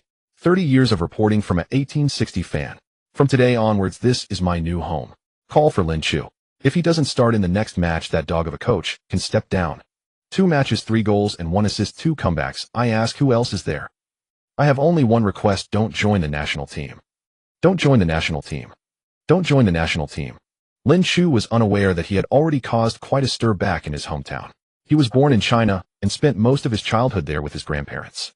It wasn't until he was 7 that he truly moved here to live with his parents, and he often traveled back. Coupled with Lin He's influence, he felt a deep sense of belonging to that place. If he knew he had received recognition from there, he would surely feel very happy. He and Lot specifically embraced Borovka again.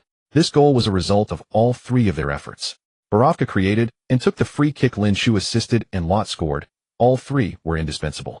However, the honest Lot felt a bit guilty for in this goal. All he had done was take a few steps forward and stretch his neck out, and the soccer ball had inexplicably gone in. Compared to Borovka, who had been knocked down and had to pass, and Lin Shu, who had selflessly assisted his task, was simply too easy. Thus, as the match continued, Lot was very proactive in creating chances for Lin Shu, clearly wanting to return the favor with an assist. However, Bochum's defense against Lin Shu had escalated to the highest level, and the opportunities for him grew increasingly scarce. It wasn't until the 81st minute that Lin Shu managed to get onto Lot's diagonal pass through a clever run, but unfortunately his low shot went slightly wide of the goal. Until the end of the match, neither side managed to score again, and the match concluded with a score of 12. Munich 1860 secured 2 consecutive victories, and their position on the leaderboard had quietly risen to 8th place. In the next match, they would face a real test, as the opponent would be the second-ranked Eintracht Braunschweig. When Lin Shu walked into the locker room, he once again received applause from his teammates. Borovka shoved his soccer shoes in front of Lin Shu, cleared his throat, and theatrically said, "Hello, Mr. Super Sub, can you share your feelings about this match?" Lin Shu disdainfully pushed his shoes away. "Feelings? The feeling is that I finally understand why your free kicks miss so wildly. It's because your feet really stink." "Impossible." Borovka said this while genuinely bringing his nose close to his shoes to take a whiff, then immediately gagged. Alright, they do stink a bit." Lot came over and high-fived Lin Shu. "How come no reporters interviewed you?" "There were, but I dodged them," Lin Shu said as he took off his jersey to wipe the sweat from his forehead. "I don't really like dealing with those people. But that's unavoidable, especially as you perform better and better. The number of reporters wanting to interview you will only increase. You must learn to adapt to all of this." "Okay, I will try my best. By the way, this is much harder than scoring a goal." Just as Kamara was about to head for the shower, he happened to overhear this, nearly exploding with anger. Damn it, is he acting now? He suppressed his nausea, trudged toward the shower, while Borovka pointed his chin at his back, too lazy to lower his voice, and said to Lin Shu, "Trust me, if he starts again, next match the fans will tear Schmidt to pieces." The 22nd round of the Bundesliga 2 was filled with controversy. In 9 matches, there were 7 red cards, one of which was even given to the wrong player. Munich 1860 almost suffered an away defeat due to the referee's missed handball call, but fortunately the super substitute Lin Shu once again made an impact, providing an assist and scoring a goal to help the team complete a comeback in the second half. On Tuesday night, Bayern visited the Emirates Stadium and established a 2-goal lead early in the first half. Although former player Podolski pulled one back in the second half, making the match tense, Mandzukic sealed the suspense with his first Champions League goal of the season. After a convincing 31 away victory against Arsenal, Bayern had 1 foot already in the Champions League quarterfinals. Meanwhile, the other team in Munich also narrowly defeated their opponent, securing their second win in recent matches. It proved that there is only one protagonist in Munich now. Even in the reports of the Munich Evening News, Munich 1860 could only be mentioned briefly after Bayern. However, in the realm of Bundesliga 2, 1860 and Lin Chu still attracted considerable attention. Except for the top two teams Hertha Berlin and Brunswick, who safely secured their 3 points, only Munich 1860 among the top 10 teams managed to achieve victory. Lin Chu, who dominated the comeback as a substitute for the second time, was once again named the best player of the match by the media. Kicker rated him 2 points while Bild generously awarded him a perfect score of 1. Lin Chu and Lauter were both selected for the official best lineup of Bundesliga 2, but in the competition for the best player, Lin Chu regrettably lost to Braunschweig's forward Kambila and could not defend his title. Domestic media also took notice of Lin Chu and quickly conducted relevant reports. However, like the netizens, their understanding of Lin Chu was quite limited. They only knew simple information such as his name and age. Nevertheless, major portals had their own correspondents overseas, which quickly allowed them to gather some information. Just looking at the collected information, the reporters felt a sense of unreality. Before the winter break, Lin Chu was still a player for the amateur team Heidenheim and was part of the youth squad. After the winter break, he had already joined the mid-table team Munich 1860. In his first match after joining, he made the squad list, and in the second match, he made his debut. A meteoric rise. Furthermore, he followed that with 2 substitute appearances, delivering 3 goals and 1 assist, making the entire process seem absurd. However, it is precisely this kind of experience that holds value for reporting. Thus, a star-making movement around Lin Chu was intensively brewing. After all, regardless of whether he continues to perform well or quickly returns to his original state, it will bring a frenzy of traffic, so why not take advantage of it?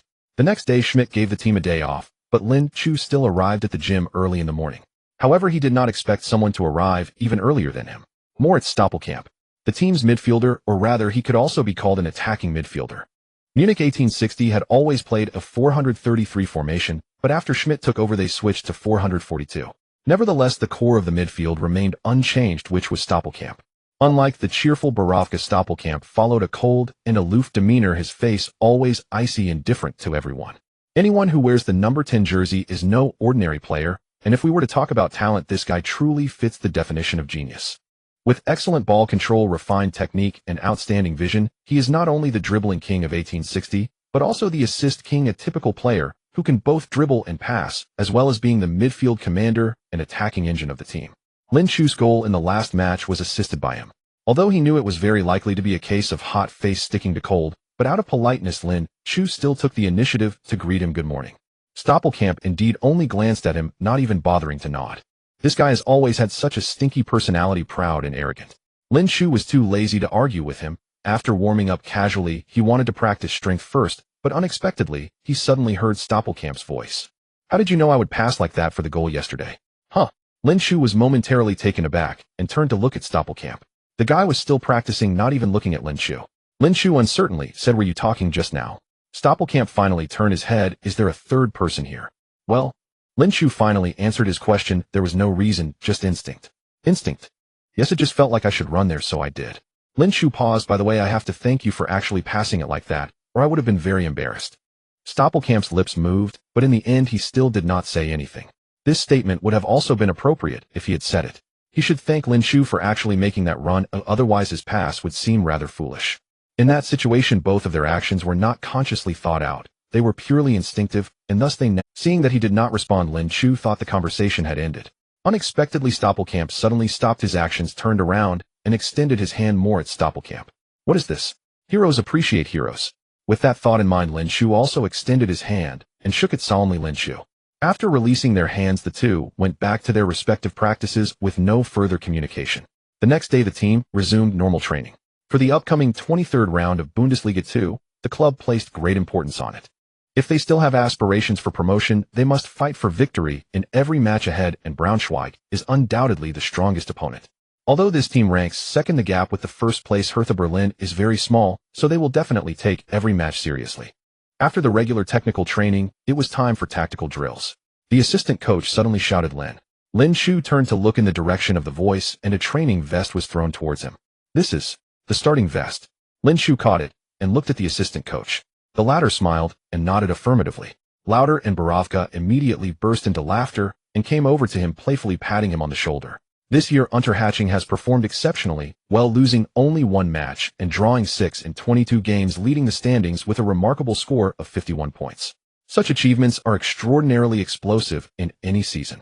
Unfortunately this year, they fortuitously encountered the equally explosive Hertha BSC. Both teams have been dominating from the start of the season, alternating positions at the top of the table, effectively securing 2 spots for promotion to the Bundesliga. Meanwhile, Munich 1860 is still striving for a playoff spot for promotion. The gap between the two teams is evident, and Schmidt pondered, realizing that the only advantage on his side is Lin Shu. Undoubtedly, Lin Shu is the biggest discovery for Munich 1860 this winter. Although he has already been exposed and can no longer serve as a secret weapon, his strength is undeniable, and the knowledge of other teams in the second division about him is still quite limited, making him a formidable asset for 1860. Thus, Schmidt even devised an offensive strategy centered around Lin Shu. The midfield of Munich 1860 is actually quite remarkable, with Stoppelkamp in the center possessing a wide vision capable of both advancing and passing. The players on the left and right, Starl and Borovka, also have their own distinct characteristics, fully capable of functioning together, making this midfield lineup top-notch, even in the second division. The weakness of 1860 lies in the forwards' poor ability to capitalize on opportunities. Currently, the team's leading scorer Lott has pushed into the top 10 of the scoring charts, yet has only managed 6 goals, one of which was a penalty. Lin Shu compensates for this weakest link. With 3 midfield playmakers and Lott providing support and coordination, Lin Shu's role as the sharp blade can undoubtedly be maximized. If only he were a bit faster, Schmidt thought regretfully. After training, Lin Shu immediately called home to share the good news with his parents. Starting with the groundwork laid by the previous 2 matches, Lin Shu's starting position was undoubtedly anticipated, leaving little room for doubt. However, when he actually heard those 2 words, Lin, he couldn't help but feel a wave of dizziness. 2 months ago, he was worried about making it into Heidenheim's first team, and 2 months later, he had already become the starting striker for Munich 1860. It felt like a dream.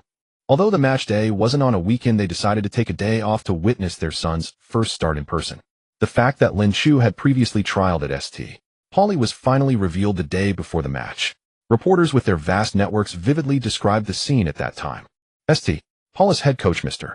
Botzek did not personally assess Lin Shu, but merely sent his assistant Anton Fink. What did Fink do? He sent out St. Pauli's youth team, and like a charitable act gave Lin Shu 20. What could be accomplished in 20 minutes? Lin Shu's answer was 4 goals.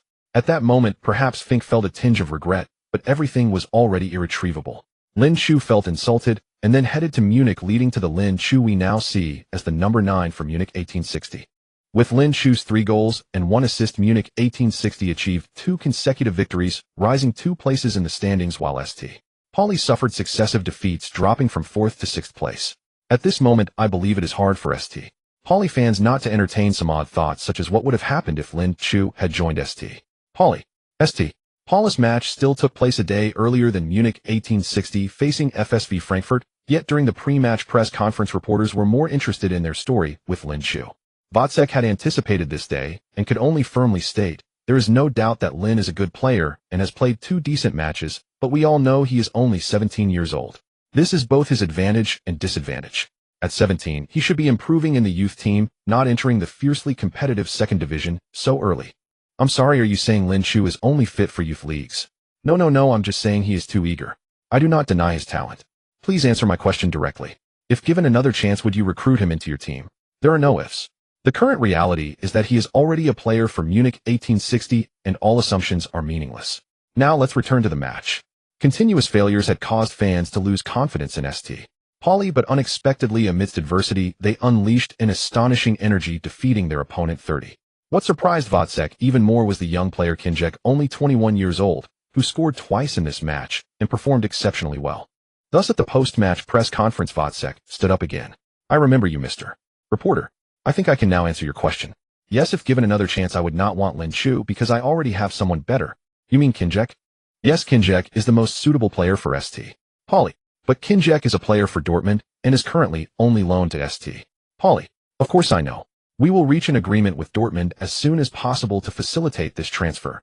So you gave up on easily obtaining Lin Shu and chose a player from Dortmund. Yes, you can understand it that way, and I firmly believe my choice is correct. Lin Shu only found out about this matter the next day. In the locker room, Borovka placed the latest issue of the Munich Evening News in front of him, teasingly asking, "Did you trial at St. Pauli?" Lin Shu picked it up and glanced at it, seeing it detailed his trial at St. Pauli and Votzek's remarks about He casually replied, "Yes, that was before coming to Munich." Haha, Borovka chuckled maliciously. "And then you were eliminated." "No." Lin Shu flicked the Munich Evening News with his finger and said, "Doesn't it say here? In 20 minutes I scored 4 goals then walked away without a second thought." Lot also saw the report and immediately laughed, thanks to St. Pauli and Votsek. They will never know what they missed out on. Lin Shu closed the newspaper and returned it to Borovka Kinjek.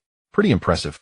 "Not bad, but it depends on who you compare him to." Borovka casually tossed the Munich Evening News to Kamara. "Compared to you, he's just a pile of dog waste."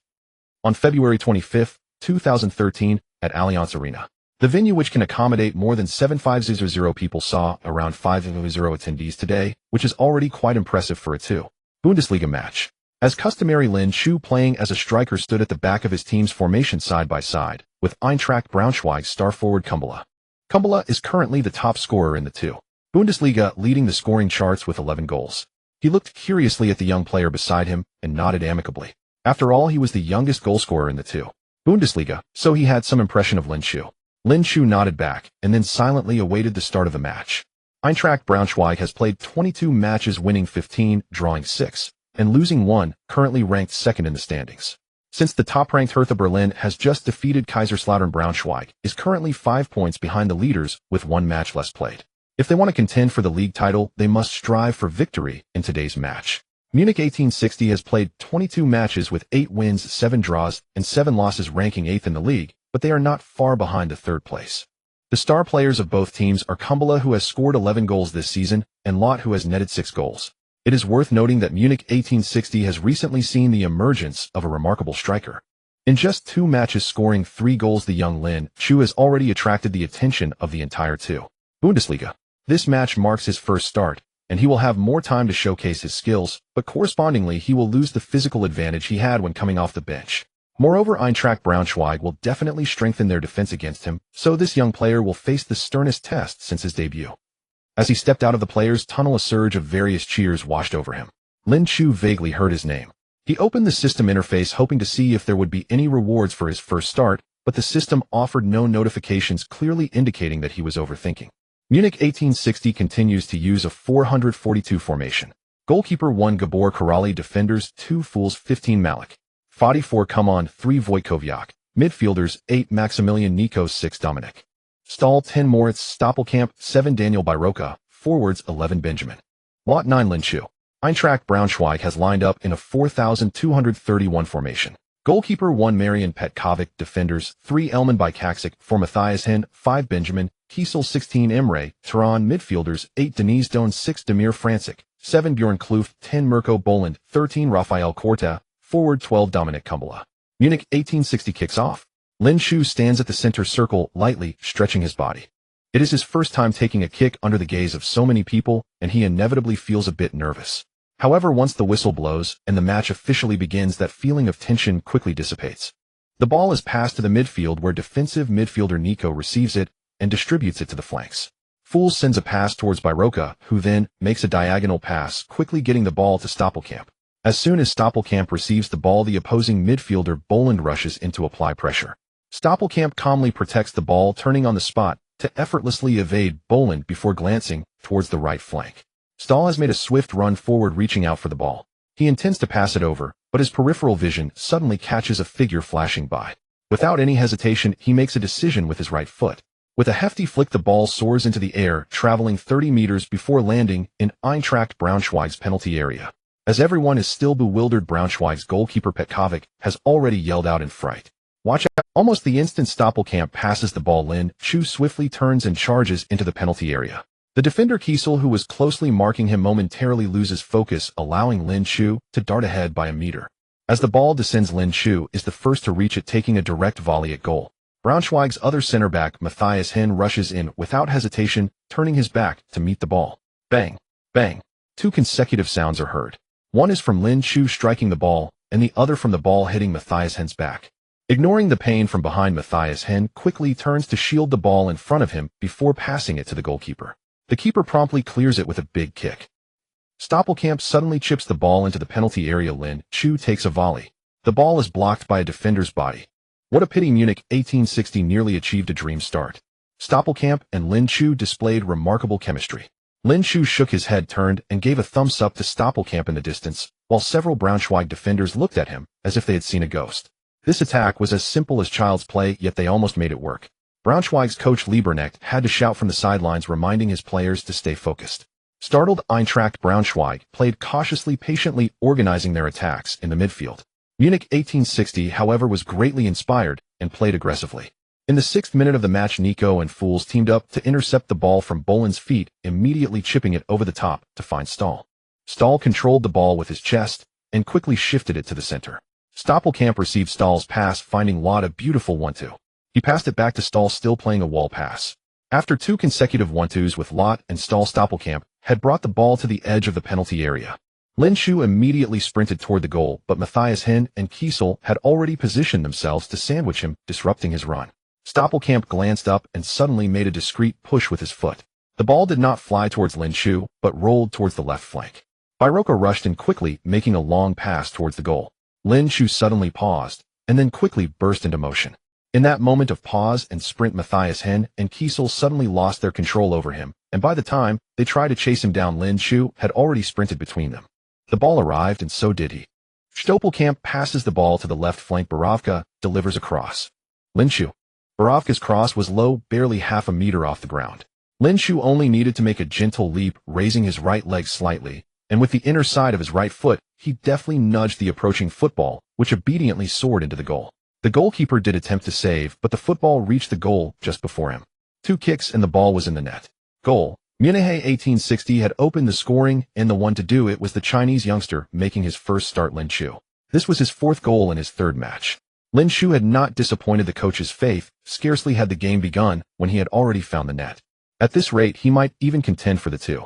Bundesliga's top scorer this season. There are 34 rounds in the 2. Bundesliga. Now at round 23, the current leading scorer Kumabila had only found the net 11 times. That equates to roughly a half goal per game on average.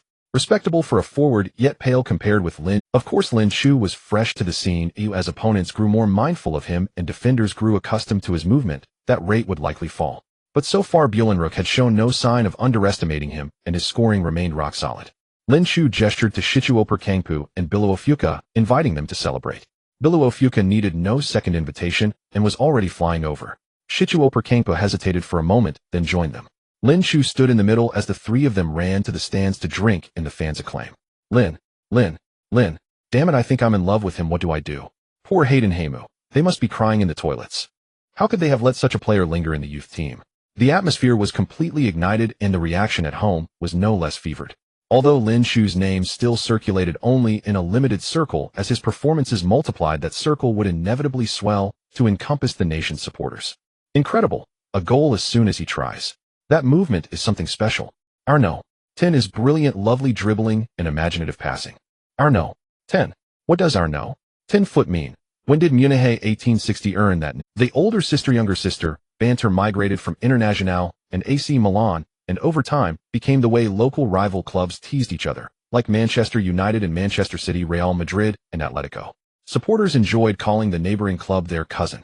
Bayern Munich and Munich 1860 have this sister club relationship because 1860 was founded earlier. It is teased as the elder sister. Commentary on the Guidianscher air tie was again provided by Bela Lady. He had witnessed Lin Shu's 2 Bundesliga debut and now his first start. It would be impossible not to remember him. In addition, De Guidianscher air tie had invited the legendary Kane to join as a guest pundit. Bela Lady watched the replay and spoke thoughtfully. That strike was a fairly ordinary volley. It did not look technically complex. But if you consider Lin Shu's movement before the shot, you realize the goal was far from easy. Kane nodded. Beyond his movement, what really stands out is his anticipation, that predatory instinct inside the box. Doesn't he resemble Thomas Muller? Yes, they share many traits. Lin Shu seems stronger in physical duels, but in movement, and that nose for goal, Thomas may still have the edge. After the celebration, the players began to head back onto the pitch. Lin Shu glanced at Shichuoper Kangpu. I thought you would pass directly to me. Shichuoper Kangpu rolled his eyes. Do I look stupid to you? At that moment, Bjornrook had clearly focused their defense on severing the link between the 2 of them. Had Shichuoper Kangpu blindly passed to Lin Shu, the chance to finish would have been far more difficult. Lin Shu sighed. Even if you don't look at the way you talk is really annoying. Shichuoper Kangpu was taken aback. Me? Annoying? Whatever. Let it be. 7 minutes into the match, Bjornrook found themselves a goal down, a result no one had expected. The season was more than halfway through and Bühlenrook had lost only once. That record owed as much to their defensive solidity as to their attack. 22 games and only 21 goals conceded, ranking 4th in the league. Yet Lin Shu needed only 2 touches to undo that defense. Defenders concentrate and do not push up recklessly. Mark that lad. Do not let him touch the ball. 2 holding midfielders watch now. 10. Get energized. Victory is ours. With Bühlenrook's shouts, the match resumed. Bühlenrook were superior on paper and Munich 1860 the underdogs, yet it was the weaker side who had taken the lead. One would expect Bühlenrook to unleash a torrent of attacks, burying 1860 beneath pressure, but when play restarted, Bühlenrook were the ones on the back foot. As Bühlenrook tried to apply pressure, Munich 1860 surged forward with fierce intent. What's going on? Has Munich 1860 misread something? They are the lead side, yet they play like the chasers, brimming with energy. Schmidt sensed something amiss. These lads, they're high on confidence. The goal came too easily and convinced them the opposition is not formidable. Bühlenrook themselves seemed off their game or underprepared. They had not foreseen such a turn. Bühlenrook again. He breaks past the fullback with a simple feint and drives down the wing to cross. Lin Shu is in the box. Alas, the defenders were tight, and Lin Shu could not get a shot away. Munich 1860 were still on. This time they attacked down the right. Shatter cut inside and shot himself. The ball skimmed the crossbar and flew over. It was agonizingly close. Bühlenrook's coach felt unease instinctively, but instead of urging his players to press harder, he summoned the captain to the touchline and spoke to him earnestly. Then Bühlenrook began to sit deeper. They looked frightened, but Schmidt knew the real danger had arrived. He wanted, as the opposing coach had to alter tactics, immediately temper the attack, shore up defense, control midfield, then probe forward more cautiously. Loud had passed the instructions on, but the players on the field continued to attack with abandon. It was proof that his control over the squad was still inadequate. The fans cared little for such concerns. They only saw their team pinning second-place Bühlenrook back and threatening another goal, and they were exuberant, already half celebrating. Bühlenrook quickly doused those celebrations with a bucket of cold reality. In the 27th minute, Niku played a long pass from midfield. Olaut flicked it on with his head. Shichuoper Kangpu controlled and unleashed a fierce drive. The shot was headed away by a defender, and Bühlenrook launched a lightning counterattack. Another simple long ball was looped toward Munich 1860's right side of the box. Keat took possession at the edge of the area, danced past 1860's fullback Wojciech, and laid the ball across the face of goal. Kumabila pounced and fired. Shichuoper Kangpu's shot had been blocked, but Bühlenrook's counter came with rapid menace. Kumabila had beaten the offside trap and was through on goal. The whole stadium rose to its feet. The instant Keat played the ball, the goalkeeper Jalali abandoned his line and raced toward it. Kumabila shrugged off Fatty and dinked the ball toward the far corner. Jalali guessed correctly, dropped low, and stretched his right foot. Astonishingly, he got a touch and turned it away. But the home crowd barely had time to react before Bühlenrook's midfielder Beland had reached the ball and hammered home a thunderous rebound. Goal. Jalali had parried Kumabila's onion, but his save fell straight to Beland, who made no mistake with a powerful follow-up shot to pierce the host's net. 20 minutes after Lin Shu had given 1860 the lead, Bühlenrook had equalized, and the contest was level once more. The Munich 1860 supporters went suddenly quiet. They had dominated the play, yet in a blink their opponents had scored. Bühlenrook did not celebrate long. Kumabila sprinted to the goal to retrieve the ball. Neither side wished to waste time, and play resumed swiftly. Shaken, Munich 1860 pulled back and dared not commit as many men forward. Bühlenrook grew stronger, and the balance of the match shifted. Bühlenrook pressed higher. Munich 1860 must now play on the counter. Kumabila strike. He launched a long-range shot, but in haste it canonied off the crossbar and out. The team slipped into reactive defense, and Lin Shu at the tip of that press found himself with little to do. He did not stand in the box as a mere spectator, however. He kept moving without the ball, drifting from side to side and drawing Kai Sear on swirling runs. Although Bühlenrook attacked ferociously, their chances were not of the highest quality, and Munich 1860 repelled their advances with tenacity. Then, as Bühlenrook's energy waned, Munich 1860 suddenly found his second wind. This time the attack began not with Shichuoper Kangpu, but with No. 8, and Niku. After a successful tackle, Niku carried the ball forward some 20 meters before delivering a low pass. Lin Shu dropped deep and received with his back to goal.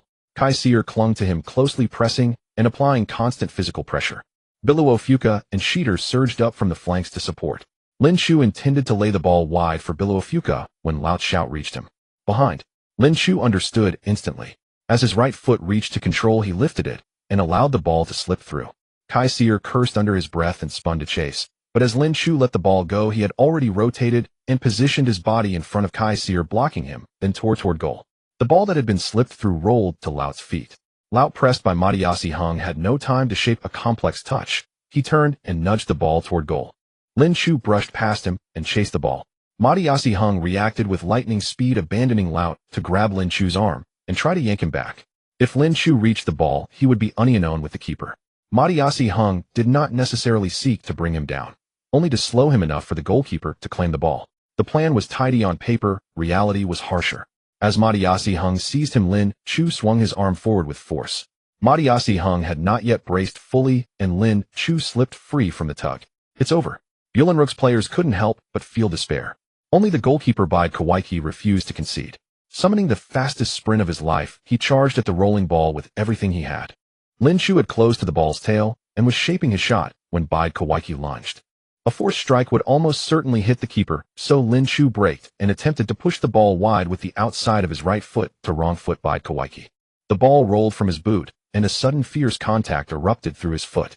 A sharp whistle cut through. Lin Chu fell to the turf. The referee pointed to the penalty spot. Lin Chu had been cleared through and had been brought down by the goalkeeper. The decision was unequivocal. A penalty was awarded. The home crowd leapt to its feet, and then their clamor turned to protest, pressuring the referee. Red card. Send him off. You bastard, don't hurt our Lin Chu. Whether influenced by the crowd or by conviction, the referee did not hesitate. After pointing to the spot, he drew a yellow card from his pocket and brandished it at Bide Kawaki.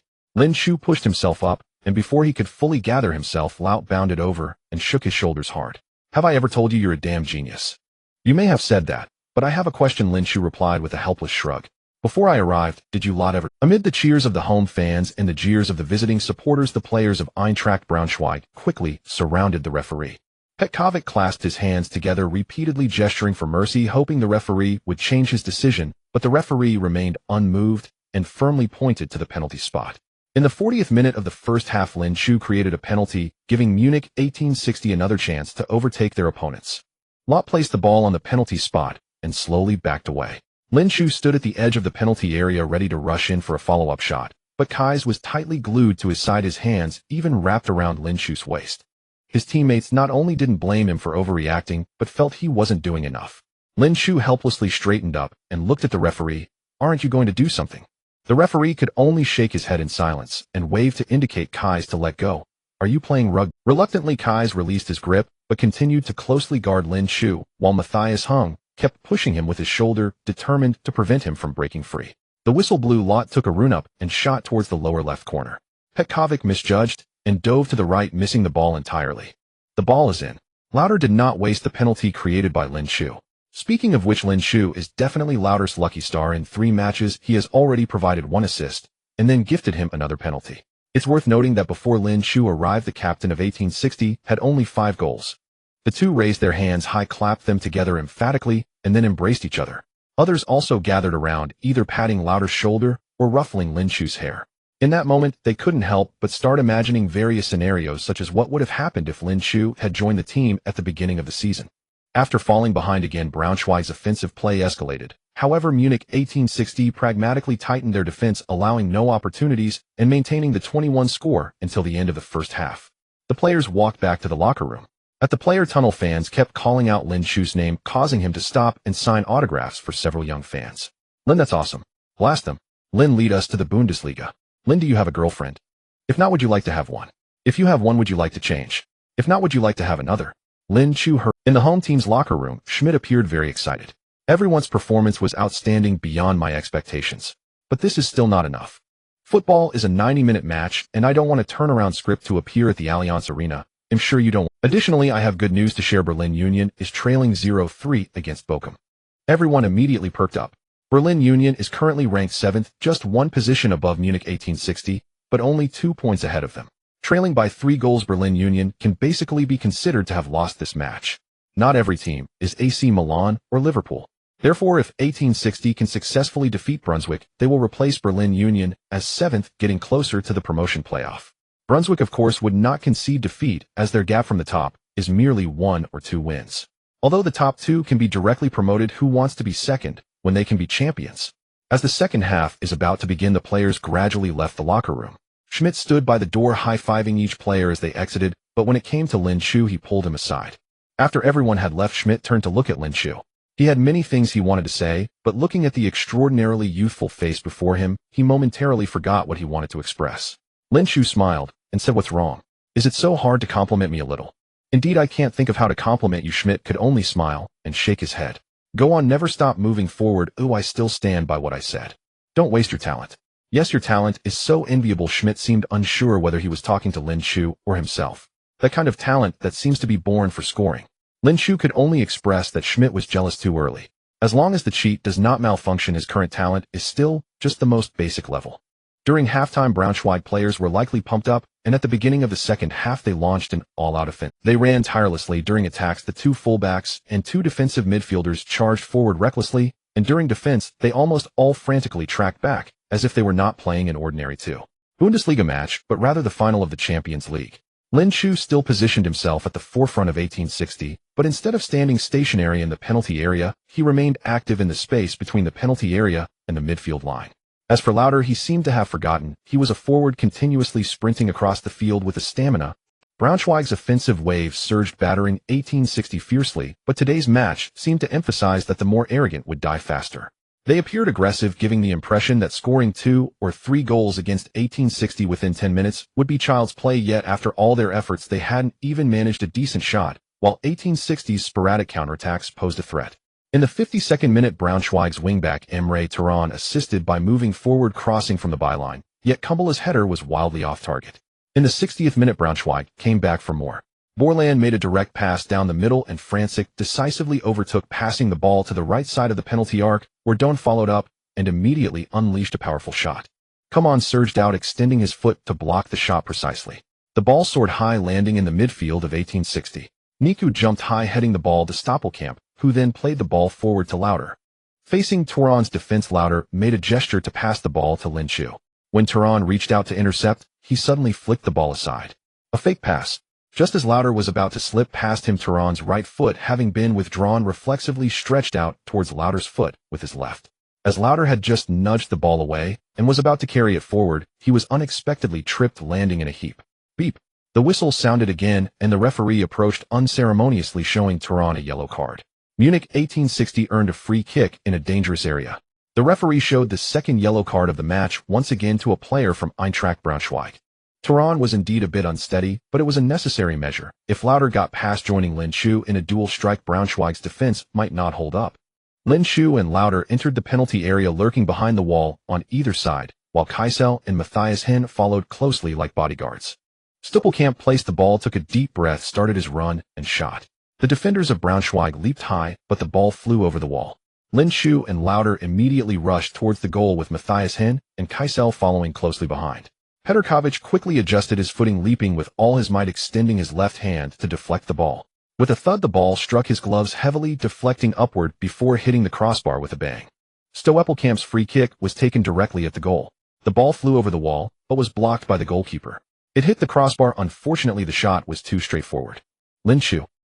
The ball hit the crossbar, rebounding in front of the goal. It was at this moment that Lin Shu arrived. He had no time to adjust. Instinctively, he jumped forward, replicating the logo-style shot of the second division, striking the incoming ball fiercely with his right foot. Kaisel jumped at the same time, extending his foot, but his foot was aimed at Lin Shu's front. The ball was first heavily struck by Lin Shu before brushing against Kaisel's shoe as it flew towards the goal. With another bang, the ball struck the crossbar again, but this time it did not rebound. This time it hit the lower edge of it. A hum reverberated as the entire goal was violently shaken, then the ball bounced onto the grass. Peterkovic quickly turned, firmly pressing the ball beneath him, but Lin Shu and Lauter both raised their hands. Lauter shouted, "The ball has crossed the goal line."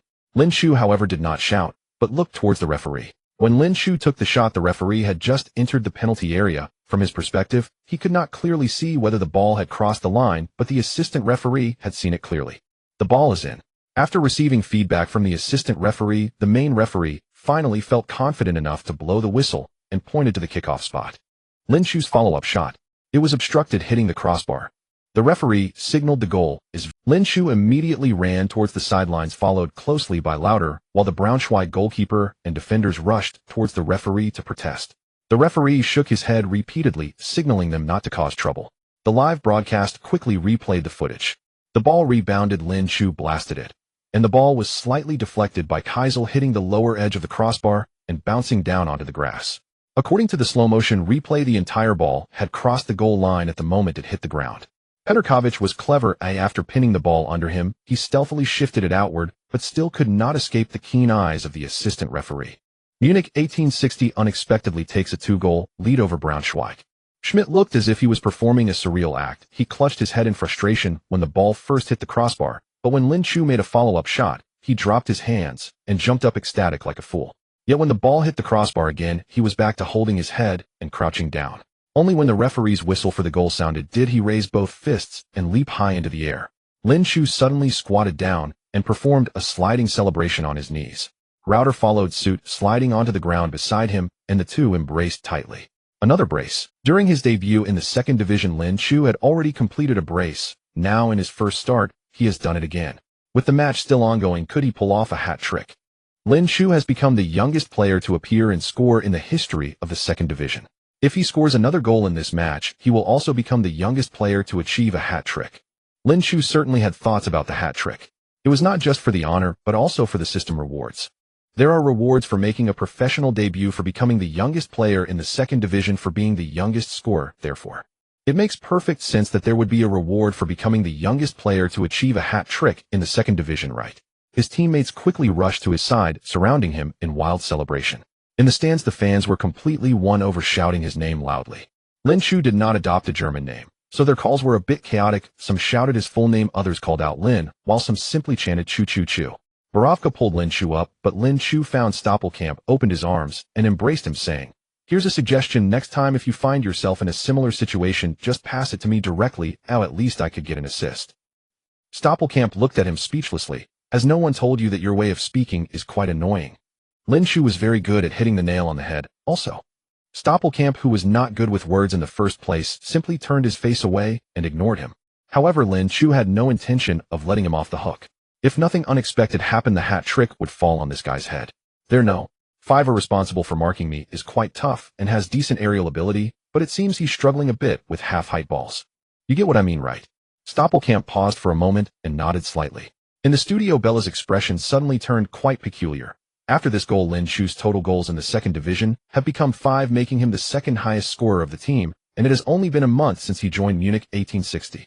Kahn, who was used to big scenes, remained much calmer. Lin Chu already has the capability to compete in the Bundesliga, and I believe that as long as he maintains overall stability, Bundesliga teams will soon extend invitations to him. However, I still suggest that he should hone his skills in the second division for a bit longer. Perhaps next season we will see him lift the top scorer trophy in the second division.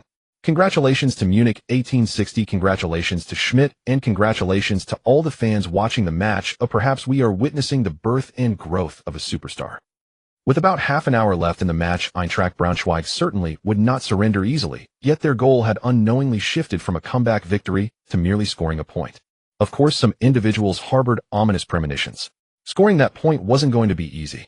The game continued, and Lin Chu began to consciously reduce his running to conserve energy. His physical stamina had only received a clever rating on the system's attribute list, which was quite accurate. If he played with a conservative style like a veteran, he could certainly manage a full 90-minute game, and even in youth matches a clever stamina would suffice, but in a league as intense as the two. Bundesliga, if he gave his all, his stamina gauge would turn red around the 70-minute mark.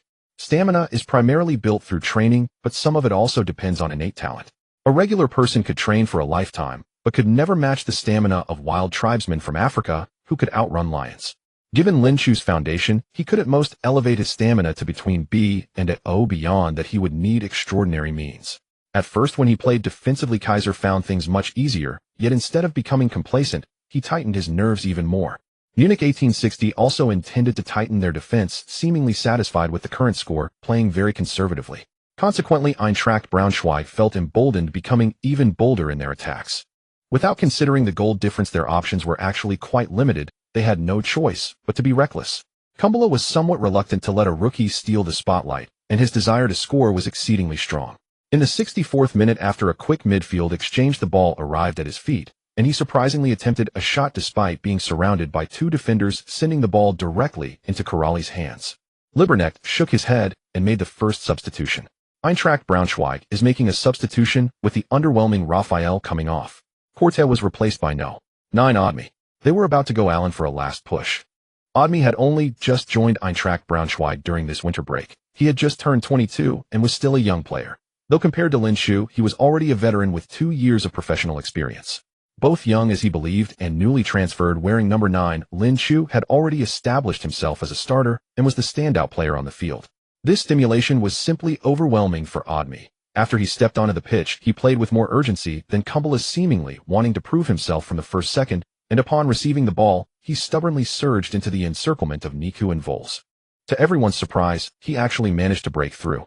After a clever feint, he left Niku and Vols. Even Admi himself probably didn't expect that dribble to go so smoothly. Once inside the penalty area, he did not shoot immediately, giving Kuman a chance to recover.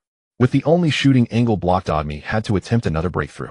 He quickly faked left, then used the outside of his right foot to nudge the ball to the right. Kuman was not deceived by his feint. He waited for Admi to change direction before extending his foot, accurately poking the football away. Fatty and Kumbula rushed toward the ball, but in the end the 1860 defender was a step quicker, kicking the ball to the left wing to Borovka. Borovka glanced ahead, turned his body to lead the ball toward Eintracht Braunschweig's half, and then took a shot. While he was decent at set pieces and long passes, his technical skills were rather crude, almost matching Lin Shu's level. However, his speed was undeniable. After a couple of quick bursts, he brought the ball to the right side of Eintracht Braunschweig's penalty area and delivered a long pass. After lying low for a while, Lin Shu suddenly exerted himself, sprinting toward the ball's landing point, leaping forward to head it. Kaiser was not slow to react either. He sprinted alongside him and dove forward. Lin Shu was a bit slow and failed to make contact with the ball. The ball just grazed past his forehead, but struck Kaiser's head squarely. Instead of feeling any joy, Kaiser felt like he had fallen into an ice cellar. The football flew toward the goal. Both fans and coaches leaped up in a tense moment, yet Peter Kovac made the most spectacular save of the match. He flew through the air, quickly extending one hand upward, and astonishingly, he accurately deflected the ball over the crossbar. Borovka's cross from the wing, Lin Shu leapt to intercept, but couldn't make contact. Kaiser connected with the ball. An own goal. What a magnificent save. Peter Kovac became Kaiser's savior, almost blocking Kaiser's header off the goal line. Kaiser quickly got up, ran toward Peter Kovac, and gratefully high-fived him. Lin Shu also stood up, supporting himself with both hands. He realized he was close, but his speed held him back. Otherwise, Kaiser wouldn't have had the chance to shoot. Lin Shu was just a centimeter away from a hat trick, but it's fine, there's still time in the match. In truth, there wasn't much time left. Lin Shu was somewhat aware of Schmidt's tendencies. He knew his stamina was nearly depleted. Nevertheless, although he had sent Kamara to warm up, he decided to give Lin Shu another 5 minutes. Others also entered the penalty area, preparing to contest the corner kick. Borovka took the corner, and the football was headed out of the penalty area by the opposing defender, giving Eintracht Braunschweig a chance to launch a rapid counterattack. The football was pushed to the edge of the penalty area with Kumbula and Admi charging toward the goal from opposite sides, but the through ball from midfield was kicked out by Kuman just as it reached the small box. Niku flicked his head, directing the ball to Stoppelkamp. Stoppelkamp controlled the ball and maneuvered past the defender, then suddenly exchanged positions quickly with Stahl carrying the ball to the right wing. While both had excellent free-kick techniques, he and Borovka were practically polar opposites. Slow in speed, but with delicate technique, he had a hint of the classic attacking midfielder's flair. Thus, he did not compete in speed with the defender, but passed the ball to Stahl, then made an off-ball run toward the left. Stahl made a diagonal pass, delivering the ball back to his feet. The defender on the wing by Caxi immediately closed in to pressure him, but he skillfully nutmegged him cleanly. Lin Shu focused all his remaining stamina and sprinted toward the near post. Kaiser dared not let him out of his sight for even a second and immediately ran alongside him. All eyes were focused on them. This time it seemed the whole world knew that Stoppelkamp would pass the ball to Lin Shu in the next second. Given Stoppelkamp's perspective and his usual style, he would certainly not deliver such an obvious cross. But for some reason he couldn't help but pass the ball. A half-high ball. Few people pass half-high balls during a match, as it makes it inconvenient for the receiver to shoot directly at the goal. However, defenders find themselves in an awkward position, as it seems that no matter how they clear the ball, it feels wrong. Kaiser even felt a bit flustered. The football was moving quickly, curving and spinning, yet it was only about. Even after the near own goal incident, he still unhesitatingly stretched out his foot, trying to block the ball. But his attempt to intercept was awkward and sluggish. The ball had already flown past him before his foot could reach it. It's over. Kaiser turned his head in despair. This pass was challenging whether to clear or receive, yet Kaiser could be 100% sure that the little prodigy beside him would not miss this opportunity. In his gaze filled with hopelessness, Lin Shu slowed down, lifted his right foot, and kicked forward with force. The collision between the studs and the ball produced a sensation distinctly different from an ordinary shot. Petarkovic had been focused on Lin Chu. He had already moved to block as Lin Chu made his run, but he still underestimated the smoothness of the connection between Lin Chu and Stoppelkamp. He had made the fastest save possible, yet the ball grazed his fingertips and flew into the net. Goal. The ball has gone in again. Lin Chu again. A hat-trick. An unbelievable hat-trick. The exquisite cooperation between Stoppelkamp and Lin Chu has expanded Munich 1860s lead to an unexpected 41. Brunswick's proud defense is nothing against 1860 and Lin Chu. Lin Chu immediately dashed toward the sidelines after watching the ball enter the net. Although his gaze was directed at the stands, his attention was actually focused on the system notification ringing in his mind. Congratulations on achieving your first hat-trick in your professional career, earning 20 achievement points. After redeeming Yang Chen's player card, he was left with only 10 points. Later, the youngest scorer in Bundesliga history rewarded him with 30 achievement points, turning his points balance to 40. As of now, he has scored 6 goals and made 1 assist, earning another 7 achievement points that can be converted to 7. During this period, various training points added up to 11, which at a 1-2 exchange rate resulted in another 22 points, bringing the total to 69. Adding the 20 points from this reward, his points balance shot up to 89. He was one step closer to his. With a 3-goal deficit, Brunswick was already powerless to turn the tide. They even had to guard against conceding a 5th goal. Schmidt's anticipated 5 minutes still couldn't be fully realized. Lin Chu is about to be substituted. In 3 matches, he scored twice, in one had a goal and an assist in another, and achieved a hat-trick in this one. Moreover, it's worth noting that the other goal scored by Munich 1860 in this match was also set up by Lin Chu's penalty. This means that all the goals scored by Munich 1860 in the last 3 matches were related to Lin Chu. While we rejoice at the addition of a superstar to Munich 1860, we can't help but worry what will they do without Lin Chu. Munich 1860 fans couldn't understand why after just 3 matches they had developed a dependency on Lin Chu. Nevertheless, watching Lin Chu walk leisurely towards the sidelines, they couldn't contain their affection. The entire stadium erupted in applause, and even the players of Munich 1860 on the field couldn't help but stop, each wearing a proud smile, as if watching their own son receiving an award, bidding farewell to Lin Chu. Lin Chu raised both hands, applauding the audience in all directions. When Kamara extended his hand, he finally reciprocated with a gentle slap. Kamara felt a huge weight lift from his heart. Even he, no matter how foolish, understood that the current Lin Chu was not to be trifled with. Schmidt had long opened his arms, giving him a big hug. If I say I'm not surprised at all, would it make me seem pretentious? But I still feel a bit surprised. Lin Chu shook his head. The second place in the points table doesn't seem as strong as it looks. No, don't underestimate any opponent. The reason they seem weak is that they don't take us seriously enough, especially you, who they don't view as the most dangerous hunter. But it won't be that easy for you to score in the future. All defenders in the entire Bundesliga will treat you as the most terrifying opponent. All coaches will emphasize your danger to them and demand that they stop you at all costs. You will face a true test. If you can surpass it, the sky will be clear ahead, but if you can't. While he was still racking his brains for the right words, Lin Chu smiled and said, "Don't worry, boss, my football career will always be clear skies. As long as I don't run into that damn national team." Schmidt was about to remind him not to be so arrogant when his attention was quickly drawn back to the situation on the field. Brunswick, unwilling to give up, launched another surprise attack, and the ball had already entered Munich 1860's penalty area. Kumbera missed the first ball, but the following Odemi did not miss the opportunity, scoring with a sliding shot into Munich 1860's net. Goal! Brunswick has finally breached Munich's goal again, bringing the score to 42. There are still about 20 minutes left in the match. The suspense continues. Lady suddenly thought, Lin Chu just got substituted and Brunswick scored. It gives me a strange feeling, as if this kid isn't around. Munich 1860 has changed. He initially wanted to say, it's not working, but felt it wasn't quite right, and quickly changed his words.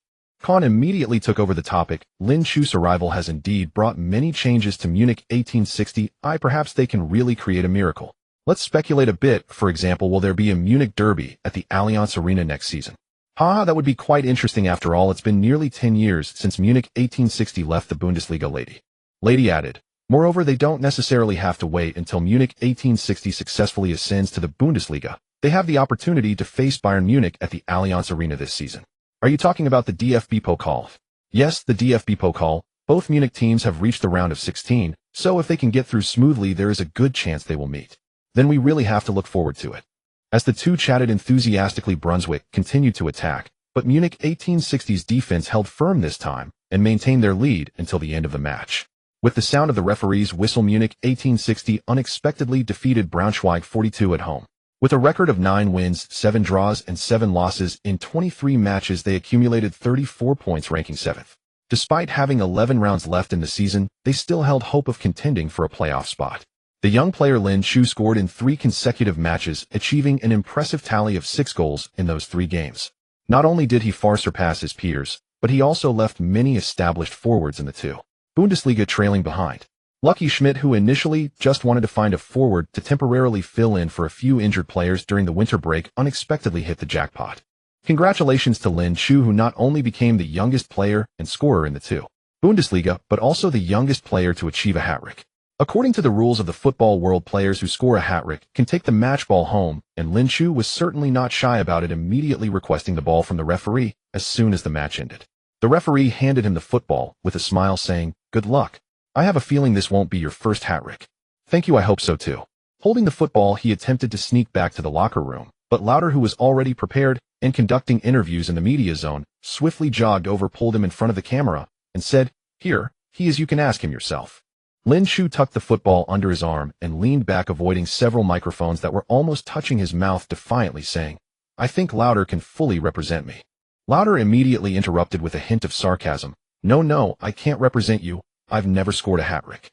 "That's true," Lin Chu realized, a cheeky expression crossing his face. "After all, it took me 3 whole matches to achieve my first hat-trick. Do you think I wouldn't dare hit you just because there are reporters here?"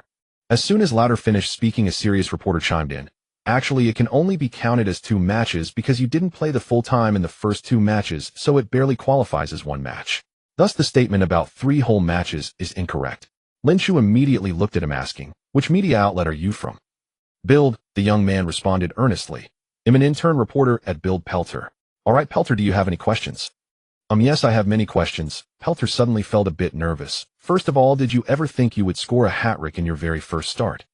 If he were to speak honestly, Lin Chu had indeed imagined scoring a hat-trick during his first appearance. Now facing the camera, he could only feign sincerity, saying, "Of course, not everyone knows that a hat-trick is a very difficult feat. Before the match, I was only concerned with how to help the team win. Personal statistics are secondary." Lauder shot him a disdainful look, but Lin Chu remained serious. "Of course, for a forward, being able to help secure victory with my goals is indeed the most wonderful experience." "Okay, thank you." The second question. Do you enjoy life at Munich 1860? A group of seasoned reporters around him was about to go crazy. "What kind of question is this? Can you even ask that? I love it. Munich 1860 has many talented players, and they are all great to talk to. I really enjoy being here." Pelter then finally asked a question everyone wanted to know. "Will you join the German national team in the future?" "Sorry, I am Chinese." "But you are not yet 18, you still have the opportunity to change your nationality, don't you?" "Yes, but no one can predict the future." "Sorry, my coach is calling me." "What the hell? Is he really just going to run away like this?" "Lin, wait. Is your girlfriend from Heidenheim?" "Lin, can you talk about your annual salary?" "Lin, about St. Pauli." Lauder also expressed his learning, waving at Schmidt, who was now just a retreating figure in the distance. "The coach is calling me to 88. After saying that, he immediately chased after Lin Chu and entered the players' tunnel. Back in the locker room, Lin Chu asked everyone to sign the football. Just after taking a shower, the assistant coach walked in, waving at him. "Lin, the boss has called for you to go to the press conference." Everyone's envious gazes immediately turned towards him. Only a few days in, and he's already going to a press conference. This is like being treated as a favored child. But thinking about Lin Chu's performance, if he were the coach, he would also want to treat him like a son. What's even more frustrating is that this kid seems so reluctant, as if he's being forced to the execution ground. It's infuriating. When Lin Chu and Lauder entered the press room, Braunschweig's head coach Lieberknecht had already been besieged by reporters for a while. After all, they had only lost 1 match in half a season, conceding 21 goals, yet they had inexplicably flopped here, conceding 4 goals at once. It was time for some serious reflection. Looking at Lin Chu, who walked in, Lieberknecht admitted, "I must confess that I did not prepare adequately for this match. I know Munich 1860 has been in excellent form lately, and has a very outstanding finisher, but I did not give it enough attention. Of course, that penalty that should not have existed is also one of the reasons for our defeat." He finally thought of blaming the referee, but as soon as Lin Chu arrived, the reporters immediately lost interest in him and began bombarding Lin Chu with questions. "Lin, hello, I am a reporter from Kicker. First of all, congratulations on your hat-trick. This is only your 3rd match, yet you've already scored 6 goals. Do you think this is due to skill or luck?" "According to the national character of us Chinese, I should humbly attribute all this to luck, but as you said, 3 matches, 6 goals, I can't think of any extraordinary luck that could lead to this. So, 80% skill, 20% luck, I suppose." Another question is regarding St. Pauli and Firth. As far as I know, you once trialed at St. Pauli, but it seems there were some unpleasant incidents, and Firth stated after the match against FSV Frankfurt yesterday that even if given another chance, he would still not be in his selection range. What is your response to that? Thank you for not choosing me. That is my greatest fortune. As soon as Lin Shu finished speaking, Schmidt nearby added, yes, it is also my greatest fortune. I am a reporter from the Munich Evening News, and I have a question for Coach Schmidt. Do you think your team still has a chance to return to the Bundesliga this season? Of course, why not? Schmidt replied confidently, the league is a long process, and our current ranking is not low. We not only have the opportunity, but also the confidence to return to the Bundesliga. That was a bit much, but considering they just had a small winning streak, it was understandable. So the reporters shifted their questions back to Lin Shu. What gave you the courage to start Lin Shu in such an important match? You must know he is only 17 years old, while players of the same age are still playing in youth leagues. Rooney scored in the Premier League at 16, and participated in the World Cup at 17 as a starter, and Ronaldo became the top scorer in the Eredivisie at 18, so age has never been an issue, talent is what matters. The questioning reporter immediately asked with an odd expression, so you think Lin Shu is a genius like Rooney, Owen, or even Ronaldo? Why not? Schmidt looked at him with the same expression and said, you must know that sitting before you is a genius forward who scored a hat-trick in his first match representing the team. Do you think the level of German football is inferior to that of England and the Netherlands? I did not stop saying nonsense. That's good. Next, Schmidt was spirited, ready to engage in a verbal battle, and the reporters soon stopped asking tricky questions, concluding the press conference successfully. Lin Shu did not return to the training base with the team bus, but went directly to the parking lot to go home with his parents. As soon as he got in the car, he proudly handed the match ball to his mother. Old Lin was somewhat envious. Why do you always give this? Can't you bring something new? Mia proudly smashed the ball onto his forehead, and then caught it as it bounced back, saying, anyway, I like it. Lin Shu fastened his seatbelt, and said, is the Bundesliga ball okay for you? He was momentarily confused, but soon understood. These few words expanded should mean the ball I brought back after scoring a hat-trick in my first match in the Bundesliga. This little rascal is really getting carried away. With this thought, he could not help but feel filled with it. The youth team ball went to my sister, the two Bundesliga ball to my mom, and the Bundesliga ball is reserved for me. Let's see who is the most important. Got it. Feeling happy, he couldn't help but whistle. Lin Shu turned his head and exchanged a smile with Mia, who was sitting in the back seat. Middle-aged men are actually easy to please. The next day, Lin Shu naturally entered the official best lineup of the two Bundesliga, once again becoming the first player in the history of Munich 1860 to be selected for the best lineup 3 times in a row. In the best player selection, he also easily defeated Kinsek to be chosen. The biggest favorite to return to the Bundesliga, Hertha Berlin, won 10 at home against a 10-man Kaiserslautern in the crucial battle of the 23rd round, continuing to lead the two Bundesliga standings. After losing this match, Kaiserslautern's gap with the direct promotion zone widened to 12 points, and Hertha's direct promotion trend with Braunschweig seems irreversible, while other teams will fight for playoff spots. Currently, teams like Bochum, Cologne, Kaiserslautern, St. Pauli, and Munich 1860 all have a chance to secure this spot. Aside from the fierce competition on the points table, the biggest highlight of this round of matches was the emergence of young striker Kinsek on loan from Dortmund to St. Pauli. Scored twice in a 30 victory over FSV Frankfurt, becoming the key contributor to the team's win. Swiss striker Orhan Özdemir, who just joined Braunschweig during the winter break, came off the bench to score, saving the team from losing face. Of course, the most dazzling player this round was still Lin Shu from Munich 1860. The young Chinese forward scored a hat-trick in his first match representing the team, and also created a penalty, helping the team secure 3 crucial points. The oldest among the 3, Özdemir, is 22 years old, while the youngest, Lin Shu, is only 17. Everything indicates that the youth have begun to usher in their era and will write new legends. Meanwhile, while Lin Shu was shining in the two Bundesliga, domestic media finally experienced the first wave of coverage about him. Fans suddenly felt that the name Lin Shu seemed to have emerged from nowhere overnight, suddenly inundating various sports sections. Although none were front-page headlines, they all occupied extremely important positions. Titles like Chinese youngster shines on German field, 3 matches 6 goals, made in China, and natural scorer gradually caught the attention of fans. Among them, the report by Xinlong Sports was the most representative. On December 3, 2000, in the 17th round of the two Bundesliga, Aachen faced St. Pauli in Hamburg. In the 90-minute match, Xia Hui scored 3 goals alone, becoming the first Chinese player to score a hat-trick abroad. 5 years later, on December 3 again, Antwerp won 50 against Lommel. At that time, the spirited Dong Fanjua scored 3 goals, achieving the second hat-trick for a Chinese player in foreign leagues. In 2006, it was again Antwerp, again Dong Fanjua, again a hat-trick. Everyone at that time thought it was just his beginning. A little did they know it was already his peak. Returning to Manchester United, Dong Fanjua did not deliver a convincing performance, merely becoming a cautionary tale, but now finally another Chinese player scored a hat-trick abroad. At 17, Lin Chu's outstanding performance of 3 matches and 6 goals made everyone realize that China does have football talent, it just lacks the soil for talent to grow. Meanwhile, in a luxurious apartment in a Beijing community, Xiao Jiai looked at the spirited young man on the webpage, and the familiar jersey he wore feeling a surge of emotions. 10 years ago, he was also noticed by Munich 1860, subsequently transferring for €1 million and becoming the second Chinese player to compete in the German league after Yang Chun. At that time, Munich 1860 was still in the Bundesliga, but just 1 season later they suffered relegation, and he also played 2 seasons in the Bundesliga with 1860 but couldn't achieve any remarkable results. Now finally a new young player has worn that jersey and begun a new story. Lin Chu's brilliant performance naturally brought pain and frustration to Fuzek. He did not watch the live broadcast of the match, but learned about Lin Chu's performance from the newspaper the next day, leaving him in a daze for quite some time. A hat-trick? What kind of monster is this? He is now somewhat regretting what he had said. Although Lin Chu's performance in this match reinforced his judgment that he was just an opportunist, it must be said that this opportunist's ability to seize opportunities is truly terrifying.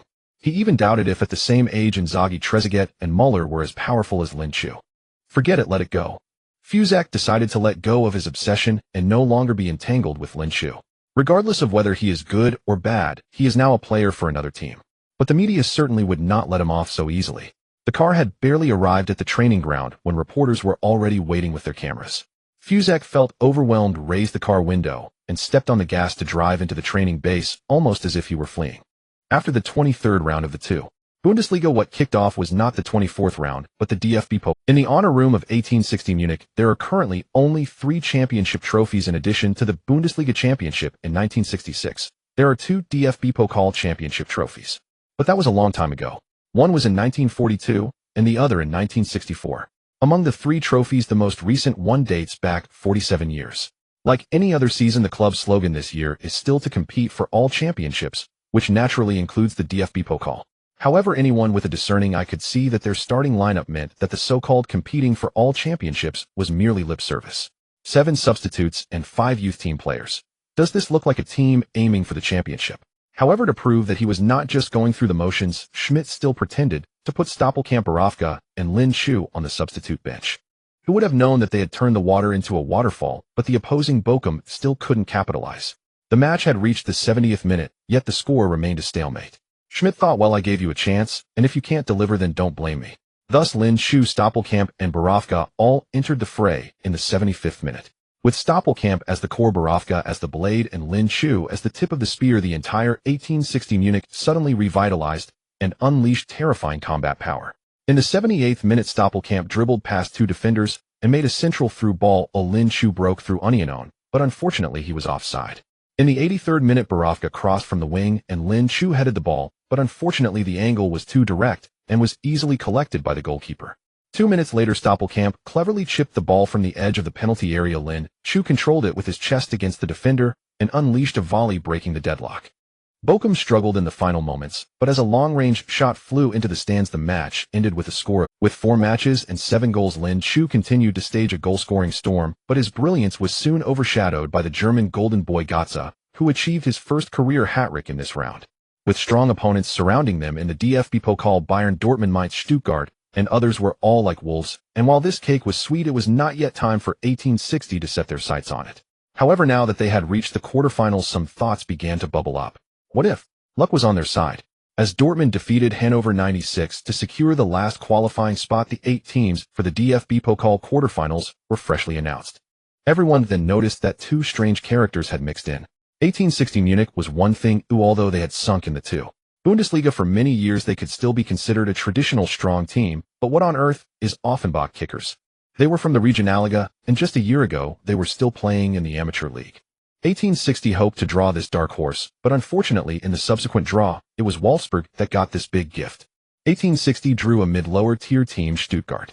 However, apart from their own fans, not many people would care about their fate. Everyone's attention had already been drawn to Bayern and Dortmund. As the runners-up of last season's DFB Pokal and Bundesliga, these rivals were about to clash in the quarterfinals. In last season's DFB Pokal, Bayern lost to Dortmund in the final, enabling their opponent to achieve a double championship. This season, the German giant must fight for revenge. Returning to the league, 1860 Munich's upcoming schedule is relatively easy, consisting mostly of teams in the lower tier of the standings. Lin Chu has firmly secured his position as a starter. The few brothers who were injured finally returned, but they found that they could only sit on the substitute bench, while those who were originally on the bench, like Kamara, had to return to the youth team. In the first match of March, 1860 Munich stopped their winning streak with a 22 draw. In this match, Lin Chu once again opened the scoring for the team and Borovka extended the lead, but Ingolstadt suddenly erupted, scoring 2 goals within 5 minutes, turning the 3 points that 1860 Munich was about to secure into just 1. Just when everyone thought that 1860 Munich was about to revert to their original form, they suddenly erupted again in the 25th round of the league. Facing the relegation zone team, Sandhausen, 1860 decisively delivered a 50 thrashing. Lin Chu, Lot, Staller, Niku, and Stoppelkamp each scored a goal, and 1860 Munich showcased their most exhilarating match of the season. Lin Chu, who has scored in 6 consecutive matches, has become the hottest rising star of 1860. Not only have many local Chinese fans in Munich flocked to watch his matches, but Chinese fans from other parts of Germany have also come to support him, automatically becoming his loyal followers. As for St. Pauli, after a big win, they suffered a heavy defeat, and after that defeat, they drew, causing their ranking to plummet to 7th place. Pressing down on them is 1860, who had fallen 6 places behind them before Christmas. As for Fuzek, who claimed that the genius Kingsek was more suitable for St. Pauli than Lin Chu, he had disappeared among the defenders in 2 consecutive matches, achieving nothing. This time, when faced with reporters' questions, Fuzek finally became honest. After unsuccessfully trying to shift the blame to the assistant coach, he rattled off a long explanation, which was ultimately summarized by the reporters, as he has become honest, please let him off the hook. As March approached its end, 1860 Munich finally faced a strong challenge again, the current leaders Hertha Berlin, on March 25, 2013, in the 26th round of the 2. Bundesliga in Berlin, Germany. At the Olympic Stadium, Hertha Berlin faced off against 1860 Munich. In recent seasons, Hertha Berlin has become addicted to being a yo-yo club, bouncing between the Bundesliga and 2. Bundesliga for several years, meaning they can only languish at the bottom in the Bundesliga, but once they return to 2. Bundesliga, they become formidable. After 25 rounds of the season, they have lost only 1 match and conceded fewer than 20 goals. Of course, their offensive capabilities are also terrifying, currently ranking first in the league with 56 goals, showcasing a strong dominance on both ends. Unlike teams like Eintracht Braunschweig and 1860 Munich, Hertha Berlin's attacking points are well distributed and average, as evidenced by having only 2 players on the scoring list, neither of whom ranks high. The push for the playoffs has reached a critical moment, and 1860 Munich will surely give their all in this match, while Hertha Berlin has also fielded their strongest lineup. In the locker room, Borovka playfully placed his hand on Lin Chu's shoulder and said in a low voice, "Are you nervous, young man?" Lin Chu looked at him as if he were an idiot and replied, "Why should I be nervous? They are number 1 after all. We are here to take on number 1. You're quite brave." Not just Lin Chu, everyone on both teams was courageous with the match, entering a heated phase almost from the first minute. Hertha Berlin kicked off, and after 3 passes in midfield, the ball was sent to the vicinity of the penalty area. Let's first take a look at the starting lineups for both sides. Hertha Berlin lined up in a 433 formation. Goalkeeper 1 Kraft, the defenders 3 Lawan Kobiashvili, 4 Roman Hubnik, 5 Mike Franz, 6 Christoph Yankier, midfielders 18 Peter Niemeyer, C, 12 Hadala, forwards 11 Sammy Alagai, 9 Adrian Ramos, 19 Michel Lasaga. Among them, number 9 Ramos and number 12 Roni are key figures in the attack, currently ranked 5th and 10th respectively on the scoring list. 1860 Munich still sticks to their usual 442 formation. Goalkeeper 1 Gabor Karali, defenders 2 Firth of 15 Malik Fathi, 4 Kuman, 3 Vojkoviak, midfielders 6 Dominic Stoll, 8 Maximilian Niku, 10 Moritz Stoppelkamp, 7 Daniel Borovka, forwards 11 Benjamin Lot, C, 9 Lynch. They have achieved an unbeaten record of 4 wins and 1 draw with this lineup, especially in terms of attack, where their firepower is formidable, particularly Lin Chu, who has scored in every match since his debut. It remains to be seen if Hertha Berlin can stop him today. Hertha Berlin launches a counterattack. Niemeyer lofted a pass into the penalty area, Ramos headed it back to the edge of the box, and Roni followed up with a shot. A brilliant save by Karali. Not even a minute into the match, Hertha Berlin completed a highly threatening shot. Fortunately, 1860 Munich's goalkeeper was very focused and passed the test. Let's see this counterattack from 1860.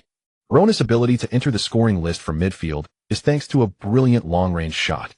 It must be said that whether in terms of power or angle, this long shot was impeccable. Luckily, Corrali was on high alert for this shot and reacted just as Roni struck. Otherwise, 1860 would be facing an early deficit. The ball was thrown by Corrali to Firth, who took a few steps forward before lofting a pass to Stoll. As soon as Stoll received the ball, he faced pressure from Niemeyer and Kobiashvili. He had to pull the ball back, turn shield it with his body, and quickly pass it to Stoppelkamp, who had come to support.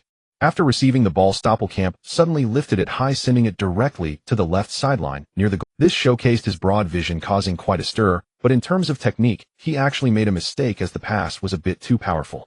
Seeing the ball about to go out of bounds, Borovka almost stepped on the gas, rushing in without any time to adjust, only managing to take a wild swing and kick the ball towards the goal. Lott evaded the defense and leaped up, but it was not a header to score, instead it was a header to set up. The ball flew from the left side of the goal to the right side, and Lin Chu, like a clever fox, rushed out ready to volley, but suddenly a foot stretched out, preemptively kicking the ball out of bounds. Lin Chu kicked at thin air, and upon landing looked at Franz, who was sprawled on the ground. If he remembered correctly, he had just evaded this guy and successfully played him offside. How did he come rushing back in an instant, executing a thrilling sliding tackle to clear the ball? 1860 Munich delivered the ball to the front of the goal through skilled cooperation among the midfielders. A Lott did not try to take glory for himself, but wisely passed the ball to Lin Chu on the other side, but unfortunately Lin Chu couldn't get a shot off. Franz's clearance was crucial and very fast. Lin Chu was almost facing an open goal. If he had been just half a second later, Lin Chu might have already scored. Lin Chu reached out and helped Franz up. He had a feeling this might be the strongest opponent he had encountered since his... Franz did not expect this kid not only to remain calm, but also to actively help him up. He had no time to admire Lin Chu's gentlemanly demeanor and suddenly felt it was quite troublesome. Forwards rely on skill, but mentality is also crucial. A forward who can maintain rationality and calmness in any situation is certainly a headache for all defenders. Just over a minute into the match, both sides have already completed a thrilling attack and defense. It is clear they are not playing conservatively.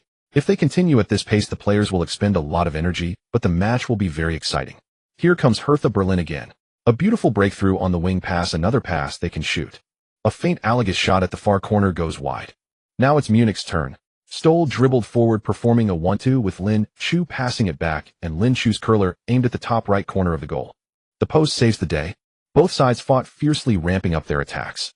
However, Lin Chu was closely marked by Franz, which prevented him from getting any real scoring opportunities, and as for Lott, he was simply not a player known for shooting. In comparison, the offensive momentum of Hertha Berlin was indeed more intense. A diagonal pass from Neymar. Alagi manages to get the first touch and shoots with his right foot. Corrali reacted quickly, blocking the ball with his foot. Come On made a diagonal pass to Stoppelkamp, and now it was Munich 1860's turn to counterattack. With the announcers' enthusiastic calls, the fans of Munich 1860 were also startled. They were worried due to the opponent's shot, then relieved from narrowly escaping disaster, and soon began to anticipate their own counterattack. However, this anticipation did not last long, as their counterattack was abruptly halted just after reaching the midfield. Stoppelkamp carried the ball forward and passed to Stoppelkamp, but the intention of the pass was too obvious, easily intercepted by Hattala. Lott and Stoppelkamp immediately charged forward, but Hattala had already anticipated and passed the ball to the wing, where Yankel was making an overlapping run. After receiving the ball, Yankel quickly surged into the penalty area from the right side, and a sense of urgency filled the air in front of Munich 1860's goal. Watch out for Ramos. Be careful of number 11. Don't get caught offside, hurry up. Amidst various shouts, Yankel swiftly made a horizontal pass in front of the goal before Wojciechowski could intercept. The three forwards of Hertha Berlin had already converged upon them, while the three defenders of Munich were each marking one, creating a 3-on-3 situation in the penalty area. The fastest Alagi outpaced Firth, successfully avoiding the offside trap, but when he received the ball he had no angle to shoot, and could only make another diagonal pass toward the goal. Corrali decisively charged out, extending his foot to make a crucial tackle, just as Ramos was about to shoot, narrowly clearing the ball from the penalty area. Niku turned, controlled the ball, and immediately cleared it with a powerful kick, temporarily relieving the crisis for 1860. The ball landed at Stoppelkamp's feet, and Munich 1860 quickly organized an offensive, once more causing Hertha Berlin to feel anxious again. Stoppelkamp made a long-distance through pass, retrieving Lin Chu, who had pulled back from the penalty area. Franz collided forcefully with Lin Chu as he received the ball. This guy was faster than Lin Chu, but their physical strength was on par. The collision did not cause Lin Chu to lose his balance. Lin Chu gently sent the ball into the penalty area. Borovka quickly inserted himself from the flank and unleashed a powerful shot. Munich 1860's counterattack came swiftly. Stoppelkamp's through ball to Lin Chu. Lin Chu diagonally passed to Borovka, who struck without stopping the ball. Kraft's excellent save. Both goalkeepers were busy today, once again averting the crisis. Amid the cheers of the home fans, Kraft successfully cleared the ball with a powerful kick to midfield. Hertha Berlin's captain Neymar calmly stopped the ball, faked a pass to deceive Niku, then made a lofted pass to the top of the 1860 penalty area. Longi rapidly surged forward again, unleashing a powerful shot at the descending ball. The players on the 1860 bench were already startled to their feet. Coman and Fatty lunged forward simultaneously, trying to block the ball with their bodies, but the ball still flew past them. In a critical moment, Karali made a side dive, deflecting the ball with one hand. Hertha Berlin launched a counter. Longi's long-range shot. The miraculous Karali, he deflected the ball again. Ramos. Karali deflected the ball into the center of the penalty area with one hand. Just as Coman was about to clear it, Ramos suddenly rushed in and executed a volley. The ball flew straight toward the center of the goal, but Karali had just completed his save and was still on the ground, helplessly watching the ball enter the net. Goal. Ramos scores from the rebound, and Hertha Berlin finally breaks the deadlock. It was quite a struggle. Both sides had 3 shots each, and finally the ball flew past the goalkeeper's fingertips. Amidst the cheers of the fans, the home players rushed to the sidelines to celebrate wildly. The players from Munich stood with their hands on their hips, panting in place. The pace of the match is incredibly fast. Everyone feels as though they have been running for over an hour, exhausting their stamina. Lauder approached Lin Shu and said, "What's wrong with you?" Lin Shu has been quite active today, yet his intimidation factor is noticeably lower than usual. He nodded toward Franz, saying that defender of theirs is pretty impressive. "I know he's good, but no player can guarantee they won't make mistakes," Lauder nodded. "The difference is we are forwards, and we can afford to make many mistakes, while he is a defender. He can only make one. What you need to do is seize the opportunity when he makes a mistake, even if it's just once. And all the difficulties you encounter with him can be seen as preparation for that one chance. Do you understand what I thought I was no longer a rookie." "Of course you are not. Then can your next lesson be a bit more advanced?" "I just don't want you to get overwhelmed by him." "Do I look like someone who gets overwhelmed?" "Not really, but you do look." The two bantered as they walked into the center circle, waiting for the kickoff. Hertha Berlin celebrated for quite a while before the match resumed. 1860 quickly launched an attack. Bailovka initiated an assault from the left flank, but after being disturbed by the opposing defender, he immediately switched to a broad transfer. The football crossed nearly half the field and arrived at the feet of Star on the right side. Star controlled the ball, looked up at Lauder, who was coming for support, but quickly flicked the ball with a clever change of direction, bypassing the defender's interception. The two wings of 1860 have connected. Star cleverly breaks through, cutting in with the ball ready to shoot. Just as Star positioned himself to shoot, the opposing defender Kobayashvili immediately rushed to block. He did not force the shot, but instead changed it to a pass, gently pushing the ball into the center of the penalty area. Lin Shu quickly surged forward, supporting with his left foot and shooting with his right. Franz once again relentlessly followed up, rushing to his side at the first moment, extending his foot to intercept, perfectly blocking the ball's path. But the ball did not fly away. Lin Shu's right foot suddenly lightly landed, stepping on the ball before pulling. The ball rolled behind him. Lauder followed up and shot towards the bottom right corner. The transmission and shot between the two were very subtle and sudden, entirely out of mutual understanding with no prior warning. Not a single person from Hertha Berlin's defenders to the goalkeeper reacted, yet that damn Lauder kicked the ball wide. Amidst the contrasting gazes of the fans, the ball brushed the outside of the goalpost and rolled out of bounds. Lin Shu turned around, looking at Lauder in disbelief. Lauder's face turned red. He had just been giving Lin Shu a lesson about seizing opportunities, yet now faced with a perfect chance, he shot like a piece of crap. Star faked a shot and passed to Lin Shu. Lin Shu takes the shot. Lin Shu also faked his move. A beautiful back pass. Lauder has the chance. A push to the far corner. He was too focused on the angle. The goalkeeper had no reaction at all. Lauder could have shot more boldly, but he clearly was overconfident in his footwork. Munich 1860 missed a golden opportunity to equalize. Franz glanced at Lin Shu in surprise. Before the match, he had studied Lin Shu's style quite seriously. Apart from being excessively young, this Munich No.9 had two most notable traits: positioning and shooting. Without flashy dribbling or any unnecessary movements, he found opportunities almost entirely through positioning and then struck decisively. To deal with such a player, one needs to maintain 100% focus, not allowing him to slip out of sight for even a second, and block all angles for shooting. Unexpectedly, Lin Shu was clever enough to still pass the ball in that situation. Fortunately, Lauder was ineffective.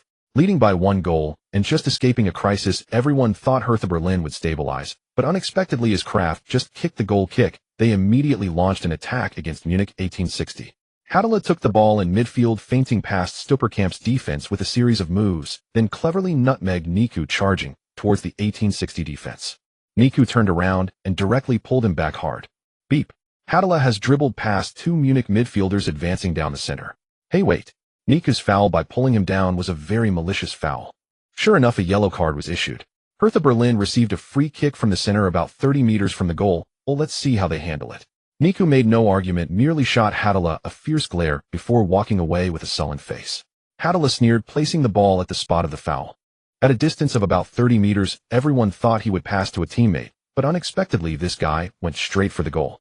Moreover, the quality of the shot was surprisingly high. The ball soared over the wall, flying toward the left side of the goal. Corrali caught a glimpse of the ball from the corner of his eye and instinctively dove, slapping the incoming ball with his right hand. With a thud, the ball was slapped towards Come On. Come On rushed into clear, but unexpectedly the ball suddenly flew towards him, leaving him no time to react but hit his shin and bounced away. It's over. He sighed, but the next second with a loud bang the ball struck the goalpost and bounced back toward him. Ramos had already charged up from behind. Come On had no time to adjust and hurriedly nudged the ball aside. Fati exclaimed in surprise and hurriedly sent the ball to the sideline. Fortunately, Furtz did not falter receiving the ball and finally stabilizing the situation. Corrali's save was successful. Come On nearly scored an own goal, saved only by the goalpost. The ball was passed to the side, and it was Munich's turn to attack. Munich 1860 did not initiate a quick attack this time, but instead patiently passed the ball a few times in their own half before advancing to midfield. Niku just received the ball in midfield when he was tripped down by Neumayer during a struggle. This trip had some revenge for Hadala, and the referee blew the whistle again, issuing Neumayer a yellow card. Neumayer expressed dissatisfaction with this judgment, arguing with the referee for a while before Munich 1860 could finally take this free kick. This free kick was further away than Hertha Berlin's, and Stupperkamp directly lobbed the ball into the penalty area. Come On jumped high for a header, but unfortunately the angle was too straightforward, easily caught by Kraft. Kraft secured the ball and charged to the edge of the penalty area, then forcefully threw the ball forward with Hadala controlled the ball with his chest and kept it at his feet, but Niku charged in, aggressively meeting him with a fierce sliding tackle. Hadala could not dodge in time and was taken down along with the ball, yet this time the referee made no indication, provoking boos from the home fans. Stupperkamp's free kick found Come On, but unfortunately Come On's header could not surpass the goalkeeper's hands. Munich 1860 missed another scoring opportunity, and the ball was passed to Hadala in midfield, where he was brought down by Niku. Niku first touched the ball, and the referee did not call a foul. Munich 1860 continues to attack. Niku got up and quickly passed the ball to Stupperkamp. Stupperkamp advanced with the ball, skillfully executing a Marseille turn to break through the interception, then completed a 1-2 with Lauder bringing the ball into the penalty area. Lin Shu and Bailovka rushed towards the goal from two directions, but Lin Shu suddenly slammed on the brakes midway, managing to shake off the closely following Franz. Bailovka and Lin Shu both had defenders near them. Stupperkamp intended to take a shot himself, but unexpectedly Lin Shu managed to evade Franz's defense. He did not hesitate for half a second and immediately played a diagonal pass, sending the ball to Lin Shu's feet. Stupperkamp has boldly penetrated the Dragon's den, cleverly passing to Lin Shu. Can he score this time? Franz had already turned to rush over. Lin Shu had no time to adjust and immediately took a shot at the left side of the goal.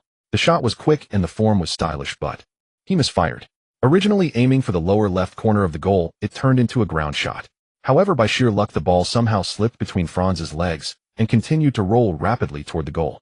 Kraft was also fooled by Lin Shu's exaggerated shooting posture, making a jump save motion only to find that the ball rolled in along the grass. He hurriedly pulled back, but it was still a moment too late. Ironically, because he had just planned to dive left, his left foot had already stepped out, leaving a gap between his left and right foot just wide enough for the ball to roll through. Lin Shu shoots, and the ball goes in. In a situation where his shooting angle was blocked, Lin Shu pretended to shoot at the top left corner of the goal. After deceiving Franz, he suddenly executed a precise ground shot, tricking both Franz and Kraft.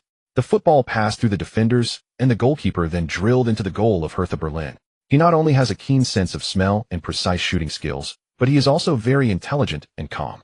Lin Shu did not celebrate. Instead, he ran into the goal to retrieve the ball and quickly returned to the midfield. Kraft and Franz exchanged glances and sighed. It seems we did not pay enough attention to him. Franz shrugged.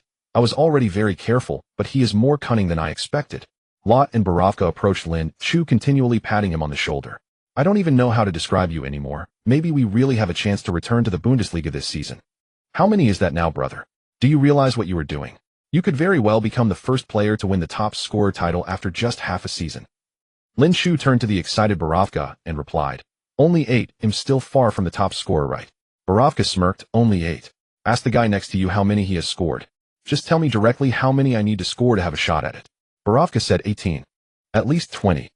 On the other side, Lot shook his head. Kumbala is in good form now. With 8 rounds left in the league, he should reach around 19 goals. You need to score at least 20 goals to secure the golden boot. Lin Shu had not spoken yet when the chatterbox Borovka already expressed his view. 12 goals in 8 matches is a bit challenging, but I believe you can do it. Wrong. Lin Shu ran into the center circle, placed the ball down. It's 8.5 matches. As soon as he finished speaking, he suddenly remembered something and hurriedly opened the system. Achievement points 70, training points 15. 70 achievement points can be exchanged for 70 credits, while 15 training points can be converted into 30 credits, totaling exactly 100 credits. I can draw again. After using 100 credits to draw Yang Chen's star card, last time only 10 credits were left. However, he later received 30 achievement points for becoming the youngest goalscorer in the second tier and 20 achievement points for his first career hat trick. After this goal, his total goals became 9, plus 1 assist, earning him 10 achievement points. Combined, it totals exactly 70 achievement points plus the training points, allowing him to draw a white card.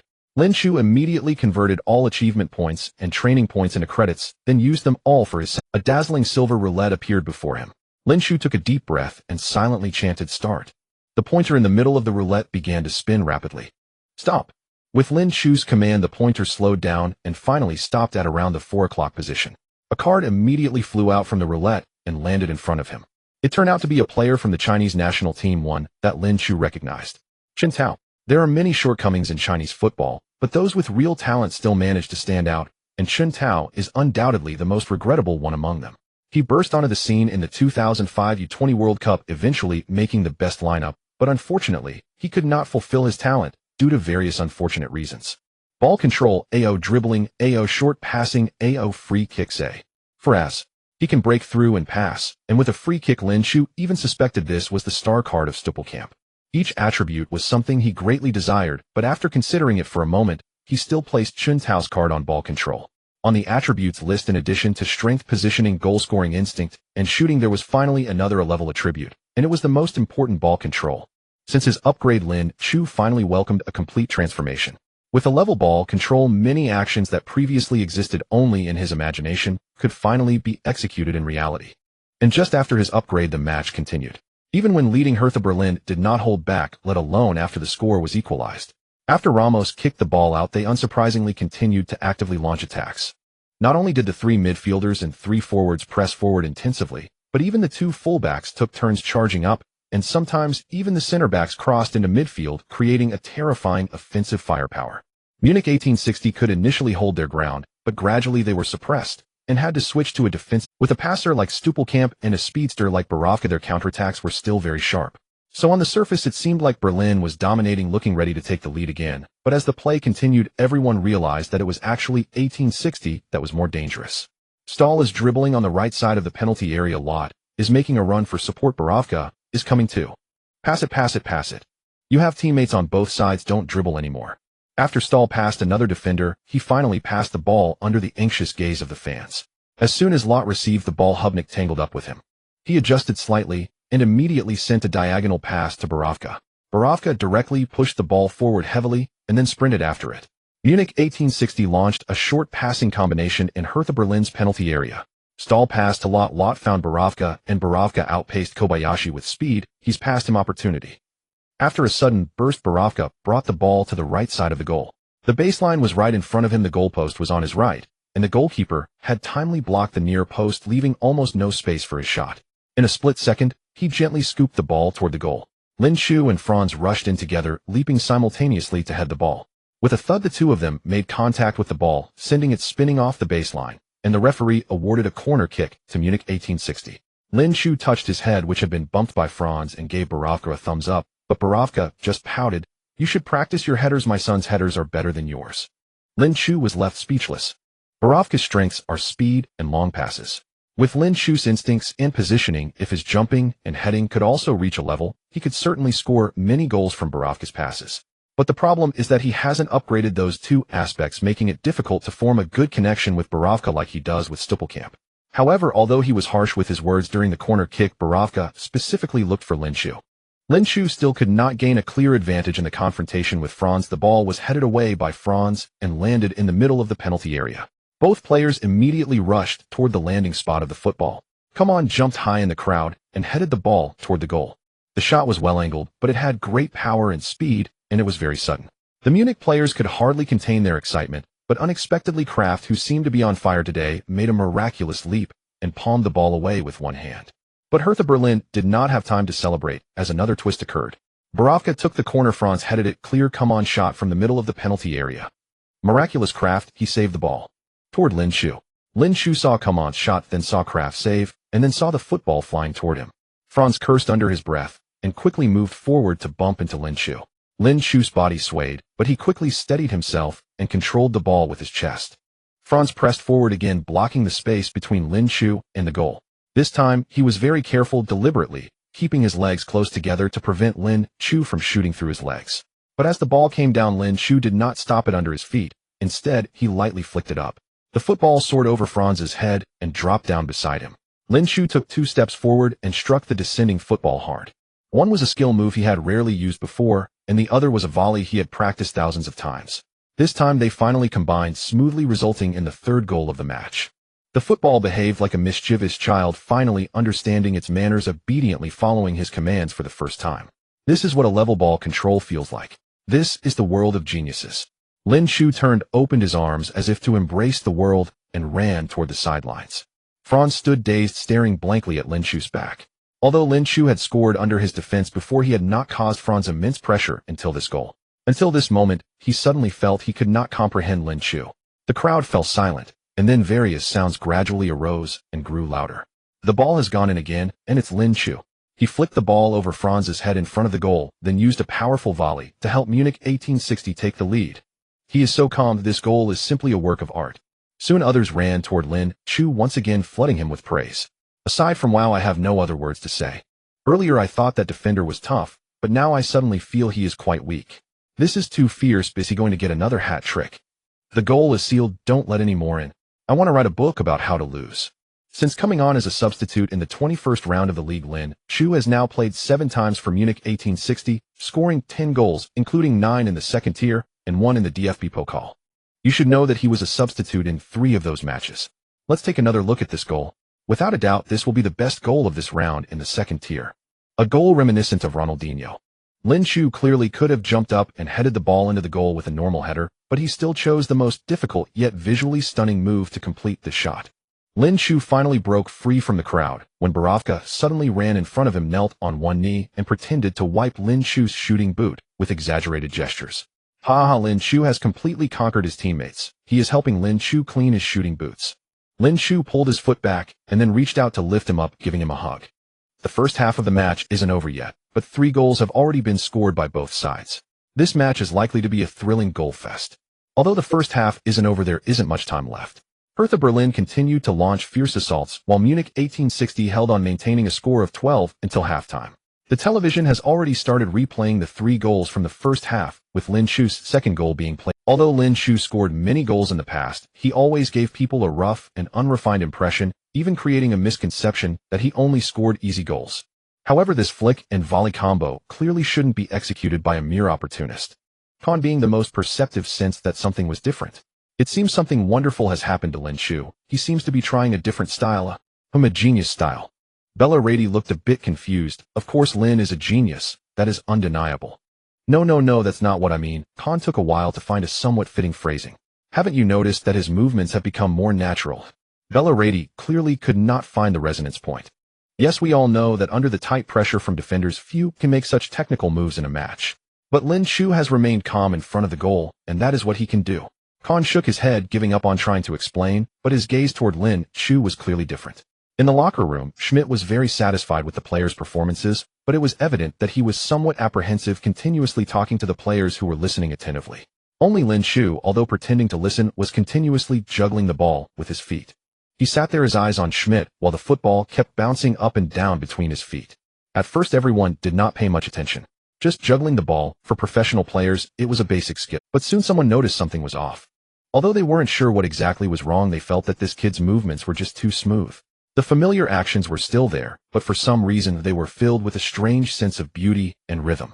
The second half of the match quickly began. After taking the lead, Munich 1860 played noticeably less boldly, becoming very cautious. Aside from Lin Chu remaining at the front, even Lott had retreated to his own half to participate in defense. Hertha Berlin continued to apply pressure, relentlessly attacking Munich 1860's defense. Within 10 minutes of the second half, they had already attempted 4 shots on goal. Schmidt anxiously paced along the sidelines, making it seem as though they were the ones trailing. Hertha Berlin and Eintracht Braunschweig were the two most dominant teams in this season's Bundesliga, almost leading by a cliff's edge. If Munich 1860 could win today, they would be the only team capable of defeating both Hertha Berlin and Eintracht Braunschweig. As for Lin Chu, he had already become the only player this season to have scored against both Hertha Berlin and Eintracht Braunschweig. If he could score again, it would mean a hat-trick against the top 2 teams on the standings. One is the league leader and the other is a newcomer, but this rookie debuting in the Bundesliga has already breached the league leader's defenses twice. Given his current form, he might even pull off a hat-trick. This is something Hertha Berlin cannot tolerate. Hertha Berlin is coming again. Captain Niemeyer made a pass and Ronnie received it without stopping, quickly passing to his teammate Ramos, who received the ball and switched it to the right for Ben Hattala. Ben Hattala feigned past Niku with a series of fakes, driving the ball towards Munich 1860's penalty area. Munich 1860 had turned their penalty area into an impregnable fortress. At first Hattala intended to charge through solo, but seeing the multitude of defenders inside, he hesitated and opted for a diagonal pass to the edge of the penalty area. Watch out for Ronnie. Don't let him shoot from distance. Sure enough, Ronnie charged forward, drawing back his bow and unleashing a powerful shot. The ball soared into the air as the players of Munich 1860 rushed to block it. Looking at the dense crowd of defenders, the fans of Munich thought that this shot would certainly be blocked, but after the ball entered the throng, it struck an unfortunate player, causing a deflection that sped toward the left side of the goal. Giraldi had no time to react and could only watch helplessly as the ball hit the net. Goal. Ronnie scores from distance. Hertha Berlin equalizes the score. 22. Both teams are back to square one. Munich 1860 had been very cautious, but regrettably they still couldn't withstand Hertha Berlin's fierce assault. Ronnie's shot had considerable power, but it actually went down the middle of the goal. Had it not hit a defender, the goalkeeper should have been able to easily save it. Unfortunately, there are no ifs.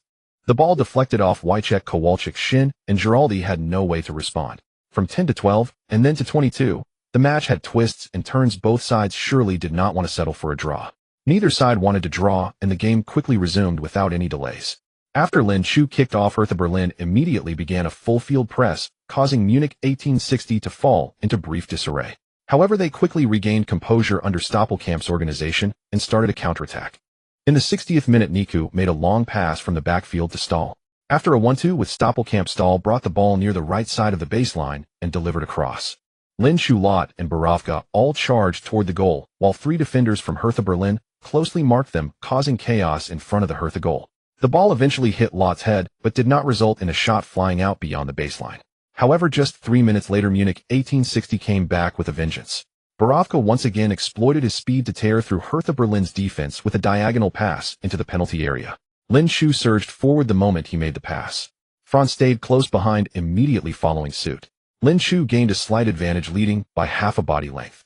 However, this gap was quickly closed as Franz rushed forward with lightning speed, both of them reaching for the ball almost simultaneously.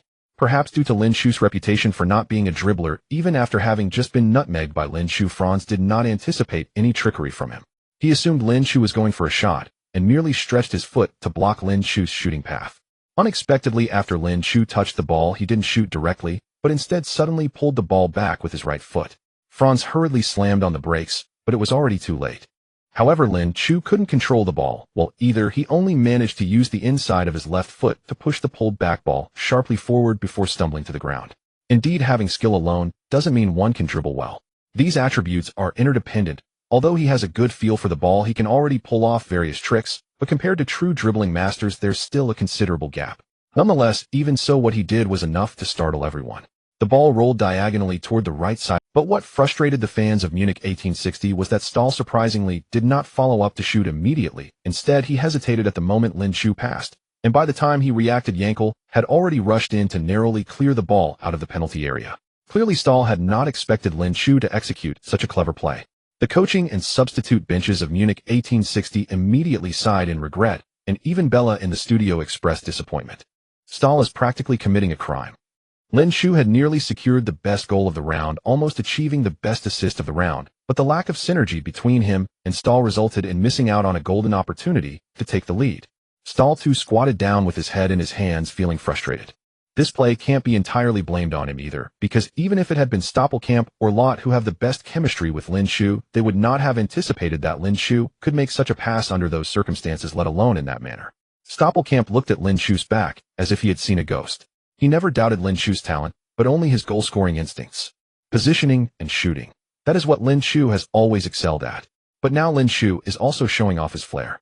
Although this flair might seem a bit unconventional, it has indeed been brought to life. He is still improving. At 17, growth is normal, but perhaps because Lin Shu's style is so mature, his combat prowess gives the impression that he's already this strong. He should have peaked already, which makes it somewhat hard for everyone to accept.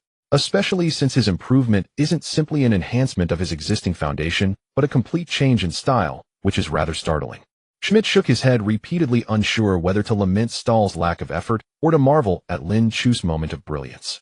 Fans watching the live stream online were equally furious with Stahl. What kind of useless teammates are these?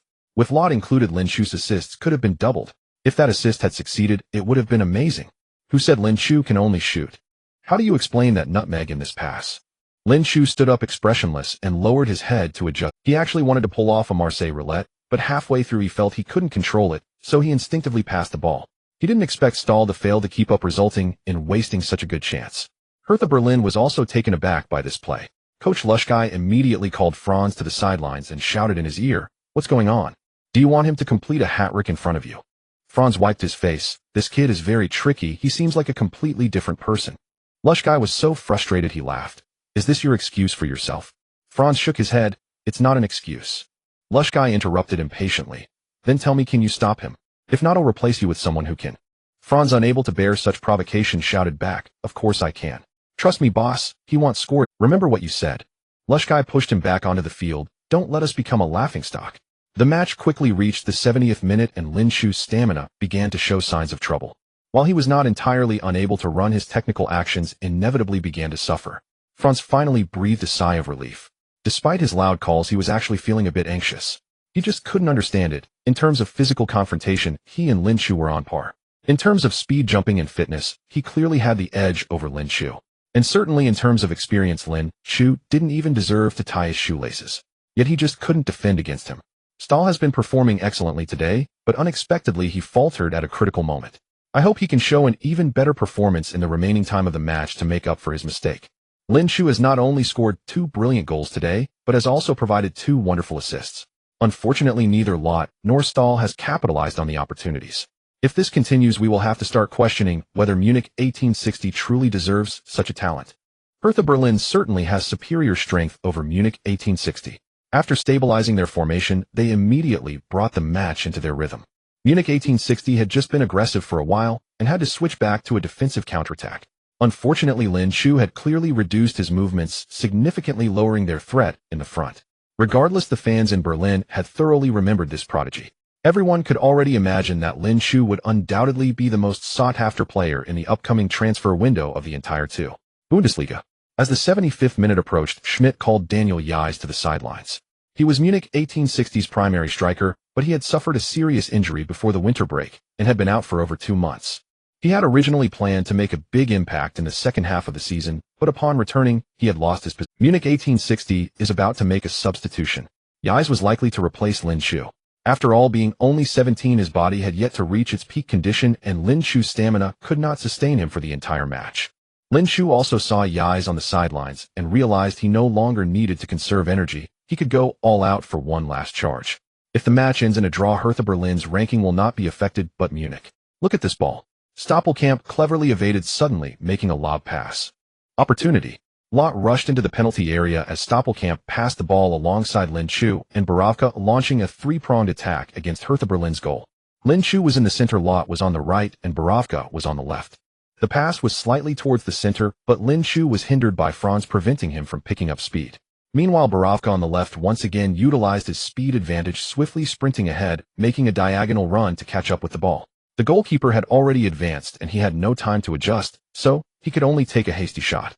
Unsurprisingly, the ball hit the goalkeeper and rebounded to Lot. Lot calmly stopped the ball in front of him before taking a push shot toward the goal, but unexpectedly Yankel suddenly came sliding in, almost saving the ball right on the goal line. Borowka shoots in midair, the ball hit the goalkeeper. Lot calmly pushing it in. A miraculous goal line save. Hertha Berlin narrowly escaped twice. The ball was kicked out of the penalty area by Yankel. Hattala got it. Stoppelkamp successfully intercepted. Hattala immediately attempted to regain possession, but Stoppelkamp did not give him a chance to retaliate, immediately delivering a diagonal pass to the right. Stahl received the ball sideways and looked toward the goal. Lin Chu, Lot, and Borowka, who were about to retreat, immediately halted in their tracks, turning sideways, waiting for his cross. Stahl made a crossing gesture, and Niemeyer, who rushed up to pressure him, fell for it and immediately extended his foot to block. The ball did not fly out, but was gently nudged by Stahl, executing a fake cross. Stahl breaks beautifully, cutting into the penalty area, shoots. Or was that a fake? The last one was a fake cross, and this time it was a fake shot that turned into a real pass. With Stahl's precise, through ball, the ball quickly rolled toward Lin Chu.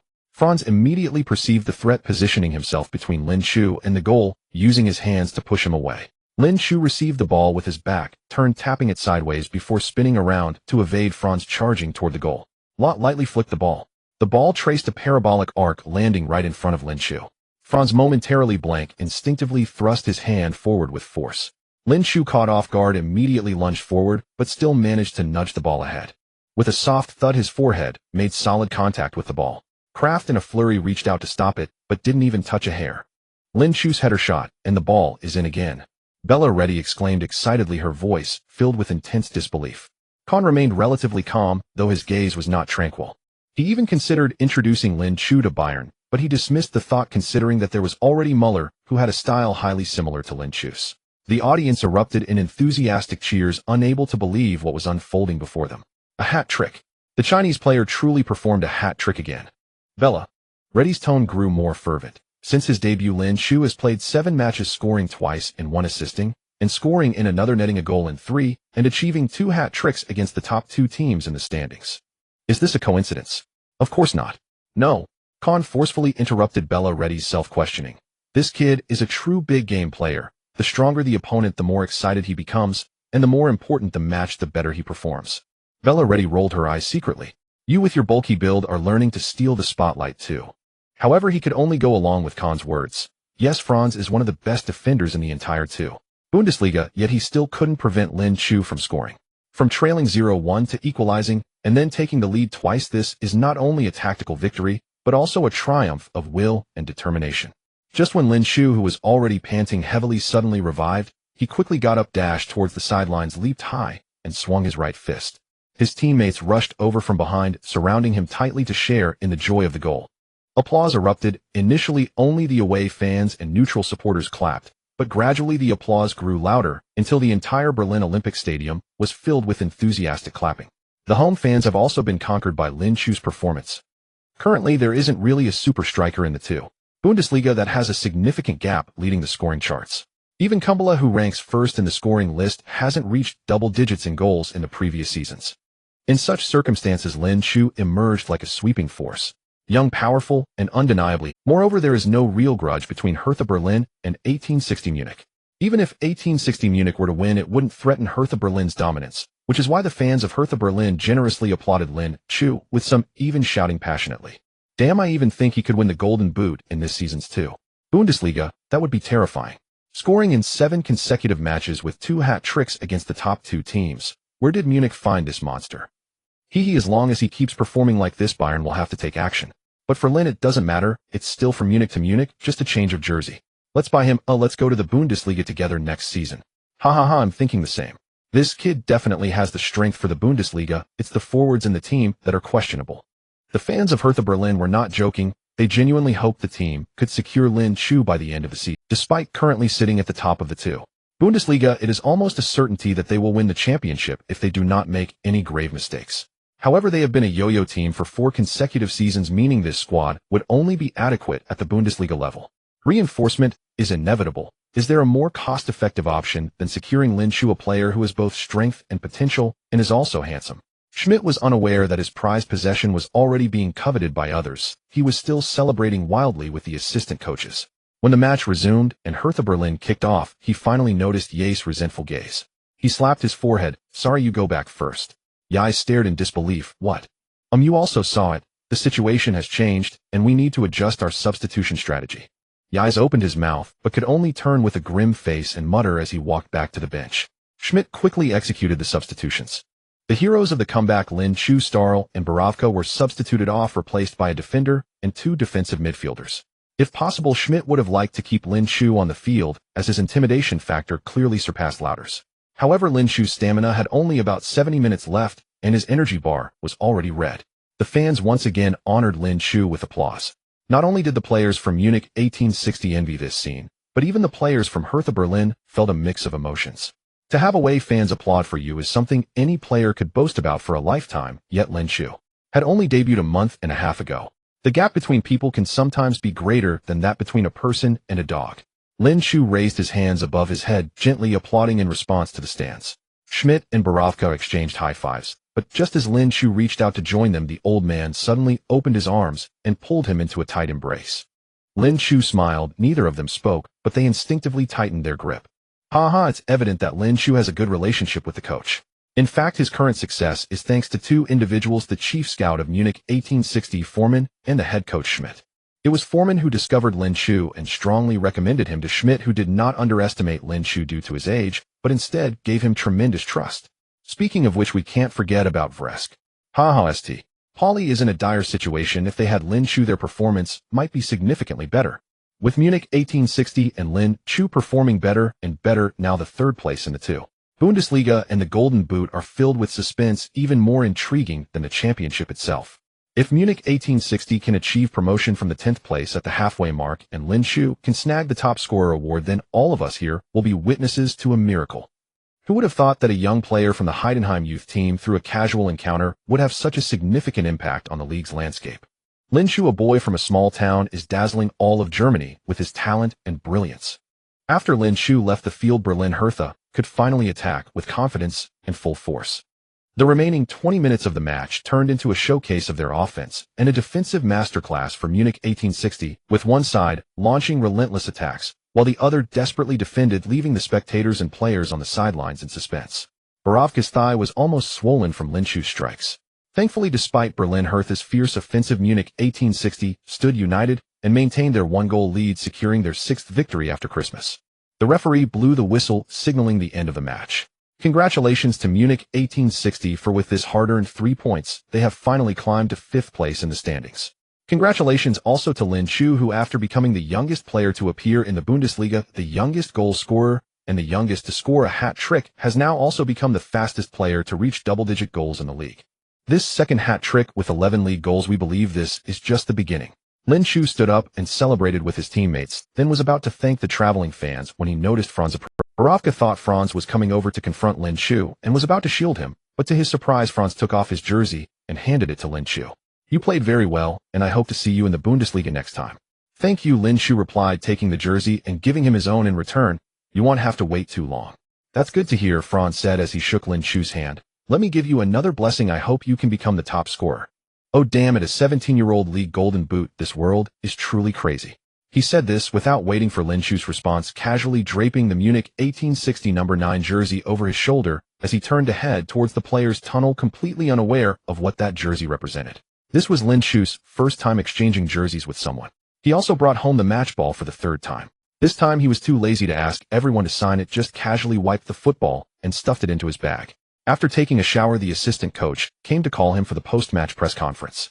Lin Chu didn't want to go, but Lauder and the assistant coach had been prepared and directly escorted him out. At the press conference, Berlin Hertha's head coach Luscher admitted to the strength of his opponents. Munich 1860 has changed a lot, which may be related to their change of head coach.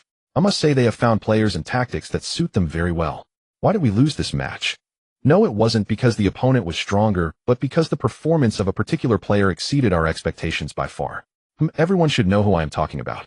Lin Chu is indeed an excellent forward, but what surprises me more than his technical skills is his mindset. I can't imagine how a 17-year-old player can remain so calm during the game. He was born to score goals. He generously praised Lin Chu, while Schmidt across from him seemed to take it as a compliment to himself, smiling cheerfully. Since you praised Lin Chu, then we are good friends. I wasn't surprised by Lin Chu's outstanding performance today, even though his performance was a hat trick. What surprised me was his method of scoring, especially the second goal. I have never seen him bypass defenders in such a way before and then score. In this regard, I like the opposing head coach lacks sufficient understanding of Lin Shu, but that's just him. He always manages to surprise you when you least expect it. The press conference started to feel like a Lin Shu praise session, but in light of Lin Shu's recent achievements, this flattery didn't seem out of place. Once others finished praising Lin Shu, naturally felt it inappropriate to continue the praise, so he humbly attributed the credit to the team. Thank you, coach. Thank you, teammates. I scored the goals, but the credit belongs to everyone. I was just lucky to get the opportunity to make the final strike. Top scorer. Of course, every forward wants to become the top scorer. It is not an easy task, but I will. Goals. The Bundesliga. There are still 8 rounds left in the league, and we are in 5th place, so there is definitely a chance. Which team do I want to face the most? St. Pauli, I suppose. St. Pauli, mentioned by Lin Shu, was not having a good time. After Christmas, they had only won 1 match, and their league ranking had dropped from 4th to 8th. It was already bad enough, but when news of Lin Shu scoring another hat-trick came, Fuse Ku almost shattered. Meanwhile, in Munich at the official merchandise store of Munich 1860. Compared to the always crowded Bayern store, the 1860 store had always been quiet, sometimes. However, recently the store had been bustling, and after the match between 1860 and Berlin Hertha, it experienced a surge in activity. Fans were even queuing at the entrance. Lin Shu's jersey, 1 for home and 1 for away. Number 9, thank you. Are you an idiot? Who wants Fred's jersey? Of course it's Chus. Do you have signed jerseys from Lin Shu? I want as many as possible. No. Can I order one? A number 9 jersey, but I want Lin Shu's Chinese name on it. The staff were initially shocked, then got used to it over the next 2 days, and eventually became numb to it.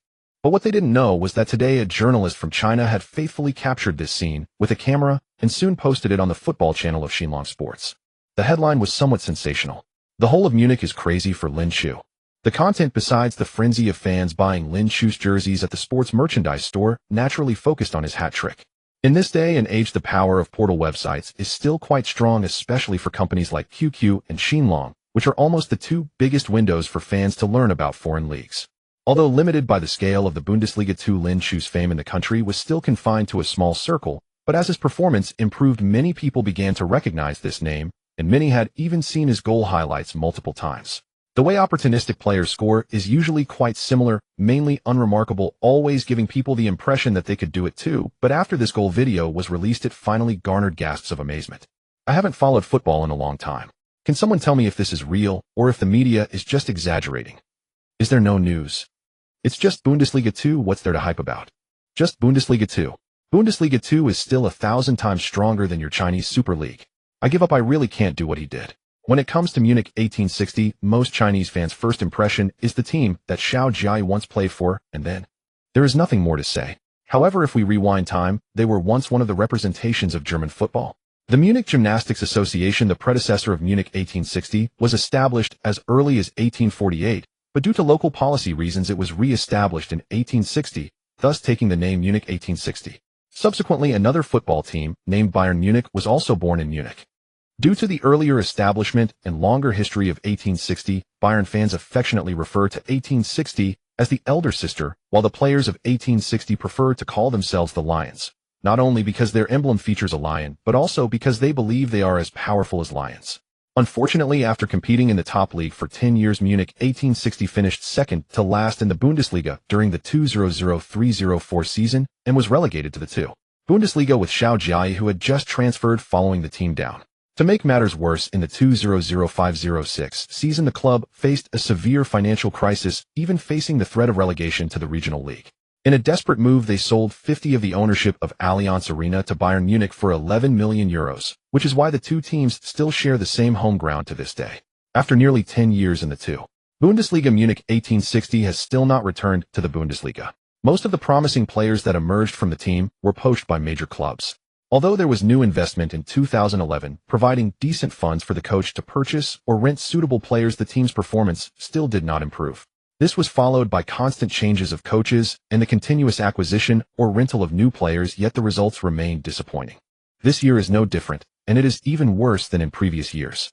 Halfway through the season, the team had already fallen into the lower half of the standings, and based on experience, it seemed they were unlikely to be promoted.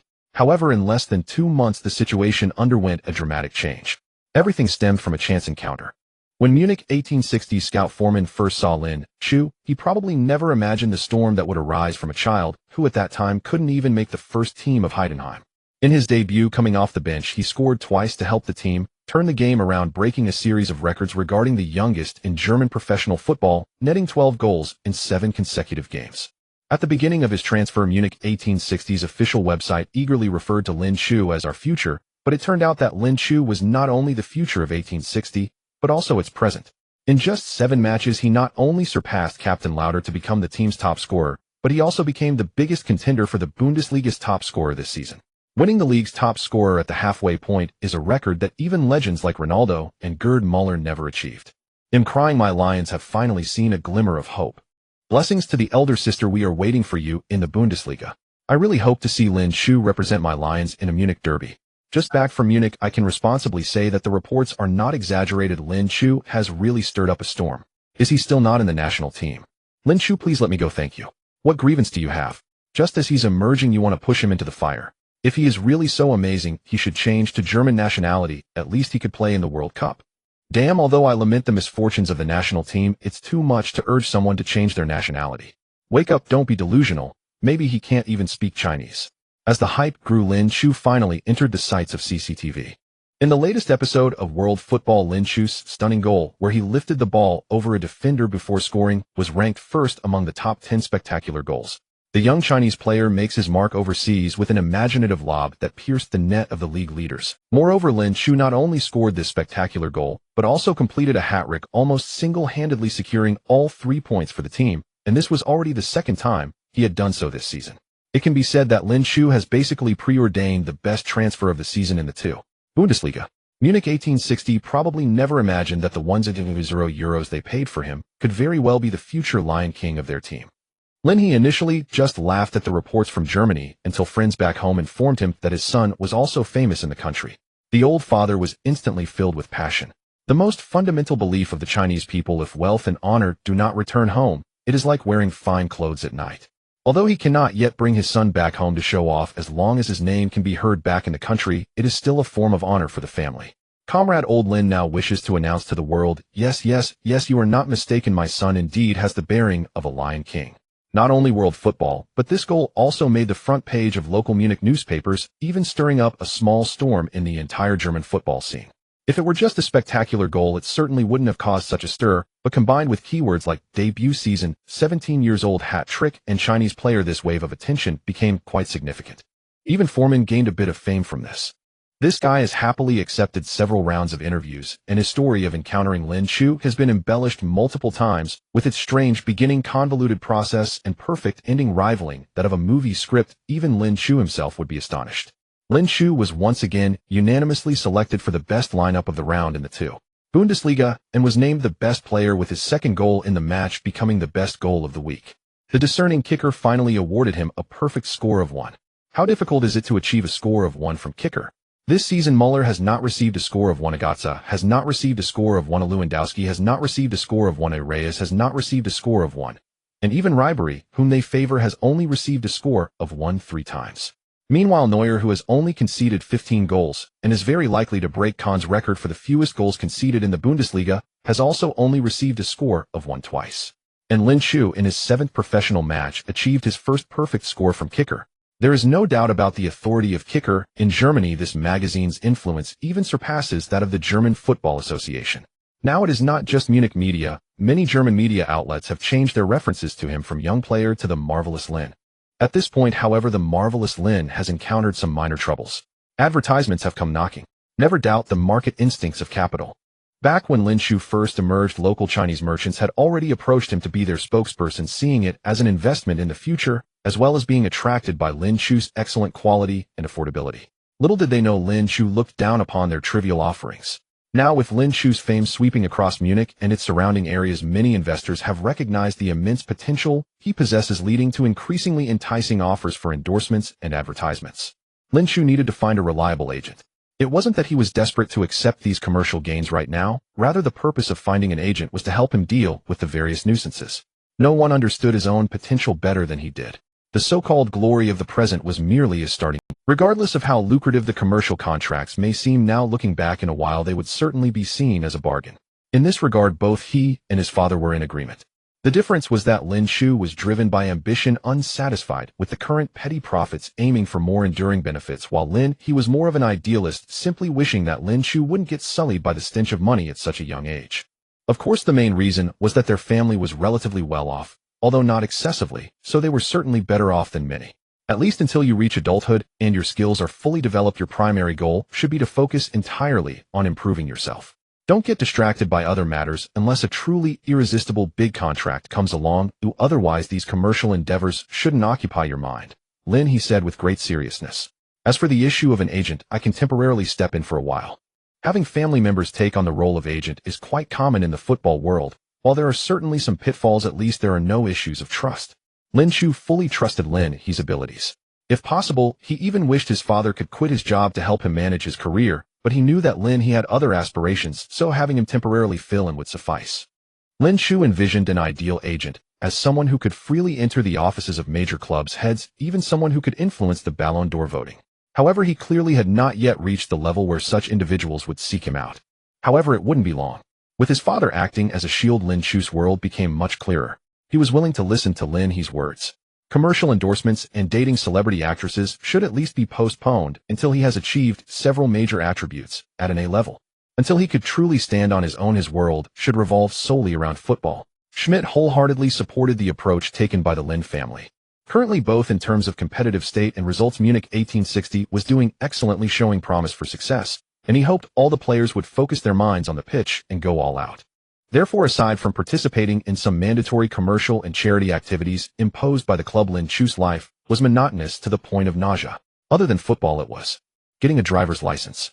According to German law, one can actually start registering for driving school at the age of 16, and within the following months apply for theory and road tests. However, even if one passes the tests before turning 18, they still need to have an adult accompany them while driving until they reach 18 to drive independently. What man doesn't like driving? The dedicated driver officially started his job, with the first stop being the driving school. His ride was a flashy red Ferrari California. They say sports cars are easy to drive, but uncomfortable to sit in. Lin Shu wasn't sure if this was true, but sitting in the passenger seat certainly didn't feel very comfortable. Was having a blast driving, his foot seemingly glued to the accelerator, not wanting to let go. Buddy, for things like this you came to the right person. I will definitely get it done for you. Why do you look a bit off? Don't you like the feeling of flying? Lin Shu actually started regretting it the moment the wheels began to spin. Driving style was indeed a bit reckless. It's not that I dislike the feeling of flying, I just don't like risking my life, and I definitely don't like others risk. The more he said this, the more excited became. Haha, you Asians are just too conservative, driving should be done. This is the life a man should have. Listen to me, your world shouldn't only consist of football, you need to learn to seek out more pleasures. Right now my greatest pleasure is playing football, thanks. No, you'll understand one day. There will come a time when your life consists solely of monotonous training and matches, and when you see football, you might even feel nauseous. Shook his head. I know you just started your professional career and are full of expectations for the future, but that day will come for you. Then let's wait until that day comes to talk about it. I used to be like you, thinking I could become a big name in this industry, competing in the top 5 leagues, the Champions League, the European Championship, the World Cup, the Ballon d'Or, the World Footballer of the Year. But then I realized I am not cut out for it. Many people are not cut out for it. Of course you are different from me. Your talent is better and your starting point is higher. Anyway, I don't understand the world of geniuses. I hope you can be different from me. Lin Shu smiled and remained silent. You don't have a system, of course you wouldn't understand. The destination arrived quickly. Wasn't boasting. The driving school he recommended looked quite reliable, and the owner was very welcoming. Free with dedicated teaching, guaranteed pass, but the price was that Lin Shu's photo was hung at the entrance of the driving school. Although the time was only a year, the driving school was undoubtedly raking in profits. He never expected that such a trivial matter could trend on social media. During the 27th round of the Bundesliga, the commentator even made jokes about it. A rumor that everyone already knows: Lin Shu has just registered at the driving school. I wonder if he drives as slowly as he runs. Strictly speaking, Lin doesn't run slowly. Of course, he isn't fast either. It's just that relative to his characteristics, it always gives people the impression that he should be fast. Give others a chance. If he had speed too, the defenders would. What a goal. It's in. His 13th goal. Lin Shu surged to 3rd place on the scorer list, tied with Idrisu, but the difference was that Idrisu took 25 matches to score 13 goals, while Lin Shu only needed 8 matches. Strictly speaking, only 7 matches in 5 minutes. After 5 minutes into the game, Lin Shu scored the only goal of the match, leading Munich 1860 to a narrow victory over our remaining unbeaten in 8 consecutive matches after Christmas. With these 3 points, Munich 1860 stabilized its ranking at 5th on the table. Besides Hertha Berlin and Eintracht Braunschweig ahead of them, there were also Kaiserslautern and Cologne. With 7 rounds remaining in the league, there was still a match between Kaiserslautern and Cologne, and Munich 1860 would also face Cologne again in addition to FSV Frankfurt and St. Pauli, posing significant threats, making everything still full of uncertainties. In any case, Munich 1860 had finally returned to contention for the playoff qualification. Lin Shu played a crucial role once again. Now everyone was curious about who could stop his scoring momentum. Was it St. Pauli, with whom he had a special connection, or the Stuttgart team that Munich 1860 was about to face in the DFB Pokal? Stuttgart, currently ranked 11th in the Bundesliga. This season, only 6 Bundesliga teams made it to the quarterfinals of the DFB Pokal, and among the 2 biggest favorites, Bayern Munich and Borussia Dortmund, they had already met early.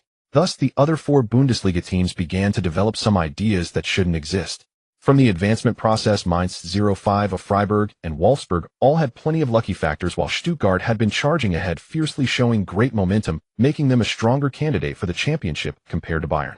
Now in the quarterfinals, they drew Munich 1860 as a favorable matchup, and the whole team had already begun to fantasize about the finals, or even the championship. After all, they were currently hovering in the middle of the league, and no matter how they reversed their fortunes, they couldn't reach the European competition zone, nor could they fall into the relegation zone, so it was better to focus their main energy on the DFB Pokal. As for Munich 1860, due to their recent smooth sailing, they were overflowing with confidence, and showed no intent to give up this match. Schmidt arranged for all the main players to start, and actively prepared for the match. The spotlight of this round of the DFB Pokal was of course the red-yellow battle between Bayern Munich and Borussia. Including the Super Cup, the 2 sides were set to meet at least 4 times this season, and Dortmund had already lost in the Super Cup, falling behind Bayern Munich by 17 points in the league, so they were determined to go all out for victory in this match. The match between 1860 and Stuttgart was scheduled for the following day, so Lin Shu and a few teammates went to the stadium to watch this match. Although it was still the Allianz Arena, the one belonging to Bayern felt entirely different from that of 1860. The same seats, the same grass, the same 2 goals, yet for some reason everything seemed much brighter, and the air was filled with a different flavor. This must be what they call the heritage of a prestigious club and the aura of a strong team. Lin Shu turned to look and could see that the eyes of the few guys beside him were full of envy. Even Lauter, the captain, couldn't hide a kind of desire. Joining a prestigious club is a dream every professional player shares, but for them it really is just a fan. Only Lin Shu. Lauter also turned his head and met Lin Shu's gaze. He said nothing, just gave Lin Shu's thigh a couple of heavy punches with his fist. One must admit that Lauter felt a hint of envy. If nothing went wrong, this kid had a chance to join a team of Bayern's. Lin Shu certainly understood his thoughts. Bayern. After all, they were 1860's archrival, and he would probably never join them, but other prestigious clubs were merely a matter of time for him. Amidst the cheers of the fans, the match officially began. Both sides were a bit heated, launching full-strength attacks from the start. However, Bayern, playing at home, had a clear advantage, constantly pressuring Dortmund, yet they couldn't convert their dominance into goals, and by the end of the first half neither side had broken the deadlock. Until the 43rd minute of the match, Lahm's right-wing pass was headed back by Santana. Schmelzer attempted to clear the ball in the box, but was intercepted by Lahm, who poked it out. Robin, after controlling the ball on the right side of the box, struck a stunning curved shot from 18 meters out. The ball went straight into the top left corner of the net, making it 10. Dortmund launched a fierce counterattack in the second half, and both sides found themselves evenly matched, but neither could score again. Thanks to Robin's goal, Bayern defeated Dortmund 10, wiping away the humiliation of last season's 25 defeat in the finals, successfully advancing to the semi-finals of this season's DFB Pokal. The Yellow BVB had no hope in the league, and after being eliminated by their archrivals in the domestic cup, their only hope for a title remained in the UEFA Champions League. Meanwhile, Bayern had already secured the German Super Cup, had a clear advantage in the league, and had advanced to the semi-finals of the DFB Pokal, leaving them in an excellent position. Come on everyone. Lauter sighed heavily. Just imagine reaching the finals, and then defeating Bayern Munich to win the championship. What kind of look is that? Of course the others looked at him with caring eyes for the mentally challenged. Only Lin Shu. His eyes seemed to shine with ambition. Lauter thought it was his fault, and sighed inwardly. Kids are easy to fool. After settling his mood, everyone arrived in Stuttgart the next day, ready to engage in a fierce battle. In yesterday's spotlight match, Bayern Munich eliminated Borussia Dortmund 10, while another quarter-final match taking place at the same time was even more classic than this one. Mainz scored 2 goals in less than 4 minutes from the start. Freiburg mounted a desperate comeback, hitting the crossbar or post 4 times, and then miraculously and controversially equalized with 2 goals in the last 10 minutes, ultimately winning 32 in extra time, with a decisive strike from Daniel Caligiuri advancing to the semi-finals for the first time in history. Today, the biggest dark horse of this season's DFB Pokal, the Offenbach Kickers from the 3rd division, would challenge Wolfsburg away, while Stuttgart would host Munich 1860. At the Mercedes-Benz Arena, which can hold more than 57,000 people, only over 20,000 spectators showed up today. Clearly, everyone was not interested in this match, with such a disparity in strength. In terms of live broadcast ratings, the match between Wolfsburg and the Offenbach Kickers even garnered higher viewership than this one. Although Munich 1860 had been on a roll lately, achieving an unbeaten record of 7 wins and 1 draw in the 2 Bundesliga and DFB Pokal, they were facing a powerful Stuttgart today, and with the away game, many believed their unbeaten streak would soon be broken. In the odds set by various betting companies, Stuttgart's odds were only 1-2, while 1860's were as high as 4-1.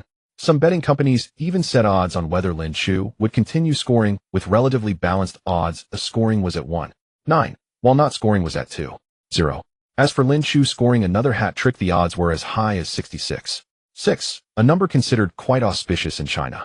This match may not have attracted much attention in Germany, but it has garnered significant interest in Asia. This is because Stuttgart features 2 players from the Cherry Blossom team, one a forward and the other a defender. Coincidentally, the forward plays in the same position as Lin Chu, while the defender is set to face him directly, allowing for an intuitive comparison from every aspect. Although there is still no live broadcast on television, many sources can be found online, and a lot of fans have timed their viewing of the match with the number of viewers increasing due to various promotions. In terms of competitive sports, it has always been linked to the economic strength of the region. Stuttgart, as a world-renowned automobile city, boasts ample financial resources, maintaining a strong performance as a genuine contender in German football. Stuttgart's head coach Labadia has deployed a 442-diamond midfield formation. In defense, with Molinaro sidelined due to the flu and Kwiatkowski suspended from yellow card accumulation, Stuttgart had no choice but to replace them with young players Rudiger and Sakai. In midfield, Captain Tascher and Vice-Captain Gentner lead the charge, while in attack, it's the Japanese forward Kazuaki Shinji and the Bundesliga star Ibisevic. Goalkeeper 1 Ulrich, defense 24 Rudiger, 6 Niedermeyer, 2 Sakai, 3 Felipe Lopez, midfield 20 Gentner, 5 Tascher, 7 Harnik, 16 Traore, forward 9 Ibisevic, 31 Kazuaki Shinji. Munich 1860 also fields a 442 formation. Goalkeeper 1 Gabor Karali, defense 2 Firth, 15 Malik, Fatty 4 Come 3 Wojciechowicz, midfield 6 Dominic Starl, 8 Maximilian Niku, 7 Daniel Borowka, 10 Moritz Stoppelkamp, forward 11 Benjamin Lotz, C9 Lynch. Stuttgart's top scorer in the DFB Pokal is Harnik and Ibisevic, both having scored 4 goals, ranking them second on the scoring list. Munich 1860 standout in the DFB Pokal has been midfielder Moritz Stoppelkamp, who has also netted 3 goals. Among Stuttgart's lineup, Ibisevic is particularly noteworthy. Throughout his career, he has played for several teams, but he truly rose to fame with Hoffenheim, which produced a miracle. Hoffenheim is a small village with just over 3,000 inhabitants, and even a detailed German map might not reveal its location, yet this little team achieved a remarkable leap through the ranks in 3 years, finishing first in the half-season as a newly promoted side in the 2008-2009 season. Anyone with even a slight interest in German football should remember how sensational Hoffenheim was. That Ibisevic was the star player for Hoffenheim at that time, having scored 18 league goals and topping the Bundesliga scoring chart. However, just as his name echoed across Europe, this unfortunate fellow suffered an injury during a warm-up match and was ruled out for the season, causing Hoffenheim to gradually lose their dark horse status in the league's second half and ultimately miss out on European competition. In this sense, he bears a slight resemblance to Lin Chu. One gained fame in a small place, while the other hails from a humble background with a storyline that carries a hint of inspiration. Ibisevic also became an idol for many kids in Heidenheim, and during that half-season of his dominance, Lin Chu inevitably harbored dreams of leading an obscure team to glory in the Bundesliga, making the Giants weep. At this moment in the players' tunnel, looking at Ibisevic, who is positioned at the back of his team, Lin Chu feels an unreal sensation, as if the person from the television or poster has come to his side and become his opponent, creating a sense of absurdity. Ibisevic noticed his gaze. He certainly knows about Lin Chu, the rising star in the second Bundesliga, but his knowledge is quite limited. To show friendliness, he smiled and nodded, then pointed to Kazuaki Shinji in front of him and said to Lin Chu, "Hello, are you also from Japan?" In the eyes of foreigners, all Asians look alike. Many even think that Japan and Korea are merely provinces of China, so he expected Lin Chu and Kazuaki Shinji to bond as fellow countrymen, but unexpectedly Lin Chu's brows furrowed deeply. Is he cursing so harshly? Kazuaki Shinji turned partly around, glanced at Lin Chu, then casually turned back. The referee glanced at the clock, then signaled to Tascher and Lot stepping out of the players' tunnel. Cheers and screams erupted from the stands. The strongest opponent Lin Chu has faced since his debut was undoubtedly Hertha Berlin. It was also an away game, and the Olympic Stadium in Berlin has over 7,000 seats, with more than 5,000 attending that match. In terms of venue size and attendance, it far exceeds today's, yet Lin Chu now felt even greater pressure. The match has begun. Munich 1860 kicks off. Stuttgart wins. Lin Chu scores perfect. Number 9 against number 9, China against Japan. Lot won the coin toss against Tascher, and Munich 1860 kicked off. Lin Chu passed the ball from the center circle and rushed to the edge of Stuttgart's penalty area. Sakai immediately stepped up to closely mark him. Lin Chu and the coach, Schmidt, exchanged amused glances. Sakai is not actually Stuttgart's main center back. He is only on the field because another defender is injured, while Niedermeyer is Stuttgart's defensive backbone. According to the coaching staff's analysis, Niedermeyer was supposed to defend Lin Chu in this match, and a lot of preparations were made for it, but it was unexpected that Sakai would be the one to take that responsibility. The coaches were not flustered, instead they felt a bit of joy. Regardless of whether Sakai volunteered for the challenge or it was Stuttgart's strategy, they knew this was undoubtedly a grave error. After several rotations in the midfield, the ball quickly advanced forward. Starl received the ball on the wing and Felipe Lopez immediately came over to defend. The two became entangled on the right wing, with one trying to get past and the other unable to steal the ball. Just as others were about to move forward for support, Starl suddenly kicked the ball towards the penalty area. The ball brushed against Gentner, bouncing to the center of the box. Niedermeyer was about to rush forward to clear it when he saw a figure charging diagonally towards the ball. He shouted at Sakai, "What are you doing? Hurry up and follow him." Sakai cursed inwardly and hurriedly chased. Starl crosses from the wing. Lin Chu evades his marker and volleys. Just barely over. Munich 1860 almost achieved a dream start, but Lin Chu couldn't keep the ball down. It seems neither team has found their rhythm, yet hopefully they can quickly get excited and bring us a thrilling match. Contrary to the commentator's expectation, Lin Chu actually felt quite good. It wasn't that he was deflecting blame, rather Starl's pass was indeed poorly executed with too much force. Moreover, Sakai's reaction in that attack wasn't slow at all. Under normal circumstances, Lin Chu might not have even been able to shoot, but just now he managed to get the first touch, with almost a body-length advantage over Sakai, indicating that he was in great form today. Form is something invisible and intangible, but its existence cannot be denied, and it significantly impacts players. Stuttgart was startled with Niedermeyer and Gentner simultaneously shouting at Sakai, "Mark your man." Sakai awkwardly raised his hand, admitting it was his fault. He cast a wary glance at the Chinese player, only to see him slowly running out of the penalty area. He swore he hadn't been distracted even for half a second, and the Chinese player didn't appear to have a quick start. But when the ball came flying, Lin Chu's reaction was a split second faster, which allowed him to seize the opportunity. There won't be a next time. Sakai gritted his teeth inwardly. Kazuaki Shinji in the front breathed a sigh of relief, glaring at Sakai from a distance, as if he wished to pierce him with holes from several meters away. For other Stuttgart players, this was just an ordinary DFB Pokal match, but for him it held great significance. Number 9 against number 9, China against Japan. Every Asian knows what this means. The camera also caught a glimpse of both head coaches. Schmidt's actions were almost synchronized with Lin Chu's as he looked skyward and exhaled. He believed that as long as there was clarity, Labadia would soon realize how terribly wrong he was. If Lin Chu couldn't score before the opponent maximized his threat level, it would be difficult afterward. Meanwhile, Labadia was indeed taken aback by Lin Chu. He believed he had given Lin Chu enough attention, but now it appeared that it was far from sufficient. Additionally, he was very displeased with Sakai's performance. This Japanese player had assured him before the match that he would be able to contain Lin Chu, but unexpectedly, he became a fool after their first encounter. It's just an accident. The assistant coach, having taken on the role of the unfortunate teammate, comforted him from the side. The kid is just a kid. He couldn't seize such a great opportunity. His mindset is still too anxious. Labadia did not agree with his viewpoint, but could only grunt in response, then plopped down into his seat, as if sulking with himself. However, less than a minute later, he jumped up from his seat again. Stuttgart's goalkeeper Ulrich kicked the goal kick, and the ball flew to midfield, but was powerfully headed back by Niku. Lot, who was running back to midfield, quickly turned sideways to let the ball pass in front of him before sprinting after it. Tascher immediately came over to support, but Lot suddenly changed direction, skillfully slipping past him. Lot dribbles past Tascher, advancing through the center. Munich 1860 has another opportunity. Borovka, Starl, Stoppelkamp, and Lin Chu are all advancing. It's a 5-4 situation. Lot has plenty of passing options.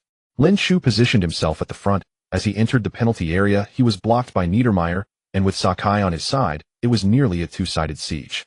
Fortunately, Stoppelkamp quickly charged in taking Niedermeyer away. Lot looked up and suddenly sent a diagonal pass to the left wing. Lot distributes to the left. Borovka is on the ball. It's time to utilize his speed advantage. Rudiger has closed an O. He's also quite fast. Rudiger was chasing relentlessly with a bizarre gait, almost as if performing high knees. Borovka accelerated continuously, pushing his speed to the limit, yet still couldn't shake him off. Lot immediately realized he had made an error with his pass and rushed to remedy the situation. Borovka was nearing the baseline with the ball, intending to recklessly send a cross towards the goal when he heard Lot's voice in his ear behind you. At the same time, Labadia had rushed from the coaching bench to the sideline, pointing at Lot and shouting, "Mark him. Don't let anyone slip by." As soon as he finished speaking, Borovka used his heel to knock the ball back behind him. Lot had to sprint forward a few more steps to receive the ball, but Rudiger was already turning to pounce on him. He lowered his head, appearing to want to engage Rudiger, but his toes suddenly made a subtle, yet powerful push towards the front side. The ball rolled along a diagonal path into the penalty area. Stoppelkamp and Niedermeyer both fell to the ground, extending their feet to slide tackle. The ball slid past Stoppelkamp's toes, but was intercepted by Niedermeyer. The ball immediately deflected, rolling toward the goal. Ulrich rushed out to clear it, but out of the corner of his eye he noticed a red figure charging towards him, accompanied by the shouts of his teammates.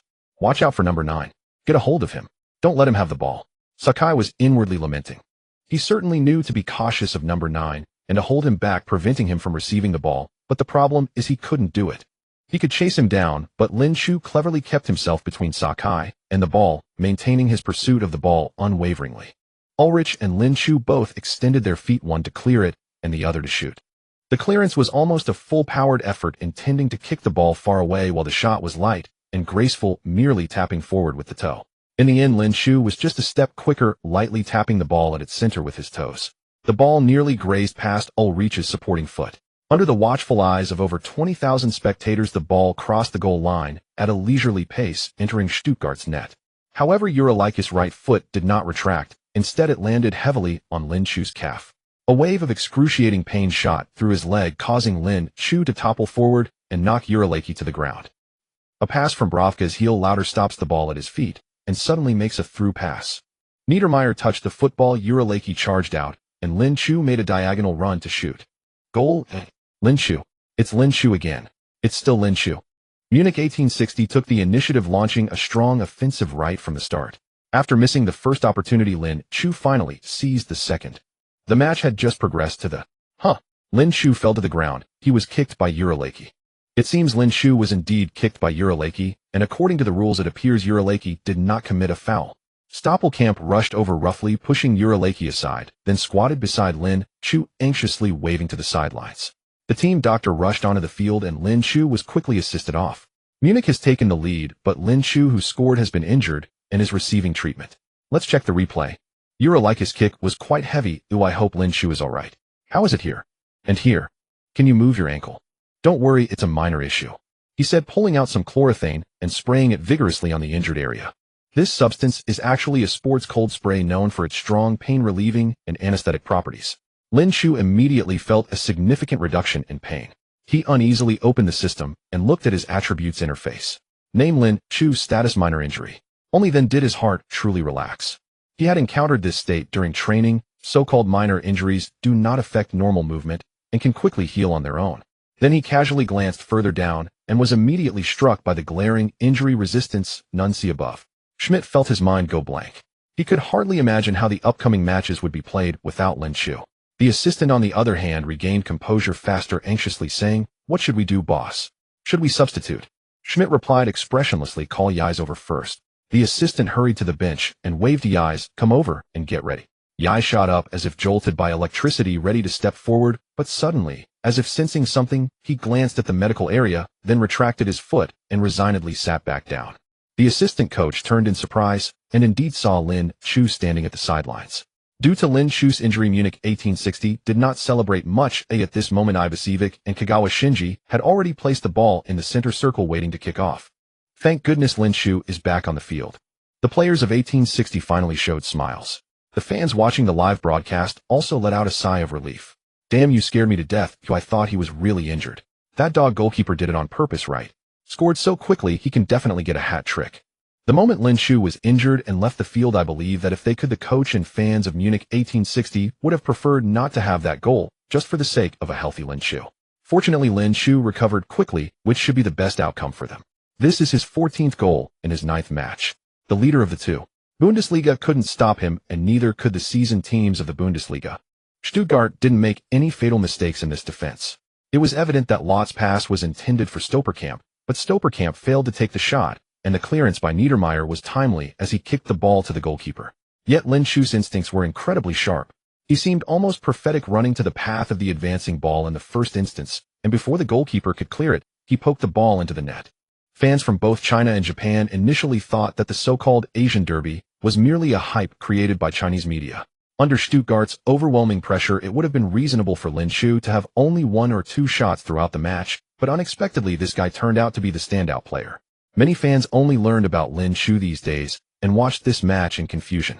They didn't have high expectations, but who would have thought that within 5 minutes of the match starting they would witness such a scene? I thought the media was just boasting again. Turns out it's really that impressive. It seems it's time to reveal my identity as a Munich fan for 30 years. Haha, congratulations. You've discovered a treasure. Let me share a secret. This guy usually scores only 1 goal against weaker teams, but when facing strong opponents, he suddenly becomes spirited and can score 2 or 3, so you understand this match. Strong against the strong, weak against the weak. If he leads the team into the Bundesliga, that would be impressive. Xiao Jiao pulled 1860 down from the Bundesliga, and now Lin Shu is pulling them back from the 2. Bundesliga. The match resumed, and predictably the one assigned to defend against Lin Shu became Niedermayer. As for Sakai Gotoku, Labadia didn't really scold him. After all, he didn't make any mistakes in that last play. It was purely a matter of lacking ability. Trailing by a goal, Stuttgart felt surprised, but didn't take it too seriously. They quickly launched their first real attack since the match began. Harnik and Traoré executed a 1-2, bringing the ball to 1860's half, after which Traoré delivered a piercing diagonal pass into the right side of the penalty area. Okazaki Shinji shook off Fadi's close marking and immediately took a shot after catching up. Amidst the cheers of the home fans, the ball flew towards the upper right corner of the goal. With speed and power, Okazaki Shinji thought he had scored, clenching his right fist in preparation to celebrate. Unexpectedly, Gilali adjusted his steps and leaped firmly, catching the ball in his arms. After falling behind, Stuttgart finally rallied. Okazaki Shinji completed Stuttgart's first shot, and it was of high quality, but unfortunately the goalkeeper performed excellently and saved the ball. Gilali quickly released the ball, and it was Munich 1860's turn to launch an attack. This time, they went down the left flank looking for Borovka. His speed has always been a significant weapon for 1860's offense, and Lin Shu and Lott immediately pushed forward waiting for his pass. But unexpectedly, Borovka stopped in front of Rudiger again. The young Stuttgart defender was not only strong, but also very quick to react. Borovka initially wanted to overpower him, but found himself precisely intercepted. Stuttgart quickly launched a counterattack, but this time they couldn't break through either. The ball was blocked by Niku at the edge of the penalty area, and Stoperkamp took possession in the midfield. Both sides quickly transitioned between attack and defense. Stoperkamp carried the ball through the middle, skillfully dribbling past Gentner, and he was ready to pass. Stoperkamp delivered a diagonal pass to the right looking for Starl. Starl did not rush forward, but instead passed the ball to Lott. After Lott returned the pass, he sent it back to the advancing Firth. Firth made a diagonal pass to the edge of the penalty area. Lin Shu, with his back to the goal, was about to chest the ball when Niedermayer pushed him hard, causing Lin Shu to lose his balance as the ball flew past him. Sakai Gotoku finally positioned himself correctly this time and cleared the ball with a long kick. Beautiful. Niedermayer dominated the duel against Lin Shu, teaching the young Chinese forward a good lesson. It turns out that as long as Stuttgart took it seriously, Munich 1860 had no chance. Look at Stuttgart, Niedermayer shouted, and the fans in the stands went wild with applause, leaving Lin Shu bewildered, but some people outside couldn't hold back. Sure enough, he can't perform against top defenders. Niedermayer, worth millions of euros, is top-notch. I really admire some people. Do you think that only those who can dribble through a crowd or score goals are worthy of your attention? This is my first time watching football. Which pigeon can tell me who the good guys are and who the bad guys are? Didn't the teacher teach you?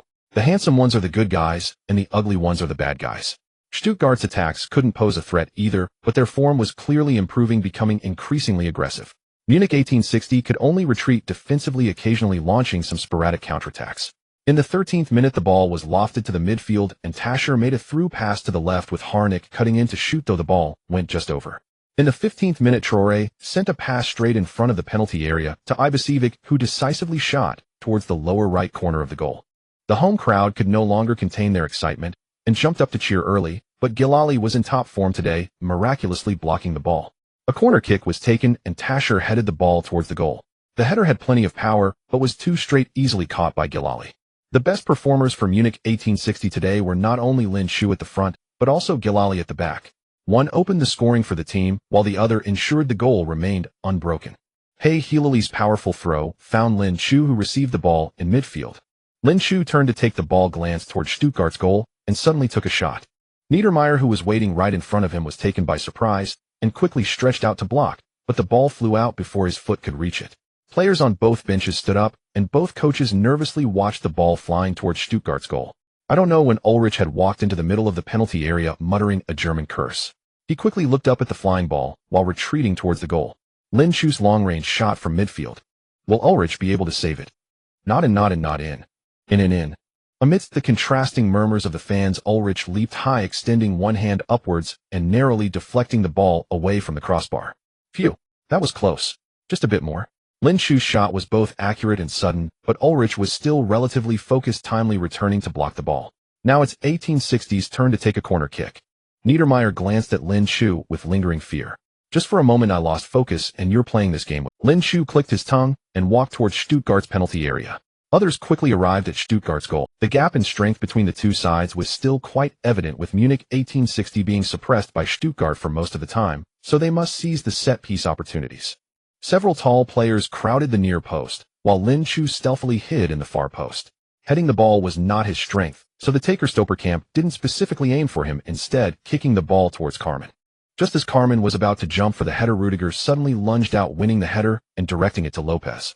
Lopez, not waiting for the ball to land, also headed it clear from the penalty area. Traore positioned himself to block Niku, delivering a diagonal pass to the rapidly advancing Harnik. The corner kick from Munich 1860 failed to create any threats, allowing Stuttgart to quickly counterattack. Harnik carried the ball down the flank, shaking off Wojciechowski and quickly approaching Munich's half. Both teams moved swiftly into Munich 1860's half, but it was clear they were unable to keep up with Harnik's speed. Fati, lagging behind, faced a dilemma. He could either rush up to stop Harnik or continue to track Ibisevic. He had little time to think. Harnik had already cut in, forcing him to charge forward. Ibisevic, to avoid being offside, could only run back, but chose a diagonal line, intentionally creating distance. Harnik, not being greedy, made a horizontal pass to Ibisevic. Ibisevic immediately turned sideways, and after receiving the ball, rushed towards the goal. At this point, 1860's players had just sluggishly reached the edge of the penalty area, but it was clearly too late. Harnik passed the ball to Ibisevic, and Stuttgart's number 9 had a clear scoring opportunity. Gilali rushed out. Can he save Munich 1860 again? Well, that's not going to happen. Ibisevic calmly shot, sealing the deal. Ibisevic did not waste the precious unknown opportunity, and Stuttgart equalized the score by taking advantage of a counterattack, putting both sides back on even footing. In addition to the assisting Harnik and the scoring Ibisevic, Rudiger also made a significant contribution. The young player not only neutralized the wing threat from Munich 1860 today, but also became the initiator of this attack. At just 20 years of age, he has already become a key defender for a Bundesliga team with an unlimited future ahead of him. Ibisevic did not celebrate, but ran into the goal to retrieve the ball, and the match continued. The momentum of both teams showed a clear change. Stuttgart, having equalized, surged with confidence, while Munich 1860, who had been equalized against, became quite dispirited. Munich's wing attacker Bajrovic was nearly locked down by Rudiger, while the opposing wing threat Harnik was becoming increasingly unstoppable. In the 28th minute of the match, he caused chaos on the wing again, dribbling past 3 players before cutting into the penalty area, feigning a shot to deceive Coman, then cleverly passing to Gongzaki Shensi. To play it safe, Gongzaki Shensi took his time to settle the ball before shooting towards the lower left corner of the goal, silently thinking to himself, this should definitely go in right. However, the time taken to control the ball gave Karali a chance to adjust, diving to make a close save that deflected the ball out of bounds. Gongzaki Shensi squatted on the ground in frustration, fiercely slapping the grass. Stuttgart's corner kick failed to threaten, but Munich 1860 could not capitalize on the counterattack, and the match gradually entered a stalemate. The match quickly reached the 30th minute, with Stuttgart becoming increasingly aggressive. Especially Harnik, who seemed to be on fire today, tearing apart 1860's defense time and again. 1860 had no choice but to resort to repeated fouls to stop him.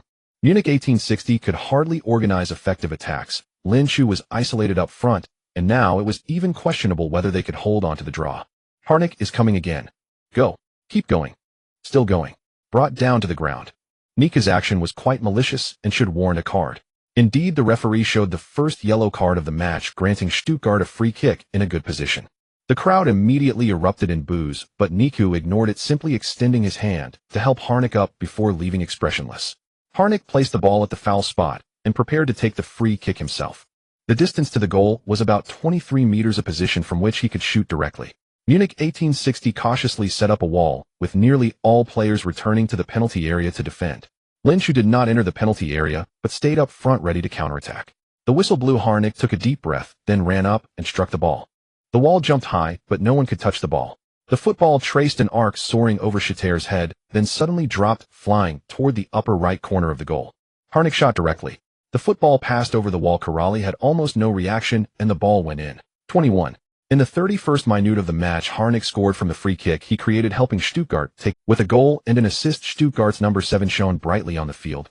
The Stuttgart players finally began to celebrate wildly. The entire stadium was loudly chanting Harnik's name. This was Harnik's 5th goal in the DFB Pokal. He seems to have been born for this cup competition, as he has only scored 4 goals in the league's 20-some matches. Stuttgart has equalized, and Munich 1860 has no way back. They can only fight to the end. Playing away, Munich 1860 with their weaker strength is already a goal behind, and their morale has plummeted. Stuttgart relentlessly launched a more ferocious offensive. In the 35th minute, Tascher successfully intercepted Stahl and sent a long pass to Traore's feet. After a wall pass with Okazaki, Traore made a diagonal pass in front of the goal, but Ibasevic's shot was ruled offside. In the 41st minute, the unyielding Borovka tried again to take on Rudiger, but was outsmarted by the opponent. Stuttgart launched a quick counterattack, but fortunately Nyhaxkuden was timely intercepted by Coman, saving Munich 1860. The match quickly reached the stoppage time of the first half. Just when everyone thought the half would end at 21, the situation on the field suddenly changed. Tascher suddenly made a through ball after dribbling in midfield. Ibisevic faked a shot and made a real pass. Traore scored effortlessly, making it 31. Munich 1860 was almost sentenced to death. Not only did Munich 1860 fail to equalize in the first half, but they also conceded another goal just before the half ended. Unless a miracle occurs, Munich 1860's journey in the German Cup is likely to end here. However, reaching the quarterfinals has already been an impressive achievement for them. On another field, Offenbach kickers are also trailing 0-3 against Wolfsburg. Both dark horses of this season's German Cup find themselves in dire straits. Football matches are always unpredictable, but ultimately it comes down to strength. The players of Stuttgart are worth several times more than those of Munich 1860, making this result somewhat expected. The atmosphere in the away team's locker room was incredibly oppressive, and everyone's breathing seemed heavier. Lin Chu sat in his place, silently taking off his football shoes and putting them aside. It's just a first-half deficit. We've all seen worse. It shouldn't be this lifeless, but the pressure from Stuttgart is just too great. No wonder even Hertha Berlin ended up at the bottom after going to the Bundesliga. Schmidt took a long time to gather himself before walking in. Like Lin Chu, this was the most challenging match he had encountered since joining Munich. Fortunately, he had mentally prepared for the opponent's strength beforehand, so his mindset wasn't too shattered. However, he still outwardly displayed a heartbroken demeanor, as if the players had committed some unforgivable error. Guys, you have disappointed me greatly. I can accept losing, but I cannot accept this kind of defeat. Do you know what we played like last time? It was simply a pile of garbage. After venting his frustration, his tone softened slightly. If I guess correctly, they will continue their offensive in the second half, and we don't need to play some ridiculous counterattack. I have only one request: attack. Attack. And keep attacking. Of course, we can't be careless in defense. Our 2 fullbacks can only push forward alternately, with one always staying back in our half. In midfield, Niku should focus on long shots, while Stuppelkamp can enhance his dribbling. In the frontline, Lot should not drop too deep and strengthen his connection with Len. Borovka, who wasn't mentioned by name, was substituted out at the start of the second half, and on came the Croatian midfielder Marin, who had just joined the team during the winter break. Tomasov. Lin Chu had a good impression of this guy during the trial period. Marin even assisted him once. Unlike Borovka, who liked to use speed to attack the opponent's defense, Marin shared some similarities with Stahl on the right flank. Both were players with decent technical skills and fine footwork. With Stuppelkamp in the center, who could slow the pace down, Schmidt clearly intended to abandon fast breaks and long balls, opting instead for short passes to penetrate the opponent's defense. After finishing the setup, the second half quickly began. With 4 goals scored in the first half, it was destined to be a goal fest. After the change of ends, both teams played very aggressively. Stuttgart, leading the game, saw no need to defend the score against a team like Munich 1860, while 1860 was pushed to a dead end and had to fight back. Just 2 minutes into the second half, Stuttgart once again gained a free kick opportunity. It was still Harnik. This guy is a combination of Stahl and Borowka. He has speed and skill and can cut into shoot. A definite lower-tier version of Robin. Even Lin Chu, who is usually passive, couldn't help but envy him. Harnik quickly dribbled down the wing, and Wojtkowiak, after being beaten, could only choose to foul from behind. The referee was lenient, issuing only a yellow card. Stuttgart gained another well-placed free-kick opportunity, still with Harnik taking it. Let's see if he can score directly into Munich's goal again. The players spread out in the penalty area. Even Lot retreated to help defend, leaving only Lin Chu without defensive duties waiting outside the box for a counterattack. The whistle blew. Harnik took a run up, and with a light touch of his right foot, the football once again sailed over the wall, but this time it didn't head for the goal, instead landing on the left side of the small box. Ibisevic jumped high, overpowering Fati to head the ball towards the goal.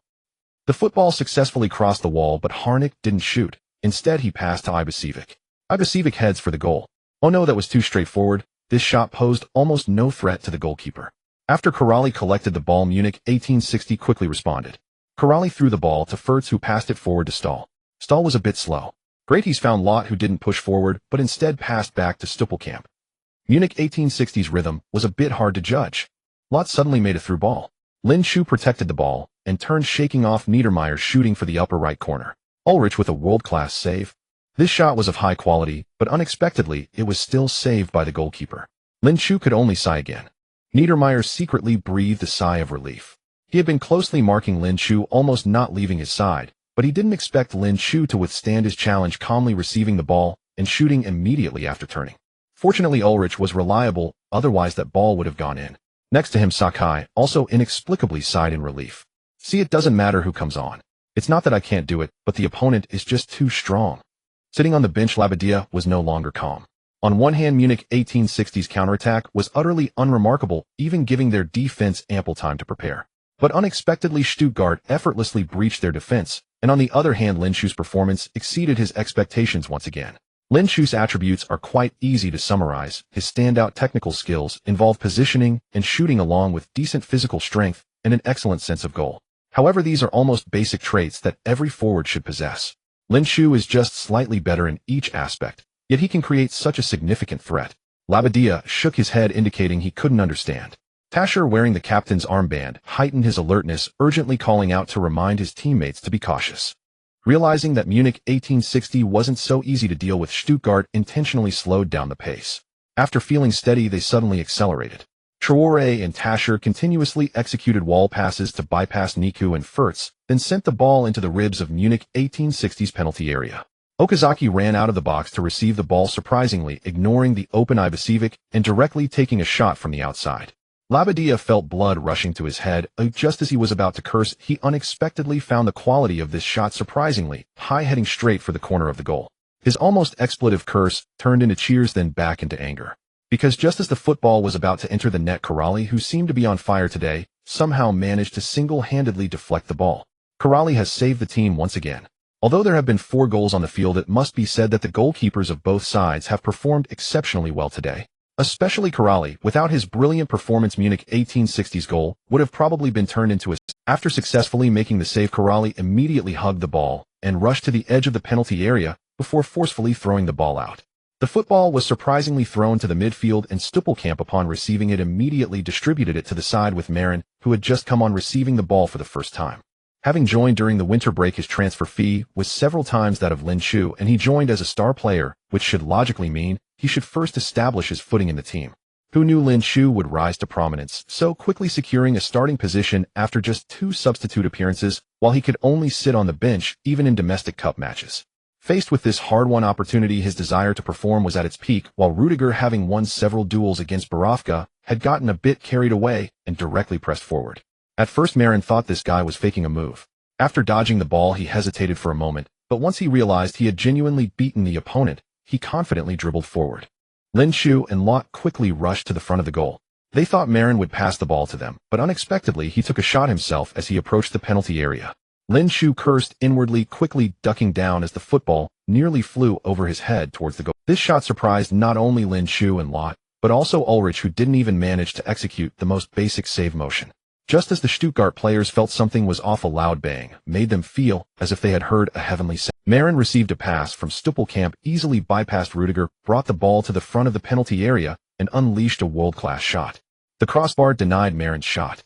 Huh, Lot. The football hit the crossbar and unexpectedly bounced towards Lot. Sakai cursed under his breath, immediately stretching out his foot to intercept, but it was too late. Lot raised his right foot, almost using his knee to poke the ball in. The football hit the crossbar. Lot's follow-up shot was successful, and Munich 1860 pulled one back. In the 50th minute it's 32, and the suspense of the match is back. Lot paused for a moment, quickly ran into the goal to retrieve the ball, but Sakai protested to the referee, claiming Lot was offside. Stuttgart seems to believe this goal was offside, but the referee ignored their complaints. From the replay it showed that at the moment Marin shot, Lot was indeed not in an offside position. There was no issue with the goal. Labadia glanced at the bench, already considering making substitutions, but after a moment's hesitation, he decided against making an immediate change, opting instead to observe the situation further. Lauter ran back to the midfield with the ball, invigorating the spirits of Munich 1860.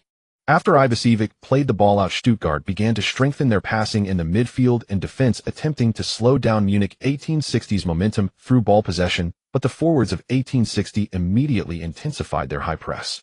The situation on the field reversed, with Stuttgart now on the defensive under pressure, while Munich 1860 launched relentless assaults. In the 54th minute, Starl carried the ball in from the right side of the penalty area and quickly passed it across to evade Lopez's defense. Lin Chu made a swift run forward, but was pulled back by Niedermeyer, failing to reach the first touch. However, Lauter followed up and managed to get to the ball, but unfortunately lost his shooting angle and could only awkwardly strike the ball out of play. Wasn't that a foul? Lin Chu looked at the referee. He pulled me. The referee shook his head. Fair challenge.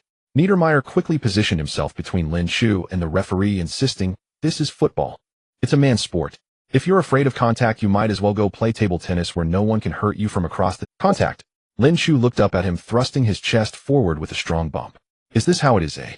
In the blink of an eye, Niedermeyer, who had been aggressive just a moment ago, suddenly screamed in pain and fell to the ground, clutching his face. Lin Chu and the referee simultaneously rolled their eyes, with the referee regretting not having shown him a red. The home crowd was unconcerned with these matters, immediately unleashing a deafening chorus of boos, while the referee shook his head, signaling for Niedermeyer to get up quickly. Lin Chu remarked, "So that counts as a dive, right?" The referee shook his head again, and surprisingly offered an explanation. "During a dead ball situation, it doesn't count." Lin Chu kindly reminded him, "You've seen what kind of person he is. Keep your eyes open. You know what I mean." The referee lifted his eyelids slightly without replying, merely issuing a final warning to the still reluctant Niedermeyer. "Are you sure you won't get up?" Niedermeyer could only reluctantly rise. Although no goal was scored, it served as a wake-up call for Stuttgart, who began to consciously strengthen their defense.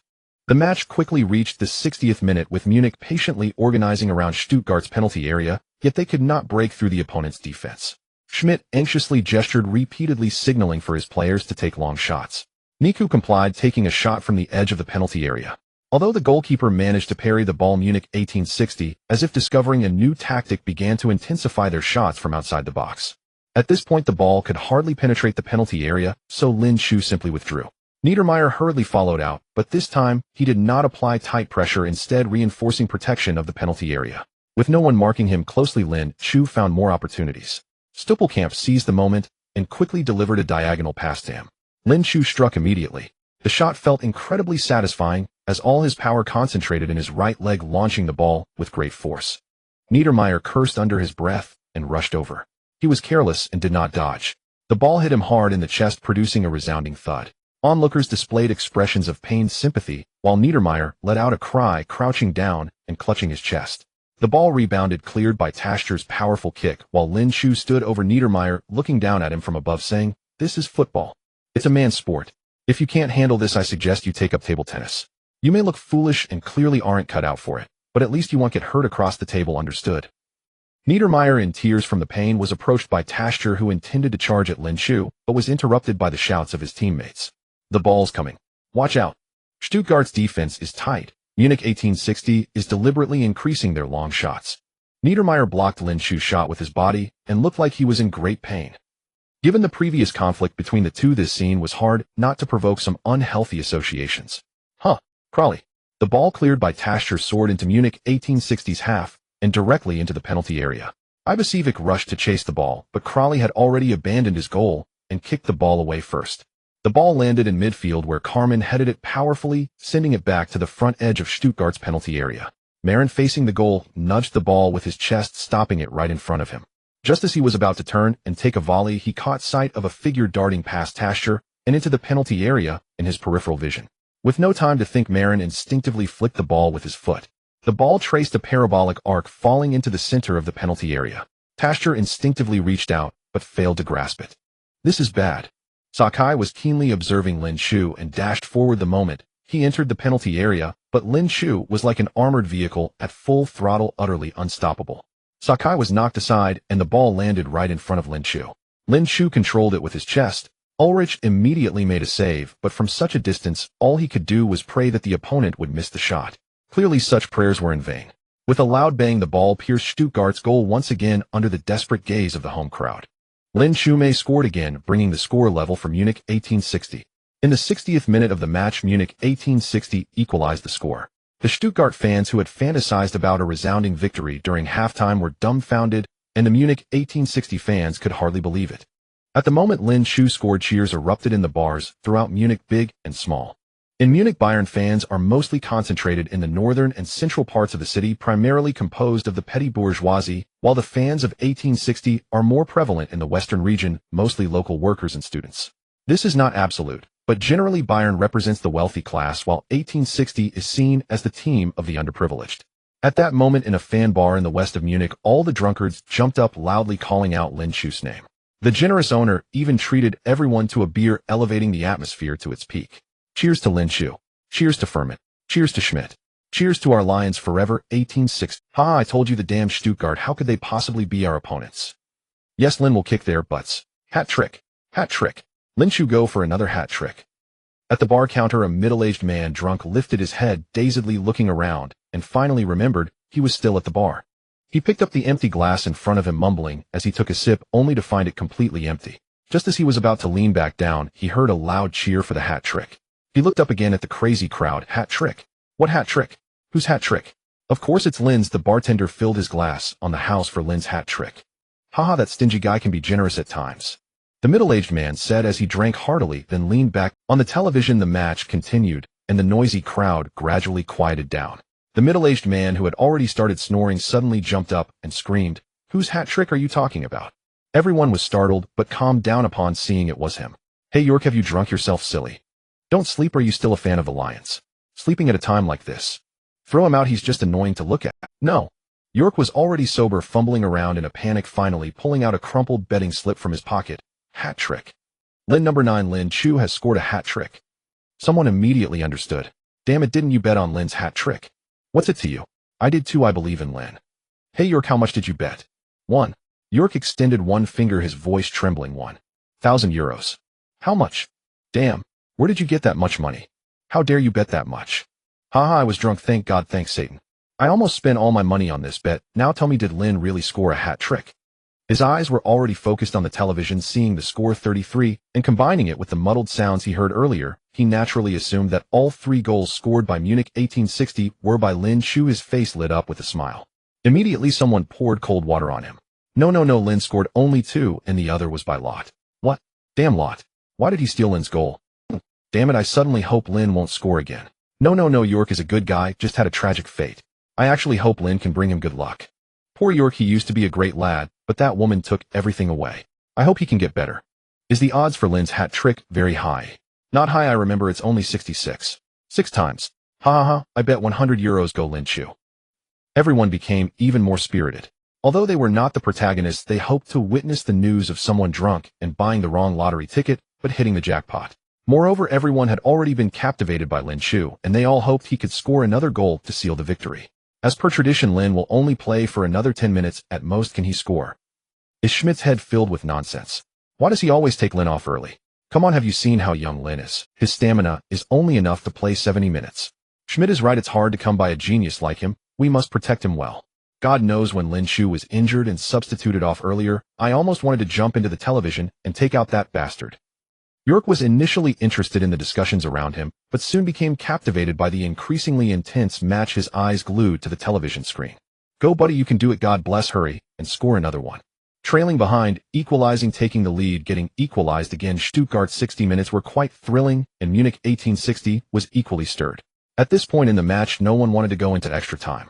Lin Chu scored twice, becoming the greatest contributor to Munich 1860's equalizer, naturally also becoming the biggest threat, but unexpectedly Lin Chu started to play conservatively, adopting a more defensive style after the match continued. Those familiar with him knew this was to conserve energy, preparing for a final assault. Stuttgart's offensive is back. Ginter successfully intercepted, making a diagonal pass to the wing. Harnik passed the ball into the penalty area. The ball was passed into the penalty area from Harnik's left flank, and both Okazaki and Fati rushed forward, but the speed of the pass was too quick for either of them to touch it, sending the ball flying to the back post. Ibisevic sprinted with gritted teeth while Coman closely pursued him, but was still half a body length behind. It's over. Schmidt on the sidelines was almost kneeling down. Kirilit made a decisive advance, but only managed to block the near corner. The ball was about to roll out of bounds, leaving Ibisevic with only a narrow angle to shoot. He had no time to adjust, and after catching up to the ball he could only kick it hard, sending himself flying out of bounds due to inertia. The ball sped past Kirilit, rolling quickly between his legs as he failed to bend down in time to block it. In a hurry he stretched out his foot to deflect it towards the penalty area. Coman rushed over, but didn't expect the ball to hit his knee, flying back towards the goal. His heart sank as he saw the ball hit the crossbar with a duong sound and fly out of bounds. Ibisevic's shot from a tight angle was blocked by the goalkeeper's foot. Coman almost scored an own goal, and Munich 1860 narrowly escaped. All 1860 fans were greatly frightened by this attack. Stuttgart's corner kick didn't create any threat, but they were quickly gaining momentum, launching fierce attacks that suffocated 1860. 1860 was soon forced back to their half, and Stuttgart's possession was almost 2 to 3 times theirs. Lin Chu stood alone at the front, moving around like a headless fly. Lott had retreated significantly, running up and down, putting out fires. Schmidt called Yais to the sidelines for the first substitution. Yais is coming on. Is Lin Chu going off? He's taking off star. Munich 1860 is going for 3 forwards. Schmidt was making a bold gamble. The match wasn't even in its final moments and both sides were still tied, yet he couldn't wait to switch to a highly aggressive 433 formation. Schmidt had no choice. Even if he played defensively, Lin Chu could only last until the 80th minute at most, and without Lin, how could they win? Now he could only take advantage of Lin's remaining fighting strength, laying all his cards on the table and going all out. He was always one to take risks. Star was quickly substituted, and Yais rushed onto the field. Though it was called a 433, due to Lott dropping back too deep, Munich 1860 was actually still playing a 442. However, with Yais helping to attract fire, Lin Chu's pressure was indeed significantly reduced. Yet he was still patiently waiting for an opportunity. Stuttgart's offensives came one after another, quickly pushing their attack to the doorstep of Munich 1860. Traore made a direct pass through the middle, and Ibisevic and Okazaki rushed to shoot, while Coman and Fati each did their part to intercept, giving Kirilit a chance to clear the ball. The home fans immediately let out piercing boos, and Okazaki excitedly rushed towards the referee, gesturing repeatedly, as if saying that the guy just pulled me like this, why didn't you give him a red card? The main referee of this match was quite cautious and didn't make any unnecessary gestures, but under the enormous pressure from the home fans, if another incident occurred, Stuttgart might actually get a penalty. Nevertheless, 1860's crisis was temporarily averted, but less than 2 minutes later another heart-stopping scene unfolded on the field. Rudiger made a long pass from the flank, Tasher headed the ball, and Okazaki took a volley. Everything happened so fast that almost all defensive players failed to react, except for the crossbar. The crossbar at the Mercedes-Benz Stadium seemed to align with the home team today, having just helped Munich 1860 fend off Coman's own goal, and it again denied Stuttgart's shot. Okazaki Shinji. So close, such a good angle, and yet it hit the crossbar. This is simply a crime. Okazaki Shinji squatted down in pain, holding his head, while Labadia coldly called the assistant coach to the sidelines, and Stuttgart made their first substitution. Okazaki went off, and the Italian forward Makeda, who had just transferred this season, came on. Born in 1991, Makeda is only 22 years old now, but he already has a career highlight on April 5, 2009, during a match between Manchester United and Aston Villa. In stoppage time, Giggs made a diagonal pass, and Makeda spun and curled the ball with his right foot into the far corner, allowing Manchester United to turn it around to 32, ultimately regaining the top position in the Premier League and winning the title that season. That match was Makeda's debut for Manchester United, but it was this match that made him famous. Although his subsequent performances did not meet Manchester United's expectations, no one can deny his talent and big heart moments. Labadia's decision to bring him on at this moment somewhat hoped he could recreate that classic. However, after he came on, Stuttgart not only failed to create chances, but instead the previously suppressed Munich 1860 suddenly launched a counterattack. Harnik's breakthrough failed, and the ball was intercepted by Furman. Furman made a diagonal pass to Stoppelkamp, who then passed to Lott. After a brief transition, Lot passed to Marin on the left. Yais immediately made a quick advance, taking away Sakai's attention, but Lin Chu, who should have been following up to the goal, seemed to have not reacted and was still jogging slowly sideways, leaving Niedermeyer unsure whether to follow or not. Just when he was at a loss, Lot suddenly made a quick run from the midfield, entering the penalty area. The sight of Lot's stamina made Lin Chu envious, but after Lot entered the box, he immediately surged forward. Niedermeyer cursed under his breath and hurried to catch up, but Lin Chu cleverly ran a diagonal line, quickly crossing paths with Lot. Tasher, who had rushed back with Lot, wasn't fooled and kept closely on Lot, but Niedermeyer failed to coordinate with him, almost getting led away by Lot. Although he quickly reacted and immediately chased after Lin Chu had already gained a half-step advantage. Munich 1860 strikes in a three-pronged attack. Both sides have equal numbers in the penalty area, but Lin Chu has found space. Marin's diagonal pass. The ball rolled from the left along a diagonal line to the right side of the small penalty area. Lin Chu rushed over, planting his left foot as support and preparing to shoot with his right. Niedermeyer, following closely behind, didn't dare hesitate and immediately slid in from the side, aiming for Lin Chu's path. However, the expected collision with the ball did not occur. Lin Chu suddenly stepped on the ball, changing his shot to a stop. Thanks to Chen Tao's touch, he executed the move so naturally that it felt completely seamless. Unfortunately, Niedermeyer didn't completely slide past, but was positioned right in front of him. Time was fleeting, and Lin Chu hurriedly made a sideways pass. Yais on the other side was closely marked by Sakai and couldn't find a shooting opportunity, so he heavily tapped. After passing, Lin Chu immediately jumped over Niedermeyer. The ball perfectly returned to him, but at that moment Ulrich had already rushed out of the goal, blocking his path. Lin Chu fakes a shot and makes a true pass, completing an extreme 1-2 with Yais. Unknown. The goalkeeper is out. Lin Chu shoots. The post. The goalpost at the Mercedes Stadium finally remembers which side it belongs to. Beautiful. Ulrich arrived quickly, leaving Lin Chu with almost no shooting angle as he stood very close together with his legs, not giving Lin Chu any chance to go between his legs. Lin Chu calmly pushed the ball to the right side of the goal. Ulrich hurriedly stretched out his foot to block it. Although he couldn't stop the ball, he was not flustered. From that angle, even if your shooting skills are excellent, you would only hit the post at most. He guessed correctly. The ball indeed hit the post, and it was Lin Chu's intention. The ball quickly bounced back, rolling behind Ulrich. Lin Chu in a split-second maneuvered around Ulrich and gently nudged the ball as it rolled toward him. The ball rolled into the net under the desperate gazes of the home fans. Goal E. Lin Chu executed a wall pass with the post going past the goalkeeper, and Munich 1860 once again took the lead. The miraculous Lin Chu, who executed a turn-on with both Yais and the goalkeeper, bypassed the defender and goalkeeper and finally scored into an empty net. Calm, intelligent, precise. This is Munich 1860's super striker and the supernova of the two. Bundesliga. Lin Chu. The crazy Lin Chu. He really scored the third goal. 9 matches, 3 hat-tricks. Many players spend their entire careers without achieving a single hat-trick, but Lin Chu has already completed 3 before even reaching adulthood. I can't imagine what kind of number his goal tally will be when he retires. In less than 30 minutes of the second half, Munich 1860 has made a stunning comeback, scoring 3 goals. Now the score is 34. Stuttgart is trailing by 1 goal at home, which is absolutely an unexpected outcome. Of course, the match isn't over yet. Stuttgart still has time to equalize or even turn the game around. As a commentator, I shouldn't express any bias, but as an ordinary neutral fan, I hope Munich 1860 can win this match. Not only because this is a delightful underdog story, but also because Lin Chu's performance in this match deserves a grand victory to embellish it. As soon as the ball entered the net, Lin Chu turned and ran away. He ran while taking off his jersey, wildly waving it above his head, then executed a slide nearly 10 meters long on his knees, only standing up to raise his fists and roar at the stands. With his tall stature, defined muscle lines, and exuberant expression, he sent the fans of 1860 into a frenzy. Haha, it really depends on him. Well done, Lin. Score another. Beat them into submission. What a shame to not get a cupping treatment for that back. Victory. Into the finals. Against Bayern. The Stuttgart fans were a bit stunned, still reeling from the... They could accept falling behind at the start, but being 2 goals up at halftime and still losing is something no one can accept. The Stuttgart players were left in confusion. How did we fall behind again? Did we not play well enough? Is the enemy too strong? Is the referee helping them?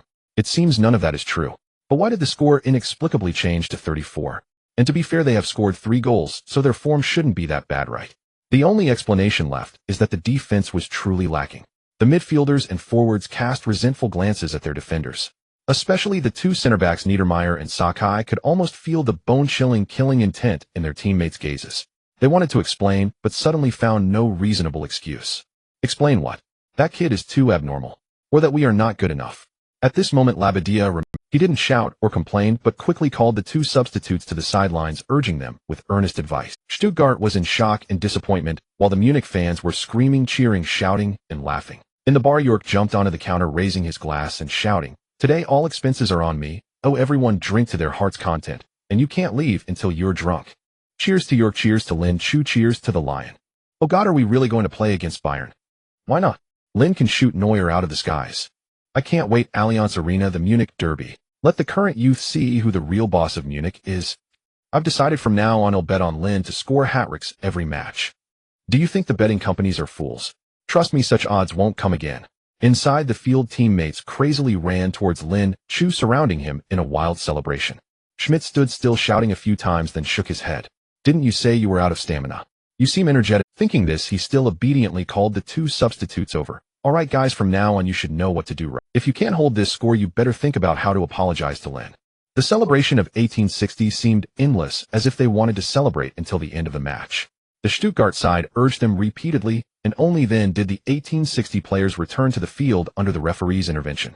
Lin Chu, who celebrated by taking off his shirt, received a yellow card, and at that moment the fourth official also raised the substitution board. Number 9 and 11 off, number 13 and 36 on. Schmidt substituted the two goal scorers Lin Chu and Lot for defenders Barlow and defensive midfielder Bylov. They are going to park the bus. Lot and Lin Chu slowly walked towards the sidelines, drawing boos from the home fans, but the two didn't care, continuing to chat and laugh as they moved along. Tash and Gentner immediately ran over, each grabbing one, half pushing and half dragging them out. Schmidt gave them a hearty hug. Before the match, he never thought they could win. Even after Lin Chu equalized, his greatest ambition was just to drag the game into extra time and then defend the score for a penalty shootout. Who could have imagined, guys, this little monster was so powerful, delivering a hat-trick just like that? The teammates on the bench had already stood up, welcoming their arrival with warm applause. Bylovka handed a towel to Lin Chu. He was clearly assigned a role by Rudiger, and his performance was the complete opposite of Lin Chu's. Now in a depressed mood, he forced a smile and said, "Well done, buddy. Stuttgart's girls are almost swooning over you." Lin Chu patted him on the shoulder, took a swig of water after sitting down, then comforted him. "Don't be discouraged, brother. We may have lost this one, but we'll win the next." Bylovka sat down beside him and leaned back. "I will." Lot sat on the other side of Bylovka and was quite dissatisfied about being substituted. He's not Lin Chu. He only has 70 minutes of fuel in the tank. What if Stuttgart equalizes and drags the game into extra time? Just thinking about it made him shudder. Hold on, brothers. Munich 1860 continuously substituted in two defensive players, while Stuttgart brought on a forward and an attacking midfielder. Everyone knows that the defense of Munich 1860 will soon face rounds of relentless assaults. The players on both benches quickly became restless, running to the sidelines, loudly cheering for their teammates, while Lin Chu remained seated, even lounging lazily. He vowed to invest in fitness for the next card. The feeling of running out of stamina before the match even ends is truly terrible. On the field, as everyone expected, Stuttgart threw in nearly all their forces, bombarding the goal of Munich. In the 75th minute, Harnik feigned a shot on the left, deceiving Wojciechowski, then suddenly cut in towards the middle and finally made a cross into the area. Ivasevic jumped to contest, but Karali was quicker, plucking the ball from above his head. In the 78th minute, Traoré was knocked down by Niku after receiving the ball, granting Stuttgart a free kick about 5 meters outside the penalty area. Harnik shot directly again, but this time the ball hit the wall and was cleared by Coman. In the 81st minute, Ibasevic's shot was blocked. In the 86th minute, Tash's long-range shot went high. Time ticked away, and the regular time of the match quickly passed. The referee added 5 minutes of stoppage time, and everyone in the stadium had already stood up, nervously watching the situation on the field.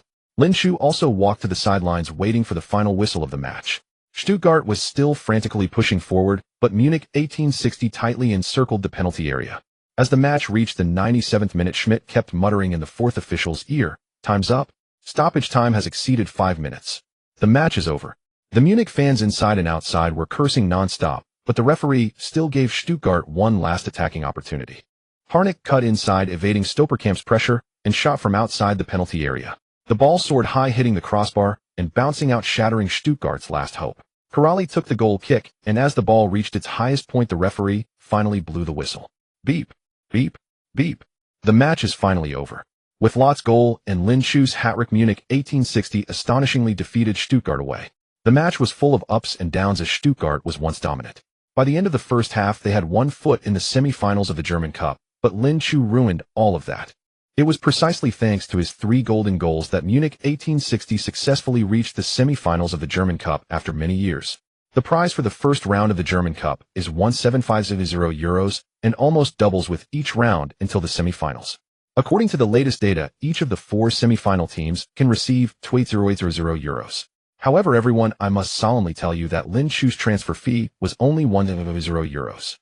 You must know that in the round of 16, it was Lin Chu's only goal that helped Munich 1860 advance to the quarterfinals, and in today's quarterfinals, it was again his hat-trick that helped 1860 defeat Stuttgart and reach the semi-finals. It may seem disrespectful to say that 1860 reached this position solely because of him, but it is undeniable that Lin Chu played a decisive role in their advancement. One could say that without him, there would be no Munich 1860 in the semi-finals of the German Cup.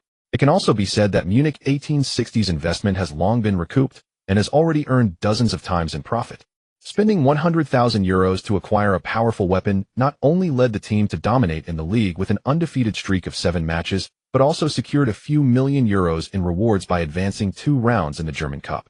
Although it's still uncertain whether Munich 1860 can secure a playoff spot, and even if they do, whether they can defeat the team currently ranked 3rd from the bottom in the Bundesliga this season remains unknown. However, just considering the revenue from the German Cup, this transaction has already made other teams envious. Especially for Heidenheim and St. Pauli, they must be crying in the bathroom. In another match, this season's biggest dark horse in the German Cup, Offenbach kickers failed to create another miracle, losing at home to Wolfsburg. Thus, the final 4 of the 2012-2013 German Cup has been determined by Bayern Munich, Freiburg, Wolfsburg, and Munich 1860. According to the original rules of the German Cup, professional teams did not need to participate in the first round, but the German Football Association decided in a meeting on October 23, 1999, that starting from the 2000-2001 season, all professional teams would compete on equal footing with amateur teams beginning from the first round. Up until the semi-finals, this approach of weaker teams playing at home was generally adopted until the final 4, where a draw would determine which team would play at home. As a result, a rather strange mentality emerged. Freiburg and Wolfsburg both wanted to play at Allianz Arena, yet neither wanted to. Everyone wants to draw Munich 1860, but no one wants to face the monster that is Bayern. However, the draw is a week away, and the semi-finals will not start until mid-April. Before that, Munich 1860 still has 2 matches to play in the 28th and 29th rounds of the 2. Bundesliga. Interestingly, their opponent in the 29th round is St. Pauli. Lin Chu approached the referee to request the match ball, intending to walk towards the player's tunnel when he saw Ibisevic coming over with a jersey. He quickly took off his own and exchanged it with him. Ibisevic extended his hand for a handshake, saying, "You played well, hope to see you in the Bundesliga next season." Thank you. Lin Chu originally intended to throw the jersey over his shoulder, but found it too smelly, so he could only hold it in his hand. "I will do my best. I have a feeling that if you really make it to the Bundesliga, the top scorer chart will be very lively next season." Lin Chu smiled and replied, "You guys aren't quiet now either." Ibisevic didn't respond to him, but simply shook his head with a complex expression. He is indeed ranked quite high on the scorer list, but he can't compare to Lewandowski and Kiesling, who are in the top 2. This season's Bundesliga top scorer will almost certainly be one of those 2, leaving no opportunity for others. The goal difference between the 2nd and 3rd place is nearly 10 goals. How can anyone compete? Ibisevic thought that perhaps only a natural scorer like Lin Chu could pose some threat to those 2 monsters. Lin Chu certainly yearns for the Bundesliga scoring chart. Although currently the Premier League and La Liga are highly competitive, attracting everyone, he still wants to conquer the Bundesliga before venturing out. After saying goodbye to Ibisevic, Lin Chu was about to return to the locker room when he was caught by Lauter on the sidelines and pulled into the interview area. "Lin, hello, congratulations on your hat trick. Did you think you could achieve such a feat before the match?" We saw that you seemed to have a clash with Niedermeyer during the match. Can you tell us what happened?" "He secretly held my jersey while I was trying to get into position. I appealed to the referee, but obviously the referee ignored it. But we saw Niedermeyer fall in the penalty area. Yes, I gave his chest a light push which hurt his face." "Didn't you watch the replay?" "If you had seen the replay, you would know he should have received 10 red cards in this match." "Are you saying the referee was—" "I didn't say that."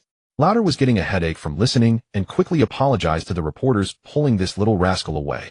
In the locker room, the players celebrated wildly this hard-earned victory. Although it was just a semi-final and a relatively light domestic cup match, the opponent was strong, and the process was full of twists, making this victory extremely valuable. At the post-match press conference, Labadia had not yet recovered from the blow and even seemed a bit unable to accept the loss.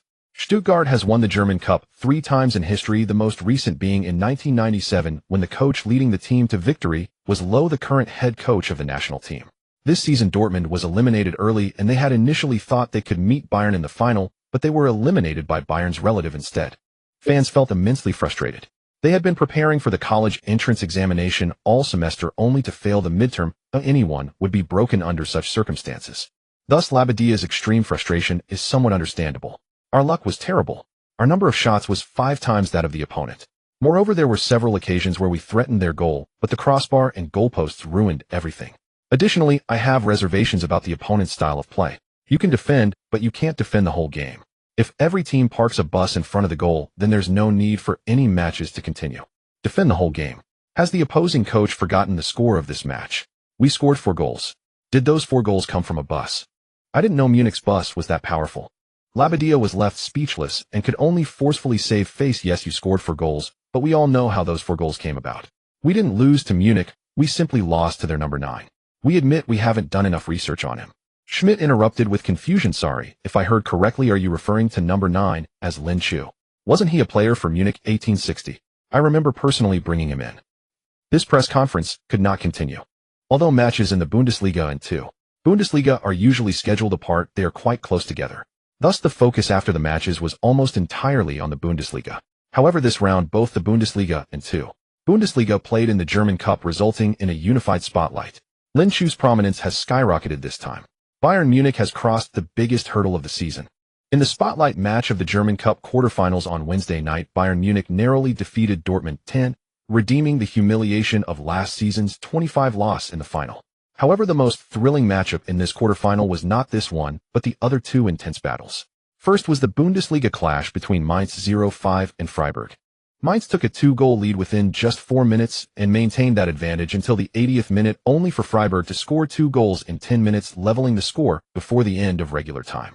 In extra time, Daniel Caligiuri delivered a decisive blow and Freiburg completed a stunning comeback with a 32 away win, making club history by reaching the semi-finals of the German Cup for the first time.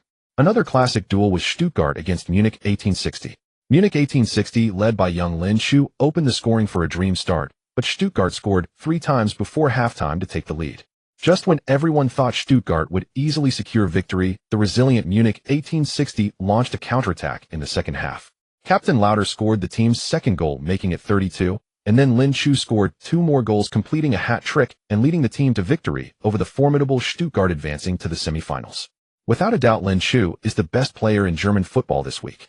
In addition to scoring 12 goals in 7 matches in the Bundesliga, he has also netted 4 goals in the German Cup, placing him at the top of both the Bundesliga and German Cup scoring charts. This young lad from Heidenheim seems almost born to score goals, creating one miracle after another. He comes from a small team, but has nearly single-handedly toppled established Bundesliga giants, an inspirational model. Although he does not hold a German passport, he has half German blood and has been trained in the German football youth system since childhood, one of our own. 9 matches, 16 goals, 2 assists. His talent is off the charts. Coupled with a handsome appearance, Lin Chu possesses all the conditions to make a name for himself in German football. Although the media has yet to fully capitalize on this, pushing him towards being the German star, after this match Lin Chu's name has spread throughout Germany for the first time. It can be said that the whole of Germany is now waiting for him to lead Munich 1860 back to the Bundesliga. While expecting them to overthrow Bayern's dominance might be unrealistic, if we switch from football manager mode to personal legend mode, then Lin Chu's chapter is definitely worth chronicling.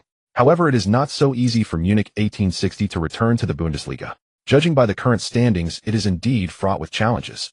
As April approached in the 28th round of the Bundesliga's 6 teams fighting for promotion began to clash in fierce matches.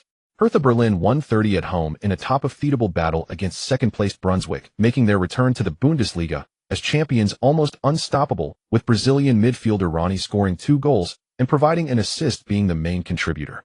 Red Devils Kaiserslautern achieved a 30 victory at home against Goetz Cologne, ending their opponent's 15-match unbeaten streak, while climbing to 3rd place in the league, with Cameroonian striker Idris Sow scoring twice, becoming the brightest star of the match.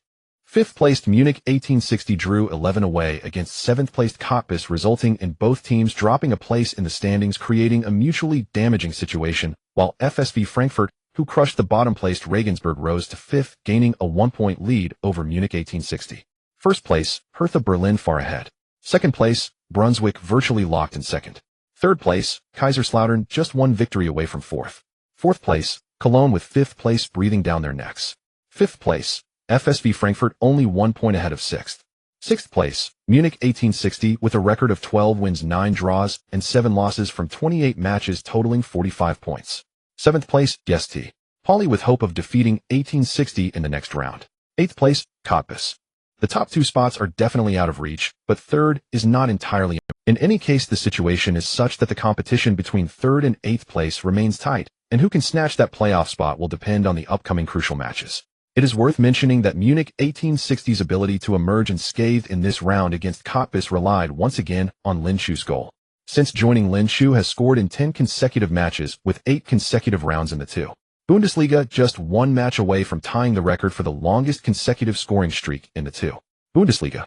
The current record holders are 3 players: Heinz Trautmann from the 1982-1983 season with Old Castle, Theo Gries from the 1999-293 season with Hertha Berlin, and Martin Driller from the 1999-2000 season with Nuremberg. All 3 players scored in 8 consecutive matches in the 2. Bundesliga, and the most recent record has been held for 13 years. After the league matches, the focus shifts to the German Cup semi-final draw. The ceremony is still held on the ZDF Program Sports Studio. Former F1 and current DTM driver Timo Glock is a special guest, drawing 4 teams for 2 matchups. This gentleman drew Bayern first. According to the rules, Bayern will play at home, which means the first match will take place at Allianz Arena. However, if he immediately draws Munich 1860 next, this rule will lose its significance because, as we all know, Allianz Arena is also 1860's home ground. Fortunately, the relative did not become the unlucky one. The lucky draw went to Wolfsburg. Wolfsburg will visit Allianz Arena on April 16th to compete for a spot in the German Cup final. The 2 Bundesliga matches between the 2 sides have already concluded with Bayern winning both, without conceding a goal. From this perspective, Bayern has a significant advantage in reaching the final again, especially after eliminating the defending champions Dortmund. Their chances are even clearer. As the most successful team in German Cup history, and with the league title almost in hand this season, Bayern will certainly not give up the opportunity to win the domestic cup. Wolfsburg, who only reached the German Cup final once in 1995, but lost 0-3 to Mönchengladbach, faces considerable pressure, and their hopes are quite slim. Thus, the remaining match is Munich 1860 against Freiburg. Timo Glock reached into the draw box for the 3rd time to draw the 3rd team. When he opened the draw, everyone laughed. Munich 1860. This means that Allianz Arena will host 2 German Cup semifinals on consecutive days, a rare occurrence in the history of the German Cup. In the DFB Pokal, they reached the semifinals, while in the 2. Bundesliga, they slipped to 6th place. The situation of Munich 1860 is quite delicate, as there is hope for promotion to the Bundesliga and a chance to win the DFB Pokal, but there is also a significant possibility of ending up empty-handed. However, regardless of the circumstances, the overall state of the team is on the rise, especially before the 29th round of the 2. Bundesliga. The entire team is filled with a strange excitement. This is all because the opponent is St. Pauli. The feud between Lin Shu and St. Pauli is no secret in Germany. In truth, it's not a big deal, but the journalists have a knack for crafting compelling narratives, transforming the story from "you used to ignore me, now I'm out of your league," to "don't underestimate the youth," and now to resisting racial discrimination, which has become a popular meme throughout Germany. As it stands, every time Lin Shu shines, St. Pauli is dragged out to face the music. This meme is nearly as damaging to them as the halftime champagne celebration is to Milan, or bring Ibrahimovic for a trial is to Wenger. For St. Pauli, the most terrifying outcome of this match would be Lin Shu continuing to score while they lose. The best outcome would be a team victory with Lin Shu scoring no goals. The second best would be a draw or a loss for the team with Lin Shu scoring no goals, and only the third best would be a team victory with Lin Shu scoring. In other words, they would rather the team not earn 3 points in this match than allow Lin Shu to shine. An image with the caption "the match can be lost, but Lin Shu must die" was posted online and quickly spread. To be fair, Lin Shu isn't as angry about his treatment by St. Pauli as the outside world believes. However, the atmosphere has been exaggerated to such an extent that it seems a bit unreasonable for him, the main character, to remain so calm. For the first time, he tagged all his teammates in the first team group chat. "Everyone, guys, I want to score a goal in tomorrow's match. Is that alright?" As soon as the message was sent, a group of responses flooded in. Lauter had the biggest reaction. "Say that again, how many do you want to score?" Borovka immediately jumped in. Lin Shu could feel his heartfelt disappointment even through the phone screen. "Dear Lin, I thought you were a man, a warrior, but clearly I was mistaken. You only want to score 1. Karali, who had been tormented by Lin Shu in training, first sent an angry emoji, then said, "If you don't score 3, I'll look down on you." Only Star said what Lin Shu wanted to hear, bro. Don't worry, it'll pass to you whenever I have the chance. Stoppelkamp shot him a look of disdain. From everyone's responses, it was clear they would rather believe that the team's unbeaten record would be broken than that Lin Shu's streak of scoring would end. This trust is not blind, or it has been built over time with facts. Lin Shu chatted casually with everyone while checking the various records in the two Bundesliga, looking to see which ones he could break soon. After switching to Qintao's player card, his points were reset to 0. In the past few days, he had only earned a few training points and 7 achievement points from 7 goals compared to the much more enticing points for achieving special accomplishments and breaking records. Most significant victory margin, May 23, 1980, Bielefeld 1-10 Arminia Hanover. Most goals in a single match, June 11, 1997, Kaiserslautern 76 Meppen. Single season personal goal record, Horst Hrubesch 41 goals in 35 matches. Fastest goal record, Sigurd 8 seconds. Consecutive goal record, Heinz Trautzer, Theo Greece, and Martin Dreeler also had 8 matches. Lin Shu currently has also scored in 8 consecutive matches, tying with those 3 legends, making this match against St. Pauli not just a revenge match, but also a record-breaking match for him. As for the single-season goal record in the two Bundesliga, the largest victory margin and the most goals in a single match, those are somewhat unrealistic, but he does have some thoughts on the fastest goal record. Taking a glance at his phone, Lin Shu privately messaged Stoppelkamp, sending him a screenshot of the fastest goal. The other side immediately understood his thoughts, first sending a speechless emoji, then slowly typing a series of ellipses. Lin Shu said, "Don't be speechless yet, just tell me if there's a chance." Stoppelkamp seemed genuinely speechless for a while, then slowly replied, "We can give it a try." Great, various ideas sprang to Lin Shu's mind immediately. "We can do this first, then that, and finally this way, and wouldn't that break the record?" Stoppelkamp quickly opposed, "No, it should be done this way first, then that. No, let's do it this way, then that way." The two seriously discussed for a while, confirming a preliminary idea, then brought Lauder into the conversation, and after another brainstorming session, they included Borovka the speedster. Break 2 records in 1 match. Borovka initially thought they were crazy, but then got excited even more than they were. Why not break the single match goal record too? "Let's see if we can break the fastest record first," Lin Shu said with a headache. 8 seconds. "I can barely even eat a dish of tripe in that time." Tripe?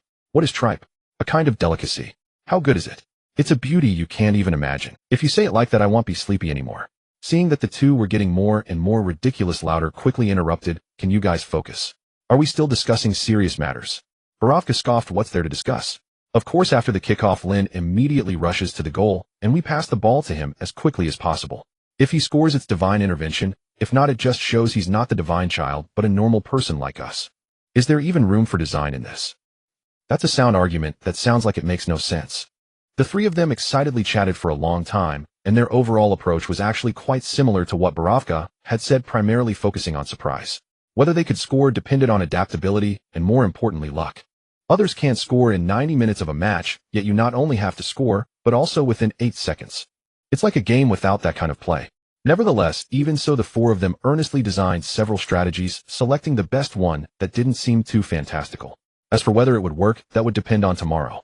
On April 12th, the 29th round of the two Bundesliga kicked off as scheduled. Despite suffering a crushing defeat in the previous round against the leaders, Hertha BSC Eintracht Braunschweig has not given up on their pursuit of the two Bundesliga title. In this match, they triumphed 31 over the Sekundalast team Sandhausen, with the top scorer Kumbula netting twice, and the returning captain Krupik scoring as a substitute.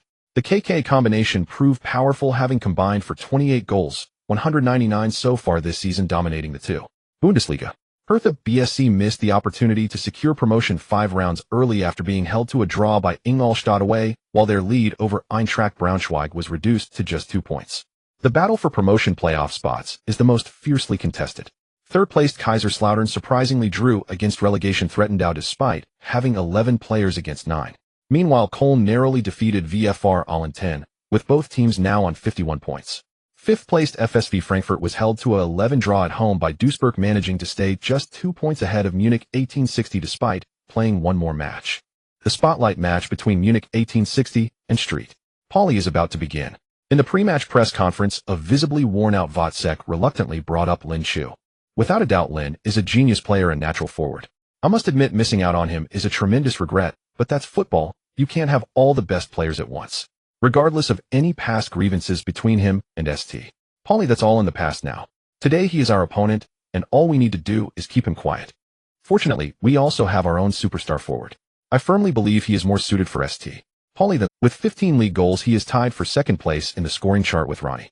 Luckily, his goal tally exceeds Lin Chu's by 2, but unfortunately, he took 25 matches to score 15 goals, while Lin Chu scored 13 in just 8 matches. Schmidt smiled and said congratulations to St. Pauli, they have acquired the player they wanted. I must also thank their coach for allowing us to get what we wanted.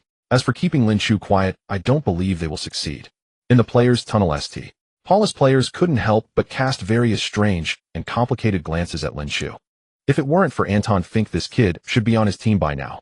Lin Chu has scored 13 goals in 8 matches since joining Munich 1860, leading the team to 6 wins and 2 draws, propelling them from 10th to 5th in the league. And what about St. Pauli? They dropped from 4th to 6th, unluckily right behind Munich 1860. Lin Chu gazed calmly ahead, his expression undisturbed, as if he were merely playing in an ordinary friendly match. Only Lot Stoberkamp and Byrolfka knew what kind of storm was brewing in his heart. As the players entered the field, Lin Chu heard a considerable amount of boos. He didn't understand why St. Pauli's fans were jeering at him. Was it a case of wanting to destroy what they couldn't have? Or was it some other nonsensical reason? It didn't really matter today. St. Pauli was merely a tool for him to break records. As for everything else, he truly felt nothing special. In the stands, not only Lin He-mia and Lin Yin were present, but even Vollmann and Heimel arrived. Heimel looked from afar at Anton Fink, who sat on the coaching bench. Fink said through gritted teeth, "That clown, how does he still have the face to sit there?" Vollmann laughed, him also curious about what St. Pauli was thinking. To get rid of you and keep him. I wasn't fired, I resigned. Heimel corrected him sternly. The facts have proven him right. Lin is a genius. It's all Fink's fault, though otherwise Lin would be wearing a St. Pauli jersey right now. No, Vollmann shook his head repeatedly. Don't forget, I was the one who discovered Lin first. He was destined to be a part of Munich 1860. The facts have also shown that he is a perfect match for us. Huh, you discovered him first. Clearly I arrived first. Moreover, he was the one who came to St. Pauli for a trial first. We almost got him. But what happened in the end? The result is that Fink messed everything up. Oh, and Wozzeck. Lin Yin glanced over at the two who were bickering like children, and then looked at Mia. I'm also curious why St. Pauli's assistant coach is still with the team. The assistant coach is actually the head coach's person. As long as Wozzeck still believes in him, he can naturally stay. What a big face. The match is about to start. Let's first take a look at the starting lineups of both teams. Both teams have set up a relatively balanced 442 formation. The starting 11 for Munich remains largely unchanged. This lineup has achieved excellent results in the second half of the season, with several players being part of the league's best team, excelling in all 3 lines, especially goalkeeper Karali, midfielder Stoberkamp, and forward Lin Chu. Goalkeeper 1 Gabor Karali, defender 2 Fulkrug, 15 Malik. Fathi 4 Kramen, 3 Wojtkowiak. Midfielder 6 Dominic, star 8 Maximilian. Niku 7 Daniel Byrolfka, 10 Moritz Stoberkamp, forward 11 Benjamin, Lot C9 Lynch. St. Pauli has scored 37 goals and conceded 40, with statistics on both offense and defense being quite ordinary. Goalkeeper 1 Benedict Plaquette, defender 5 Christopher Avival, 16 Marcus Torlin, 20 Sebastian Shackton, 24 Florian Moore. Midfielder 7 Dennis Dobe, 8 Florian Bruns, 10 Christopher Buckman, 17 Fabian Bolsi. Forward 9 Marius Ebers, 11 Daniel Kinsek. Kinsek is St. Pauli's biggest discovery this season. He came from Dortmund's youth academy and won the Bundesliga title in the 2010-11 season with the team. However, due to not having stable playing time with the Yellow Submarine, he was loaned to Bochum, and this season he was loaned to St. Pauli, where he exploded with talent, currently ranking 4th in the scoring chart, just 4 goals behind Kumbula. What happened? Goal. The match has just begun and Munich 1860 has scored. Lin Chu hoped to break the record for the fastest goal in the 2. Bundesliga, with an important prerequisite that Munich 1860 would kick off first. If the opponent kicked off, it would take more than just 8 seconds to regain possession. Before the match, Lauter won the coin toss. According to tradition, the side that guesses correctly chooses the side, while the one that guesses incorrectly kicks off. However, in reality, the one who guesses correctly has greater options, so Lauter chose to take the kickoff instead of following the usual protocol. The opposing captain Fabian Boll looked at him strangely, and the referee even asked, "Are you sure?" Yes, Lauter nodded. "I am sure we will kick off first." Okay. Lin Chu and Lauter stood in the center circle waiting for the whistle. Although it looked casual, both of them, behind them Stoberkamp and Borovka, positioned as attacking midfield and left winger, were similarly poised. Lin Chu hadn't mentioned his desire to break the record to others. On one hand, he was worried that more participants would complicate things, and on the other, he was aware of how absurd this idea was, and feared it would lead to embarrassment if it got out. The whistle blew, and the match began. Lin Chu passed the ball to Lauter and immediately sprinted forward in a straight line at top speed. Florian Bruns, stationed as a defensive midfielder, hesitated for a moment, and did not immediately follow, but continued to guard the central area of his half. Sebastian Shackton behind him reacted quickly, rushing forward to prepare for tight defense. Seeing him approach, Lin Shu immediately slowed down, but the moment Shackton also stopped, he suddenly accelerated and dashed forward. Shackton was startled. Although unsure of Lin Shu's intentions, he hurried to keep up. However, his acceleration was about the same as Lin Shu's, and after being faked out by Lin Shu, he couldn't keep pace. Lin Shu suddenly sprinted forward on the verge of surpassing the last defender, Marcus Torland. However, the planned pass hadn't arrived, yet causing him to feel anxious. Damn, Borovka, always bragging about how fast he runs, but when it matters he moves like a tortoise. Each of them had a crucial role to play, but since there was a deviation, Lin Shu naturally believed that the least reliable Borovka was to blame. Behind him, Lauder received the ball and immediately passed it back to Stoplerkamp. Jinksek rushed over to Stoplerkamp, shielded the ball and turned, pretending to pass back, but just as Niku prepared to receive the ball, he suddenly flicked it away and turned back to face the ST. Poly goal. By this time, Borovka had charged into the opponent's half, approximately 20 meters from the midfield line. Stoplerkamp immediately delivered a diagonal pass. The soccer ball sliced through the field like a scalpel, arriving in front of Borovka along a diagonal line. Borovka slowed down, stopped the ball, and looked towards the center.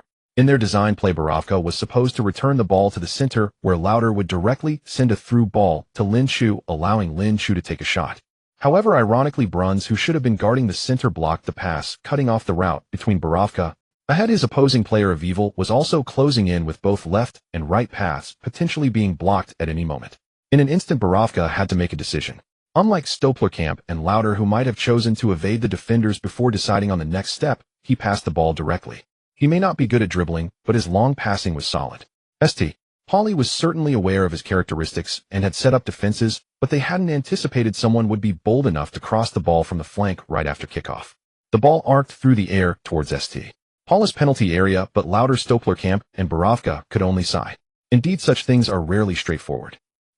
The ball landed just in front of the penalty spot, perfectly between the center-back Torland and the goalkeeper Prike.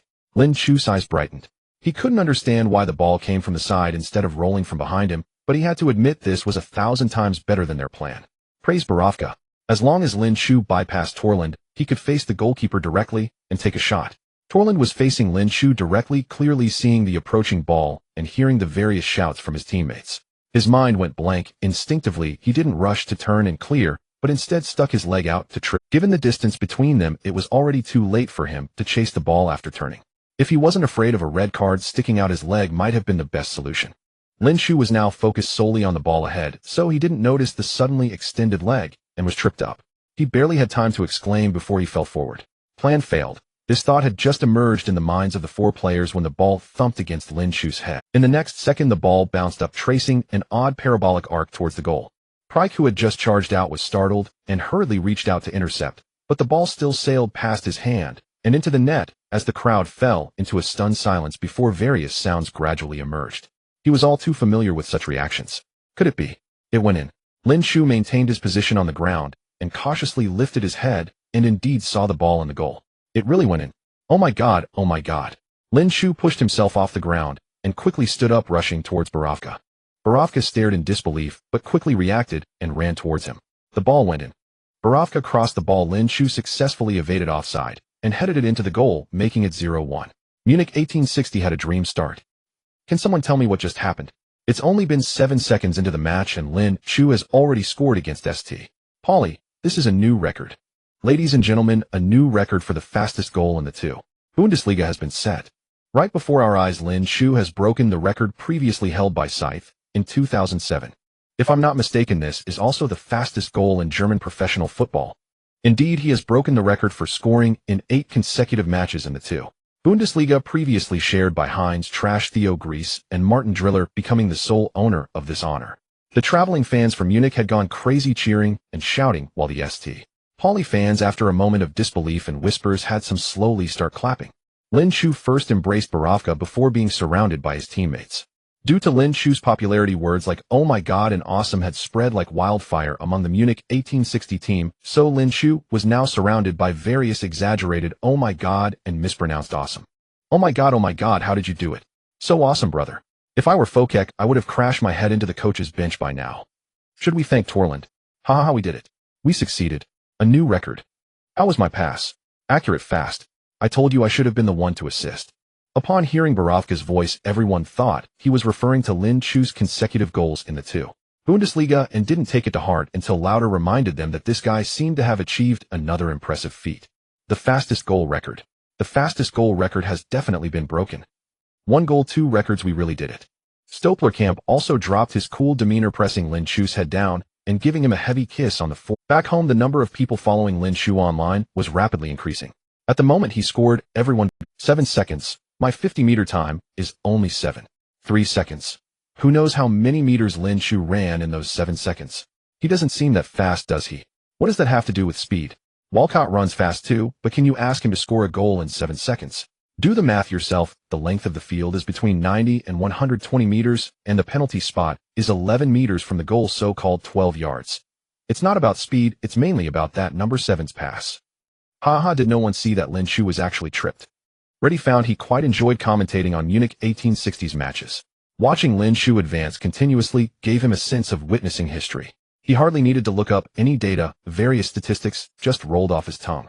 The length of the Muller Stadium is a standard 100 meters. The distance from the midfield line to the penalty spot is about 39 meters, and Lin Chu ran nearly 40 meters in 7 seconds before completing a coincidental header attempt. Poor Torland, at the moment he stuck out his leg, he should have been prepared to receive a red card and concede a penalty, but Lin rejected his penalty and chose to score immediately. I wonder if the referee will give him a yellow card afterwards. After celebrating for a while, Lin Chu filtered out all sounds and activated the system. Congratulations on breaking the record for consecutive goals in the two Bundesliga, earning 30 achievement points. Congratulations on breaking the record for the fastest goal in the two Bundesliga, earning 30 achievement points. Congratulations on breaking the record for the fastest goal in German professional football, earning 50 achievement points. It has become smaller, the vision has shrunk. Upon seeing the historical messages from the system, Lin Chu's smile grew even brighter. 1 goal, 3 records. Previously, the reward for being the youngest player to appear in the Bundesliga 2 was 20 achievement points. The first hat-trick also earned 20 achievement points. The reward for debuting was 30 achievement points, and being the youngest goalscorer in the Bundesliga 2 was 30 achievement points. Now both records in the Bundesliga 2 are 30, while the record in the German Professional League is a full 50. A lottery. This time I must draw a physical monster. Even if I get a regular player, I would accept it. The roulette appeared, and the pointer spun rapidly, finally slowing down under Lin Chu's guidance, pointing towards a little past 2 o'clock. A white card flew out, and sure enough, it was the familiar Chinese national team jersey. Lin Chu had no time to complain and quickly looked at the card. Alright, there's no physical monster, but there is a speed monster. The wind chaser, Chu Bo. He quickly glanced at the speed section, only to find it still rated as a. Currently the fastest in football history should be the wind child Kanigia. If his speed is SSS, Walcott is around SS, Robin Owen, and others are S. Chu Bo's speed being rated as A seems reasonable, but overall it still feels a bit low. Unless Bolt switches to football and raises the SSS limit. While dealing with his excited teammates, Lin Chu placed Chu Bo's star card in the speed section. Unexpectedly, the system notification rang again. Congratulations, host, for collecting 6 ordinary star cards. System evaluation improved. Achievement point acquisition mechanism has been adjusted. Lin Chu quickly brought up the interface. Confrontation fan Z AI positioning Wu Lei AO goal sense Li Jinyu AO shooting in the box Yang Chen AR ball control Chun Tao A speed Chu Bo A. Evaluation key striker for a mid-tier team in the 5 major leagues. As for the so-called mechanism adjustment, it changed from 1 achievement point for a goal or assist to 0.5 points. It is foreseeable that breaking the Bundesliga 2 record in the future will not yield such generous rewards, and there aren't many individual records left to break. In other words, as his strength increases, a secondary league like Bundesliga 2 can no longer accommodate his remarkable presence, cutting off his thoughts of grinding points in lower-tier matches. On the sidelines, Furzek and Fink's faces had turned a shade similar to liver. They were so confident before the match, swearing that they would freeze Lin Chu, but what was the result? A goal in 7 seconds. What made them even more restless was that after the home fans applauded Lin Chu, they actually started to boo.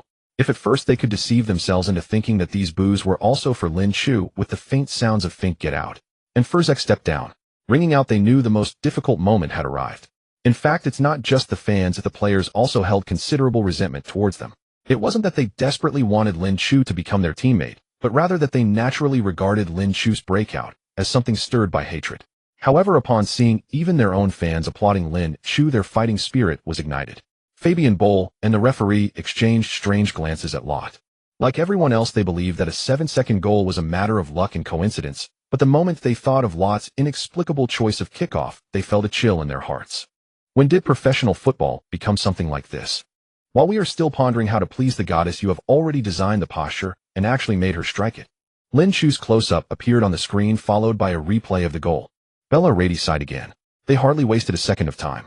Lott's back pass, Stoppelkamp's sidestep, and Borovka's decisive and precise long pass to the millimeter, not to mention Torrent's perfectly timed kick, all contributed to Lin Chu's goal in 7 seconds.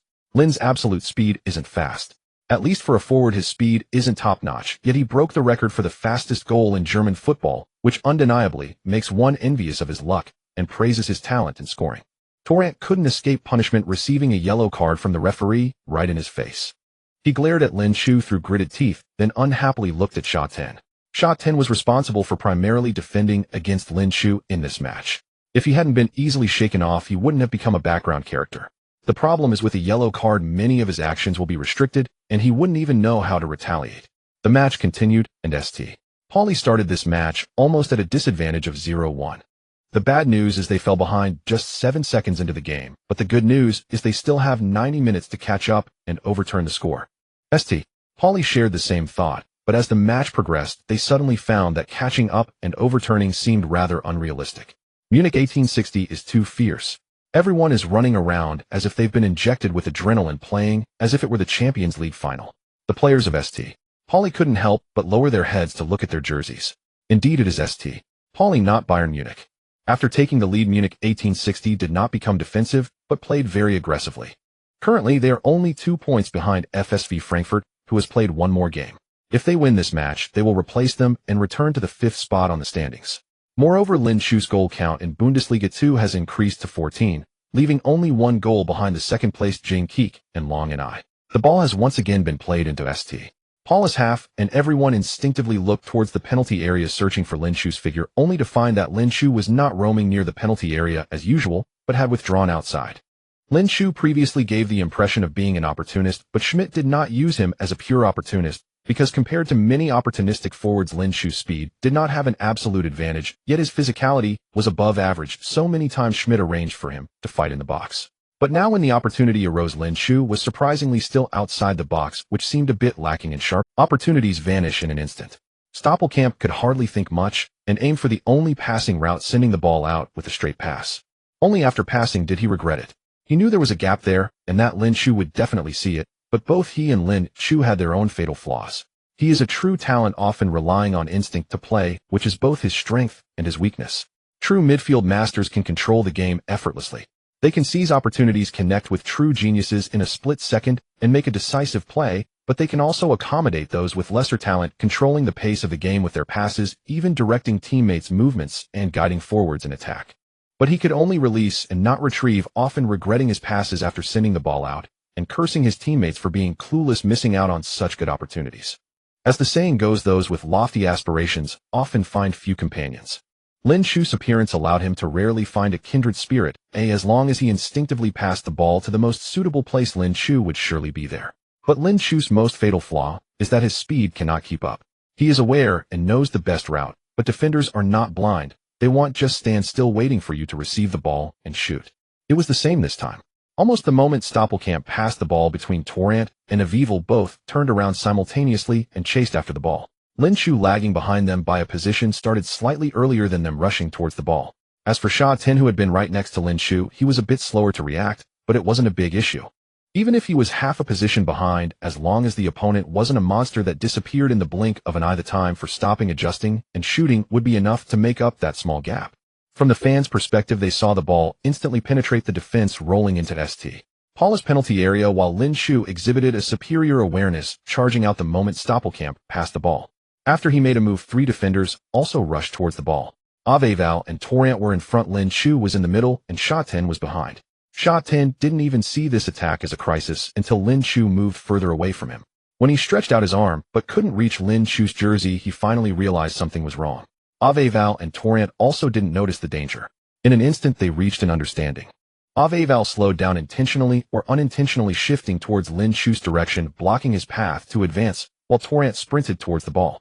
Everything seemed fine, but suddenly they heard urgent shouts from their teammates and the fans on the sidelines. "Be careful. He's coming. Number 9 is catching up." Quick, quick, quick, block him. Torrent couldn't help but look up and actually saw the horrified face of the goalkeeper.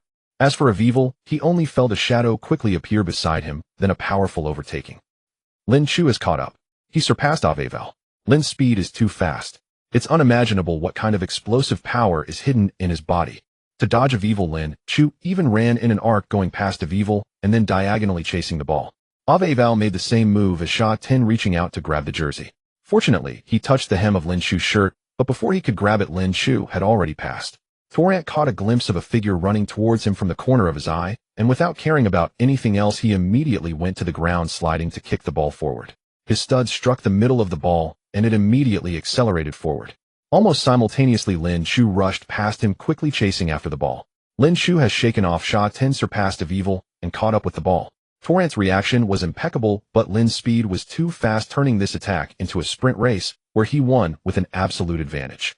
Lin Chu aimed for the far corner, and although the goalkeeper dove in the right direction, it was too late to make a difference. The three defenders were completely stunned. In that situation, just now, everyone must have given their all, so there was naturally no room for excuses like "I just accidentally let him slip through."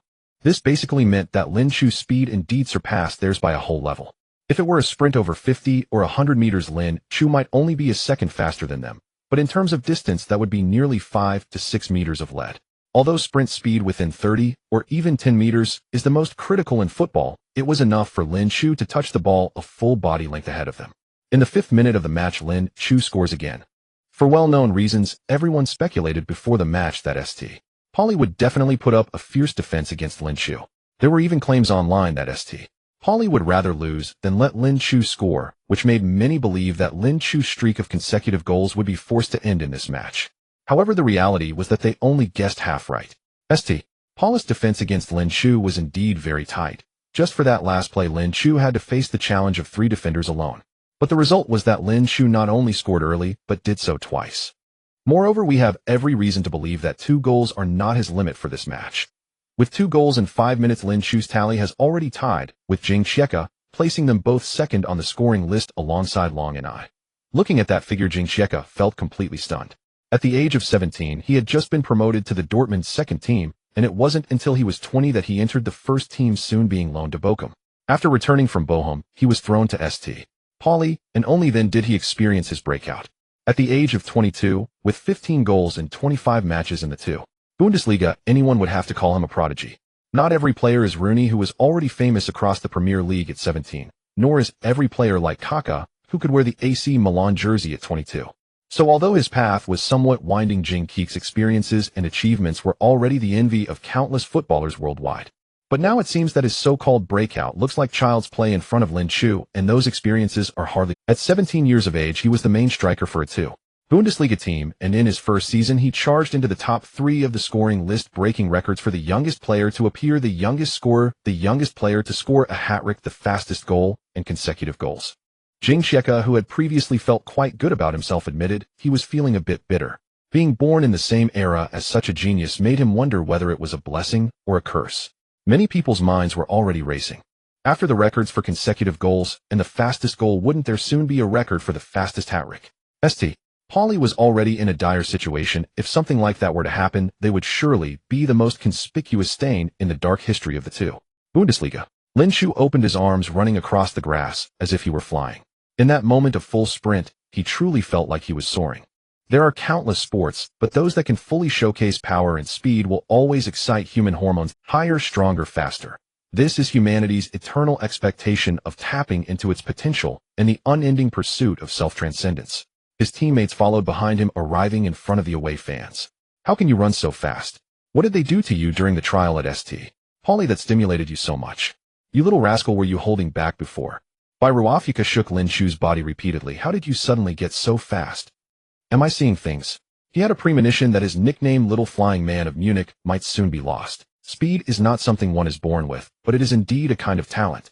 If you can do it, you can err. If you can't, you can't. Lin Chu's previous speed seemed to be gathering dust behind him, but from those 2 moments, just now, he might even be faster than himself. After thinking it over, Ruafika could only come up with the explanation of using performance-enhancing drugs. But setting aside whether Lin Chu could obtain such things with his abilities, was it worth using them in a match like this? Lin Chu pushed him away, shaking his head. I don't know either. I just felt filled with power at that moment, and suddenly found myself ahead of them. That sounds great, but it's like you said nothing at all. Ruafika shook his head, interpreting it as Lin Chu was affected by the trial, and the pent-up rage within him finally erupted. Isn't there a possibility, Lin Chu pretended to be confused, that I could actually run very fast, but just couldn't unleash it all due to improper posture? Then under your guidance I grasped some methods and became faster. Is that so? Ruafika's spirits lifted immediately. Could it be my credit? Lin Chu nodded earnestly. It could be seen that way. Are you sure? Of course I'm sure, Lin Chu encouraged as he patted his shoulder. Anyway, when others ask, we'll just say it. Ruafika nodded confidently. Sounds good. On the sidelines, Schmidt's eyes were wide open with shock and confusion. Did you have another coach outside? Why have I never seen you play like this before? On the St. Pauli coaching bench, Fink jumped up as well, pointing at Lin Chu and yelling at Fuzek. I said it, this kid is really fast, didn't I tell you? Which idiot said he was just average speed? If he stayed quiet, everyone could pretend not to see him, but as soon as he jumped out, all eyes were directed at him like knives. Fuzek's voice was filled with anger. Do you still have the face to call others idiots? Is there anyone more foolish than you? Fink's nerves had also reached a breaking point. It was true that Lin Chu's trial was organized by him, and he had taken the initiative to arrange the youth team's trial and only give him 20 minutes, but ultimately it was Fuzek who didn't take it seriously. He had always thought that this blame shouldn't fall solely on him, but now looking at Fuzek's ashen face, he still didn't dare to erupt and only sat back down sulkily. Within 5 minutes, Lin Chu surely wanted to break the record for the fastest hat trick, and apart from the St. Pauli fans, most spectators were eager to witness the birth of that moment. The players of St. Pauli had just become the backdrop for the fastest goal record and the consecutive goals record, which was already difficult enough. Who would have thought Lin Chu wasn't finished yet and wanted to dance on their graves? What made them even more nauseous was that Munich 1860 had no intention of easing up. After the match resumed, their offensive momentum only intensified, seemingly determined to tear them apart. With no other choice, St. Pauli quickly parked a bus in their own half, preferring to block the goal first. This negative tactic naturally drew boos from the home fans, but fortunately, after stabilizing their formation, they gradually began to push forward. In the 11th minute of the match, the ball was passed by Fabian Boll to the right side of the Munich 1860 penalty area. Oebes took a shot slanting into the box, and after receiving the ball, Jing check shot, with his right foot facing Coman's defense slightly over the bar. In the 11th minute of the match, St. Pauli finally made their first shot on goal. The points gap between both teams was only one position, but based on this game, the difference in strength between the two teams was almost like heaven and earth. Hopefully this is a good start. We want to see a match of strong teams, not a one-sided affair. And here comes Munich 1860's counterattack again. Stoppelkamp cleverly used a Marseille turn to shake off Bruns, then sent a straightforward long pass. Lin Chu, accelerate. Accelerate again. He shook off Shatten. A powerful shot. Brave Torrent blocked the shot with his body. Torrent crouched on the ground, clutching his chest, looking quite pained. Lin Chu's shot had great power. Had Torrent not thrown himself in front of it, the score might have changed further. Lin Chu was incredibly active today, and the defenders seemed utterly helpless against him. With a keen sense, elusive movement, a strong physique, and blazing speed, any defender facing such a player, Lin Chu was a bit hasty with that shot. Had he feinted first, or played a bit cunningly, the defender might not have been able to block it. Lauder came over and patted him, saying, "Don't rush, take your time." Lin Chu nodded in understanding. On the other side, Shatten and Torrent exchanged glances, deciding to stir things up. Lin Chu was eager to score. His unstable mindset made him susceptible to provocation, and at this moment all it would take was a slight tease for him to explode. So the two started to constantly harass him with small actions, while also throwing trash talk his way. Lin Chu's personality was generally mild, but he couldn't stand being wronged, or when truly provoked he could go insane. Placed in ancient times, he would likely end up with a fate of eating lychees in Hainan, but foreigners trash-talking often seemed to miss the mark, leaving Lin Chu unfazed. Unlike back home, where the insults would be filled with high levels of maternal references, even a stone could break your defense with their words. Thus Lin Chu maintained his composure, continuing to play at his own pace. With words failing, unable to withstand physical challenges, and unable to keep up speed, the two had to resort to fouls. After some back and forth, Lin Chu finally got provoked, and the physical confrontations increased. In the 21st minute, Borovka again delivered a long pass into the penalty area. Lin Chu quickly took off, but just as he was about to bend around for a pass, Shatten suddenly grabbed his jersey from behind and yanked hard as he passed. After so many confrontations, Lin Chu's strength and impact were clear to him. This level of pulling couldn't truly stop Lin Chu. At most it just annoyed him, but no one expected that at the moment of pulling, Lin Chu would fall back as if pulled by an overwhelming force, and he flailed his right hand backward in panic. Shatten sensed trouble and quickly ducked, but it was too late. Puff. Oh. The first sound was Lin Chu's forearm hitting Shatin's nose. The second was Shatin's scream. Borovka sped up, directly passing to Avalar after crossing the penalty area. Lin Chu was offside. Hey! Shatin pulled from behind, and Lin Chu fell to the ground. That was a very nasty pull from behind. Shatin should be shown a red card. Shatin also crouched down. His nose was bleeding. Looking at the replay, it turns out Lin Chu accidentally hit his nose while falling backward. This impact should not be light. The referee quickly arrived at the scene, briefly checked Shatin's situation, called for the team doctor, and did not forget to show him a yellow card. Shatin suddenly stood up, glaring fiercely at the referee. Are you blind? He hit me. His hands were covered in blood. His nose and mouth were also stained with blood, looking quite terrifying, but the referee just calmly shook his head. No, I only saw you pulling from behind. Shatin wanted to protest, but his teammates rushed over, one taking him to the team doctor, while another protested to the referee. The home fans erupted in deafening boos. Unexpectedly, the referee was quite firm, but patiently explained to Fabian Bull, it's not about who gets hurt being right. That action just now could warrant a red card. Is that what you want to see? After finishing, he pushed Bull aside and came to Lin Chu. As a sly old fox, Lin Chu's little tricks were of course clear to him. He hesitated whether to give Lin Chu a card too, but ultimately just verbally reminded him, don't try any tricks under my nose. If you really get hurt, the rules will protect you. Lin Chu casually patted the non-existent dust off his backside, nodding indifferently. Whether he actually listened or not was anyone's guess. After stopping the bleeding, Shatin quickly returned to the field, but this time he switched positions with Torrent, with the latter now closely marking Lin Chu. It seemed like a relief, but he knew well that with Torrent's skills he would still be bullied by Lin Chu. He was bound to have to make up for it later. There was no escaping this calamity today. He even wished he had been injured a bit more severely, just so he wouldn't have to come back. How could he defend against someone who outmatched him in strength, speed, and awareness? Such a player playing in the second division was simply unfair. Munich 1860 gained a well-placed free kick in the attacking area. Stoppelkamp stood at the penalty spot. Would he shoot directly? The camera quickly shifted from Stoppelkamp to Lin Chu, as if the director was using visual language to answer the commentator's question. He must be passing to this kid. Everyone knew today was Lin Chu's revenge match, and after receiving the ball, the Munich 1860 players were very proactive in passing to Lin Chu. For a set piece like this, everyone thought Stoppelkamp would definitely pass to Lin Chu. Lin Chu stood behind the wall near the left side of the goal, with Torrent and Bruns guarding him on either side. When the whistle blew, the ball indeed flew towards him, but he did not stop the ball. Instead, he suddenly crouched. Torrent and Bruns tightly sandwiched him in the middle. They thought of various possibilities, even the scenario where Lin Chu would chest trap the ball and shoot a bicycle kick, but they never considered he would crouch down. Pulak saw the ball flying over the wall, but did not immediately dive towards its trajectory. He just adjusted his position and kept a close eye on Lin Chu's back, ready to respond to his shot. Then he saw Lin Chu's silhouette suddenly lower, and the ball flew over his head.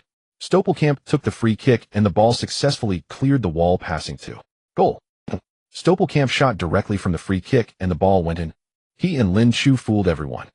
Lin Chu attracted the attention of multiple defenders, and it was his clever feint that prevented the goalkeeper from reacting at all. The ball flew into the goal from the left side. Of course, while Lin Chu's cooperation was crucial, if it weren't for Stoppelkamp's excellent free kick technique, this goal wouldn't have happened. After the ball flew over his head, Lin Chu quickly got up, turned around, initially thinking he could grab a rebound, only to be surprised that the ball went straight in. Wow, was that so cool? He turned around and immediately ran towards Stoppelkamp. Stoppelkamp jogged to the sidelines, arms wide open, still looking quite smug. Lin Chu jumped onto his back and shook him hard. Others quickly joined them, surrounding them for a wild celebration. Furzek sat despondently on the bench, feeling hopeless. The crazy Lions, the crazy Munich, they've gone mad. By the end of the first half, they had already taken a 3-goal lead over St. Pauli. If this continues, the match will become a one-sided massacre. The St. Pauli fans in the stands were filled with confusion. Is this really their team? When did their defense become so vulnerable? Everyone's gaze couldn't help but turn. The goal was scored by Stoppelkamp, but the free kick was earned by Lin Chu when Stoppelkamp shot. Several St. Pauli defenders were misled by Lin Chu. One could say that in the end this goal was still Lin Chu's doing, but apart from a sigh, they found themselves unable to feel hatred or animosity. Losing the match is acceptable, but Lin Chu must not score a hat trick had become a joke. Thus St. Pauli's goal changed again. They must not allow Lin Chu to pull off a hat trick. This was their last line of defense. The match resumed, and the defensive treatment Lin Chu received escalated once again. Torrent and Shatin were glued to him. Bruns was lurking nearby, and other St. Pauli defenders were intentionally or unintentionally surrounding him. As soon as he got the ball, a web would envelop him. In this way, Lin Chu was restricted, but the opportunities for others increased. In the 30th minute, Lin Shu and Stahl executed a wall pass and surged forward. After shaking off Torrent, he received the return pass from Stahl, but instead of challenging the opposing defense he quickly laid the ball off, and Lauder took a shot.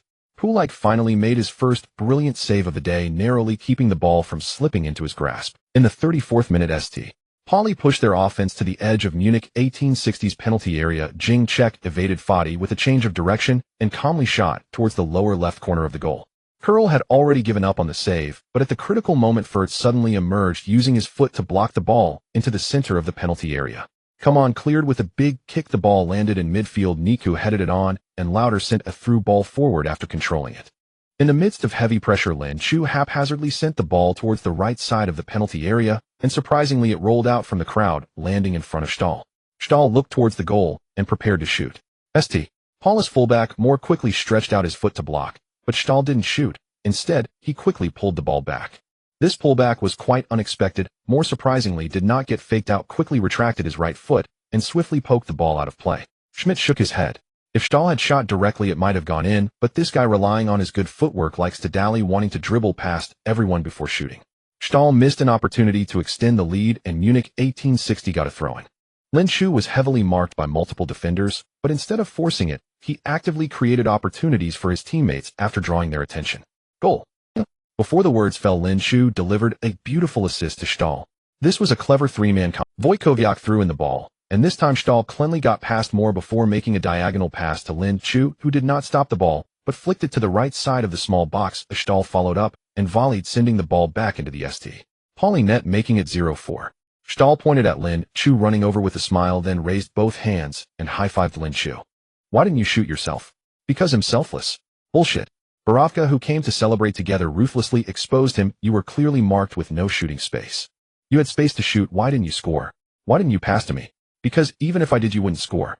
How do you know if I don't pass? Enough, Lauder interjected, giving each of them a light slap on the head. It's a match, be serious.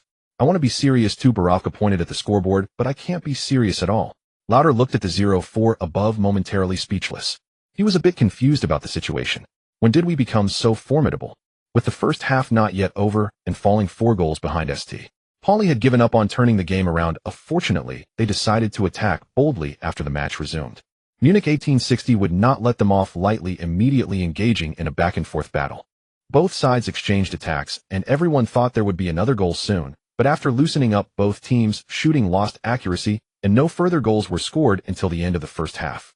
The first half has ended. Munich 1860 unexpectedly leads 40 away with Stoppelkamp's free kick directly resulting in a goal, and Lin Shu contributing 2 goals and 1 assist, nearly unstoppable.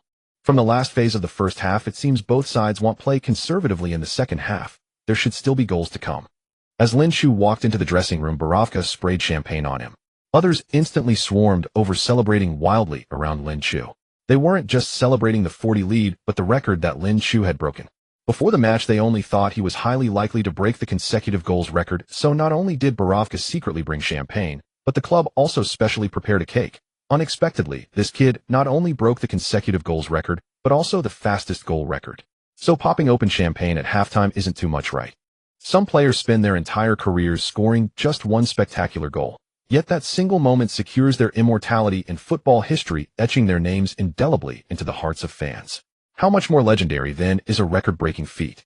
Lin Shu's face and clothes were drenched in champagne and cream while his teammates erupted in exaggerated laughter and cheers, loud enough it seemed to be heard across the pitch by St. Pauli's bench. Schmidt stood by the doorway, smiling warmly as he watched the revelry unfold, offering no word of reprimand. With a 15-minute halftime break, TSV 1860 Munich celebrated for 10 minutes, then spent 5 more washing up and changing kits. So when they re-emerged, fans noticed not only their immaculate new jerseys, but also their glistening damp hair. Have TSV 1860 Munich's players mistaken the match for over? St. Pauli's squad, of course, knew exactly what had transpired. Premature celebration. Champagne at halftime.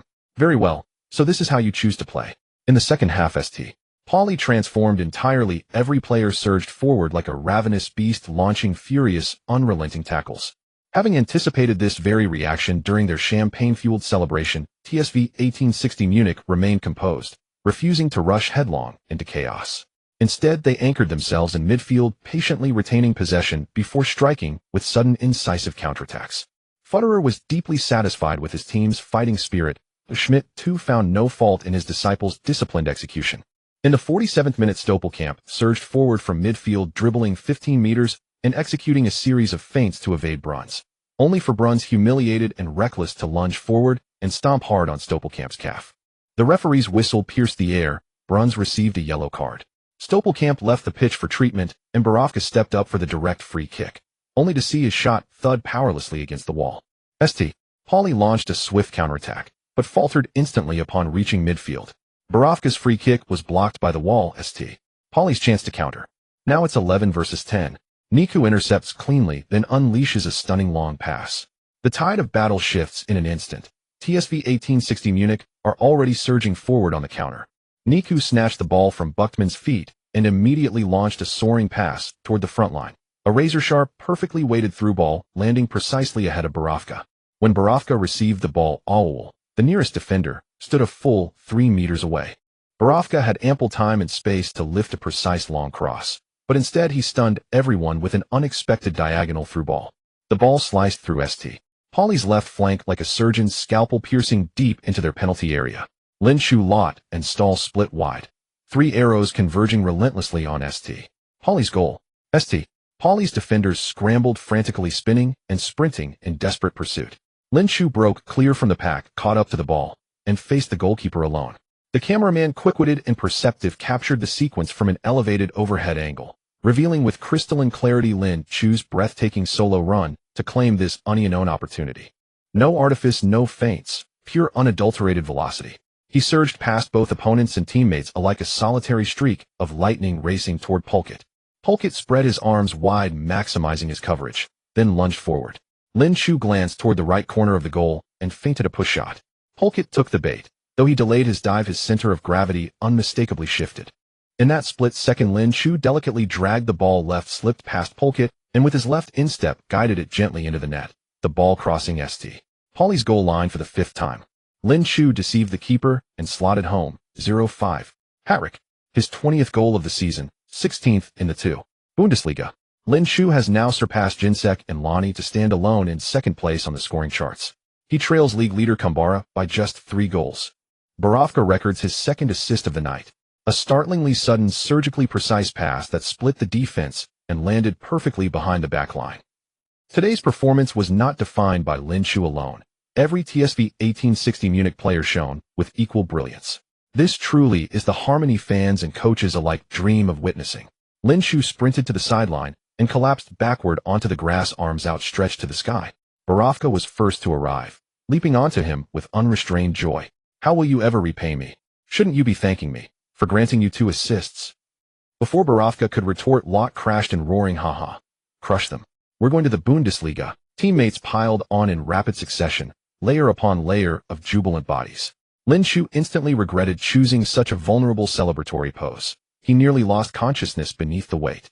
By the time he finally wrestled free and rose to his feet, Stoppelkamp had already completed treatment and returned to the pitch. The two embraced fiercely, a thunderous, wordless affirmation of mutual respect. As Lot had declared, though this victory lifted them only to 5th place in the standings, every player now brimmed with unwavering confidence. Next season promotion to the Bundesliga was inevitable. Or rather, back to the Bundesliga. After that goal, Pauly's fighting spirit visibly deflated. They surrendered, not in body but in spirit. Their challenges remained fierce, yet their attacking intent grew increasingly feeble. All they could muster now was a desperate, aggressive defense, hoping to intimidate their opponents and shield their goal from further humiliation. Yet the harder they pressed, the more violently they were repelled.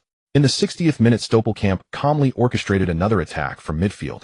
Far from hesitating after his earlier injury, he deliberately taunted Bruns, first chipping the ball over his head, then threading a cheeky nutmeg through Fabian Boll's legs. Boll, humiliated beyond endurance, retaliated instantly with another reckless foul. Stoppelkamp crumpled to the ground. The referee swiftly awarded the foul, but showed remarkable restraint, issuing no card to Boll. Stoppelkamp rose, locked eyes with the referee. Spectators braced for protest. Yet the two exchanged only a brief, quiet exchange before Stoppelkamp silently placed the ball, then nudged it forward with a gentle touch. Quick free kick. Pauly's players are visibly losing composure. Even their captain has abandoned restraint. This bodes ill. Stoppelkamp takes the free kick instantly. Lot collected the ball in midfield and played it wide to Stahl, who cut back centrally. Linshu received it, paused, then turned. Stahl released a one-touch pass into the box. Lin Chu did not drive forward, but instead shielded the ball, spun sharply, and slammed a fierce low pass toward the left side of the penalty area. Borowka darted into the space, seized the ball, and angled sharply toward goal. Holkett resigned rushed off his line. Borowka cocked his leg and fired a blistering close-range shot, sending the ball soaring unerringly into the top right corner of the net. Lin Chu scored a hat trick and assisted 2 goals, while Luofuka netted 1 goal and provided 2 assists. Both Stahl and Stoppelkamp scored once, with Stoppelkamp also contributing an assist. It seemed like a multifaceted attack, but in reality, all the goals were related to Lin Chu in addition to directly scoring 3 himself and assisting 2 teammates. The free kick scored by Stoppelkamp was also created by Lin Chu. St. Pauli had lost all hope of equalizing or winning. Their only wish now was to score a goal to salvage some pride and most importantly prevent any further goals from the opponent, especially from Lin Chu. Thus the defensive actions against Lin Chu became increasingly aggressive. The 4 defenders and 1 defensive midfielder each received a yellow card. The fact that none had been sent off until now was a testament to their home advantage and the referee's leniency. Seeing that Lin Chu might end up in a wheelchair if he continued playing, Schmidt quickly substituted him out for Yais. Lin Chu walked off the field panting heavily. After gaining a level speed, he felt like someone who had suddenly acquired wealth and was now extravagantly spending it, often resorting to speed to solve problems, but when he exerted himself his stamina plummeted. After just over 60 minutes, he was already exhausted. Even if Schmidt hadn't substituted him, he wouldn't have lasted much longer. The home fans watched him leave the field in silence, with many fans getting up from their seats and leaving early. 3 goals, 2 assists, breaking the record for consecutive goals in the 2. Bundesliga, shattering the record for the fastest goal in German professional football, and of course helping the team secure a precious 3 points, bringing them back to 5th place in the standings. This is Lin Chu's achievement in these 65 minutes. If we widen the scope, in the 11 matches he has played this season, Munich 1860 has not suffered a single defeat, boasting a terrifying record of 9 wins and 2 draws. But if you take away his goals, Munich 1860 would have faced as many as 7 defeats. After Lin Chu left the field, St. Pauli's defense finally found relief. As if to prove they were not useless, they performed heroically in the remaining half hour, repeatedly thwarting Munich 1860's attacks, even finding the energy to assist in their own offensive efforts. Unfortunately, St. Pauli had no luck with scoring today, failing to breach Munich's goal until the end of the match, which concluded with a score of 0-6. After this match, there were significant changes in the 2 Bundesliga standings. Hertha Berlin and Braunschweig were far ahead, essentially locking in 2 direct promotion spots to the Bundesliga. Kaiserslautern in 3rd and Cologne in 4th both accumulated 51 points, while Munich 1860 secured 48 points in 5th place, and FSV Frankfurt at 6th with 47 points. As for St. Pauli, following this defeat, their ranking slipped again to 8th, with a full 11-point gap from the 3rd place. Chasing 11 points in 5 matches is essentially an impossible task. This match changed the fate of many, and it wouldn't be an exaggeration to call it a watershed moment for the season in the 2 Bundesliga. However, the real turning point had already occurred during the winter break. Indeed, it was the moment Lin Chu left St. Pauli's training base for the Maguire training base. On the top scorer list, Kumbila leads with 19 goals. Lin Chu follows with 16, while Jing Xieka and Loni share 3rd place with 15 goals each. Kaiserslautern's Idrisu and Cottbus Sonogo rank 4th and 5th with 14 and 13 goals respectively. With 5 rounds left in the league, barring any surprises, the Golden Boot this season will likely emerge among these 6 players, and Kumbila and Lin Chu have a significant advantage. After the match, the players from both teams did not engage in any exchanges. They thanked the fans, and then the next day St. Pauli's official website announced the dismissal of head coach Fatzka, with youth team coach Roland Flaberts temporarily taking over until the end of the season.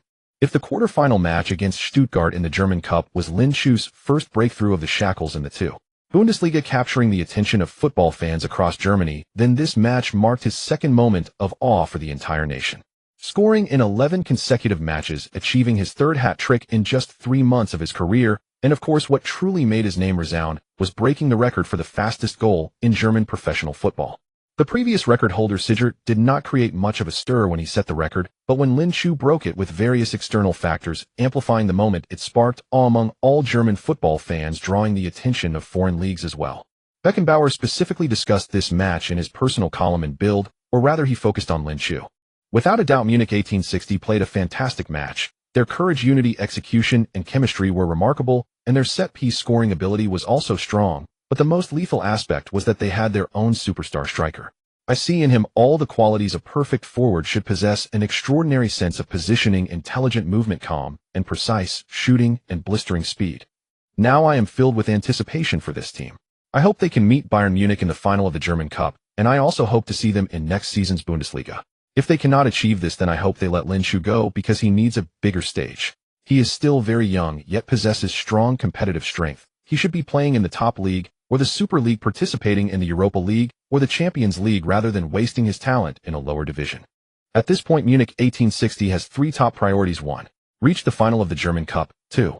Secure a playoff spot in the league to return to the Bundesliga. 3. Retain Lin Shu.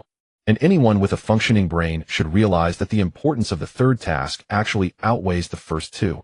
Beckenbauer's words struck at the most sensitive point for everyone at Munich 1860 right now. If someone else had said this, people might have laughed it off, but coming from Beckenbauer, it carried a different weight. Many know Beckenbauer as the football emperor, the god of German football, a legendary figure of Bayern Munich, but few realize that this old man also has a story of almost with Munich 1860. It was a distant 1958, when the Munich 06 youth team, where Beckenbauer was playing, was on the brink of dissolution. However, he had already found a new home, the illustrious Lions Munich 1860. However, during a match against the youth team of 1860, a Beckenbauer clashed with an opposing player and received a hard slap to the face. The young Beckenbauer, angry, subsequently joined Bayern Munich, and thus began a new era in German football. Beckenbauer once said in an interview with Bavarian Broadcasting, "The conflict with the youth players of Munich 1860 might have been destined, but in the end I should thank that slap."